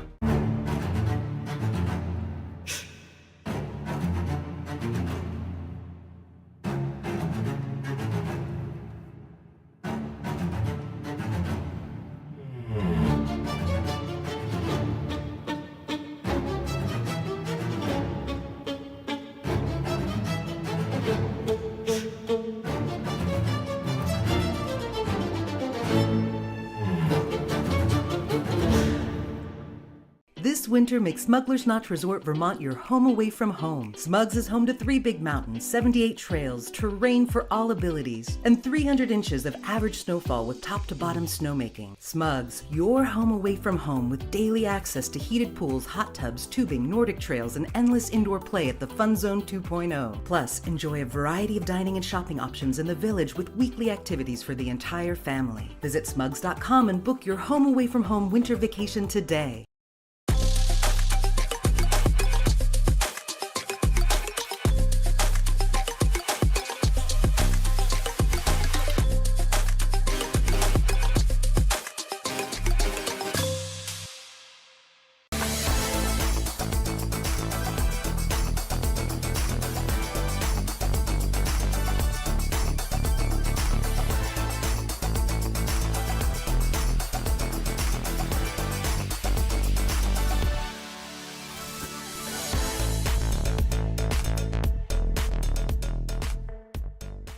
You're looking at a work of art. No, it's not the Mona Lisa. But this beautiful can costs a lot less and looks magnificent in your bathroom. And Mona Lisa can't give you a smooth, close shave. Barbasol. It's a can of can-do.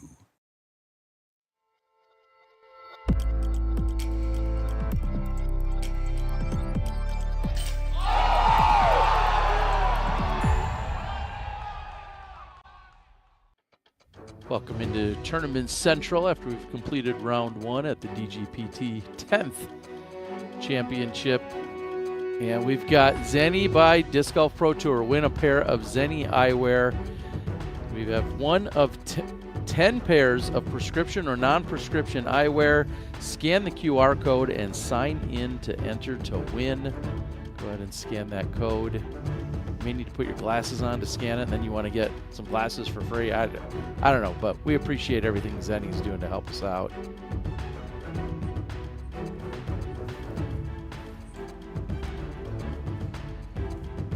Complete clarity out there for Kelvin Heimberg, though, today. Doing just about everything right.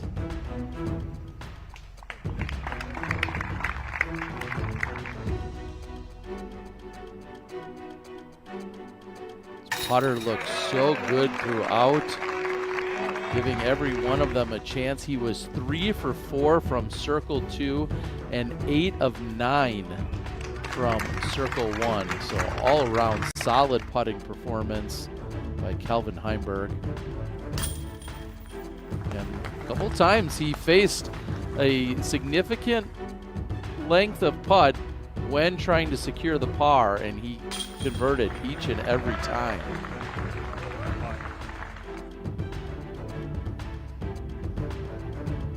Watching some struggles from a few of his card mates, and including our world number 1 in Gannon Burr, but not a problem for Kelvin Heimberg today.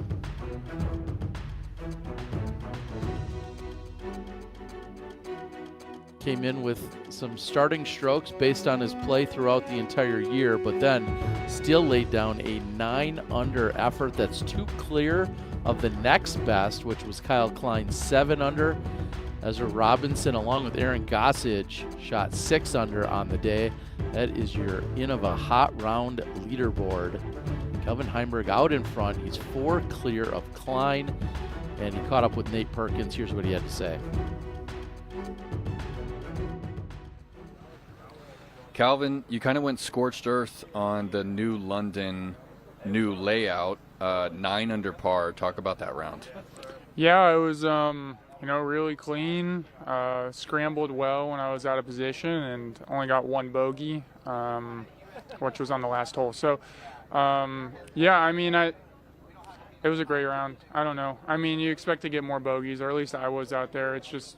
It's hard to keep yourself in position all the time. There's a lot of tight windows, and just if you catch an early tree, the hole becomes really difficult really fast. So I avoided those for the most part, and it allowed me to score well.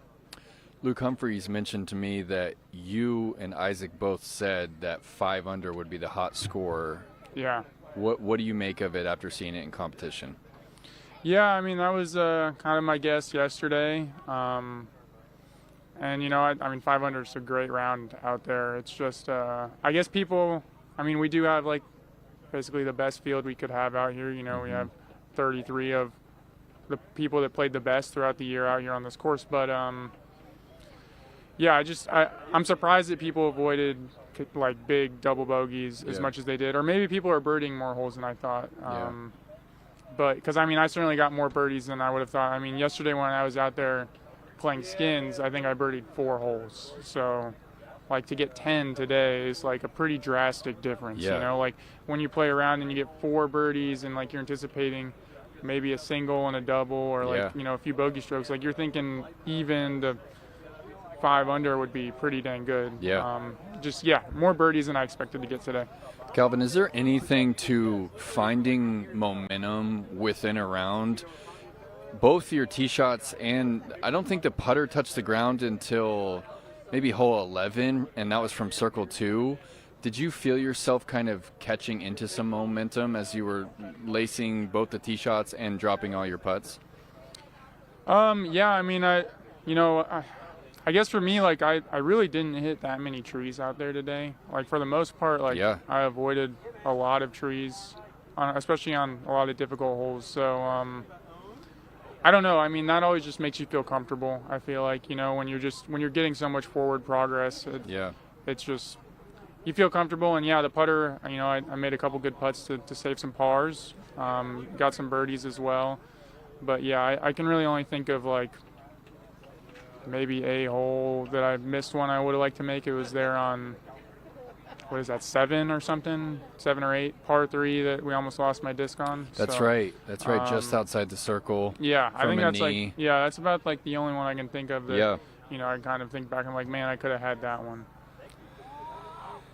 Well, it's a round that we didn't really think was possible, and yet still unofficially 1065 rated. I know ratings don't matter, but just I heard Gannon Burr and you kind of talking about it. Just give us your quick thoughts on a course like this and where you feel like that round actually ranks for you. Yeah, I mean, a 9 under out here is pretty dang good. It's definitely one of my better rounds of the year, and cool. I mean, that doesn't reflect there in the rating. Right. But yeah, I mean, it's definitely one of the best rounds I've shot all year. Sweet. Yeah. All right, Calvin. Thanks for the show today. You are going to be taking a 4-stroke lead into round 2. We'll see you tomorrow. See you there. And to quote Calvin Heimberg, pretty dang good and very impressive. Anything, Sexton, that you heard in that interview that you take away from it? No, not really. No, I think he is happy to have surprised himself with how well he played today. I don't think that he necessarily is going to let that inflate his expectations for tomorrow. It sounds to me like he's just kind of nose to the grindstone, keep going, see what he can get out of it tomorrow. Doss, do you feel like there's anything that, going into a course like this, being repeatable, how difficult is that? As he said, he doesn't feel like he hit many trees. He also gained a little momentum as he was going. But how repeatable is a performance like that? Yeah, I mean, we talk about it so much on wooded courses. It's so hard to back a great round up with another great round. Brewster Ridge, Maple Hill, these are courses, Idlewild, they come to mind. Northwood Black. You might have a great round the one day, and it's hard to repeat it because you're comparing it to that previous day. Obviously, Calvin Heimberg has a lot of experience. It would be unlikely to see him shoot another 9, but at the end of the day, he did some really good work against his biggest rivals, which I think is the most critical piece of today's performance. Yeah, and has now built himself a 4-stroke cushion over second for the moment. And we're going to bring in Nate Perkins, who is out there on the ground. And Nate, it's been great seeing that this new layout for this new course has really challenged a lot of players, especially on the very short turnaround. I mean, Gannon, yes, he had a funeral to attend to, but Gannon only got in one round. Even some of our best players only got in maybe one round on the track. Do you feel like that was a big factor today? Will more time allow them to figure out this course? Yeah. I think so. I think that is a big factor. I think being so late in the season as well, just the general physical and the mental fatigue, it's hard to continue to draw from the well, right? And they had 3 days to practice 2 courses. Both of them are massive. I mean, Ivy over there, it was hot, it was windy for the practice days, so it's hard to know which one you want to really focus on. You have 2 here, but you finish out there, so I think it did have a lot to do with it, Terry.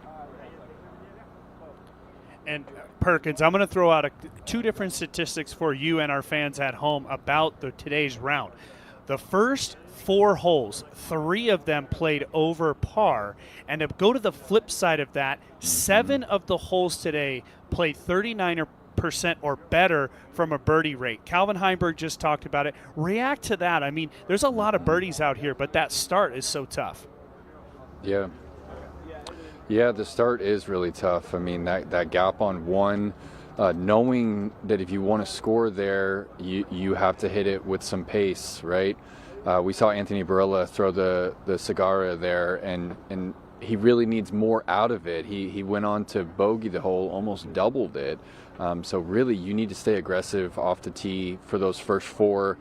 2 is a great par 3. That's actually one of my favorite holes on the course. Probably the easiest hole of the 4 to start. And anytime there's OB in the woods, like there is on the 3rd, you're going to see those big numbers. And then to comment on what you mentioned about the percentage of holes that were birdied, these are the best players in the world, right? So I think that the metrics that we would have gotten if this was a full field would have been just well over par, because this really is one of those courses that is in the books as top 3 hardest that these players have ever seen. And the number of premium shapes that you have to hit to even sniff birdie, it's over 10 if you ask me. So it's right up there with Northwood and the monster over in Finland. And Perks, one more follow-up is regarding the course. Yesterday during the press conference, you talked to almost every single player and you asked them what you thought the scores would be. I know you just had, again, that follow-up with Calvin Heimberg. How shocked are you to see the 9 under and then compare that to what everyone else shot out there? What do you think about the 9 under, the double-digit possibility, all of those things? What's your takeaway after one round out here? Yeah, people were saying, 5, 6 is going to be hot, and I always believe that at least a couple guys are going to catch fire and push 10 to 12. So I'm not totally shocked to see Calvin get that momentum, find his putter, and to push that 9 under mark. Now, what would be shocking is if he was able to do that 2 days in a row, right? I see the 10 to 12 is out there for any one of these 31 players, 33 players, whatever it is. But to do it 2 days in a row, I think is a harder task than just catching momentum and finding your putter for one day. All right. Well, Perkins, last question for you is, what are you going to get into tonight? Where are you going? What are you getting for dinner? Is there extracurriculars? What's going on out there? Yeah, so, Brian Earhart was supposed to be there. He's having a situation at home, so he's not here. And then Tosi, one of our Disc Golf Network producers, he's not in town yet. So I just got this big Airbnb all by myself, and I'm going to try and bring some Disc Golf Network camera ops guys over to watch a little NFL and, have some sparkling water and call it a night. You're so innocent. We love it. And I know you're telling us the truth. All right, Perks, you go enjoy your night. Thank you for hustling around that big course, 2 rounds today. And we know we're going to hear from you again tomorrow. Yep. So have a good night. No Thanks worries. for joining. My job's easy, guys. Have a good night. Thanks, Perks. All right. Well, speaking of jobs, we just have really one left to do today now. That's our OTB, only the best shot of the day. What do you gentlemen have for contenders? Sexton? I mean, I got to go back to the human shot of the day, Mr. Simon Lizotte, with that eagle. I mean, that was probably the most special drive we saw today. I can think of a lot of good ones, but that was pretty amazing. Yeah, I that was mine as well. I think the eagle definitely deserves it. I would also go, and it was early in the round, but hole 4. The tee shot of Calvin Heimberg on hole 4 to be way down there, just absolutely perfect position, and then have a drop-in birdie after the second shot. Maybe that gives an honorable mention, but it's always tough in the woods to find a perfect shot because there's just not that many of them. That's the exact shot I had as my second one, too. So we're on the same page. All right. We're syncing up. It's the glasses, I think. If he called on you first, I was going to go Calvin on 4 for the second. I'm outnated in every category out here, that's for sure. Another honorable mention I'll throw out there that I liked is Isaac Robinson almost throwing the one in for eagle on 6 when he hit basket there. So that's certainly one that was a highlight throughout the day. Well, let's roll it. This is our OTB, only the best shot of the day.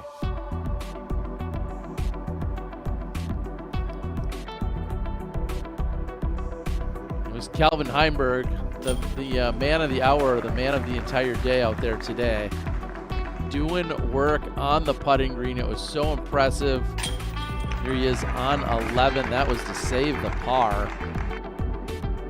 He had a few of those throughout the day, and he stepped up each and every time. Again, just the one blemish on 18, but otherwise a great day out here for sure for Calvin Heimberg. We'd like to thank you guys for joining us today. Nate Perkins out there on the course along with Nate Doss, Nate Sexton. Tomorrow morning, 9 a.m. Eastern is when we've got the FPO coverage. We're back out here at New London Tech. Thank you to Bedford County and Lynchburg. We'll see you tomorrow morning right here on the Disc Golf Network.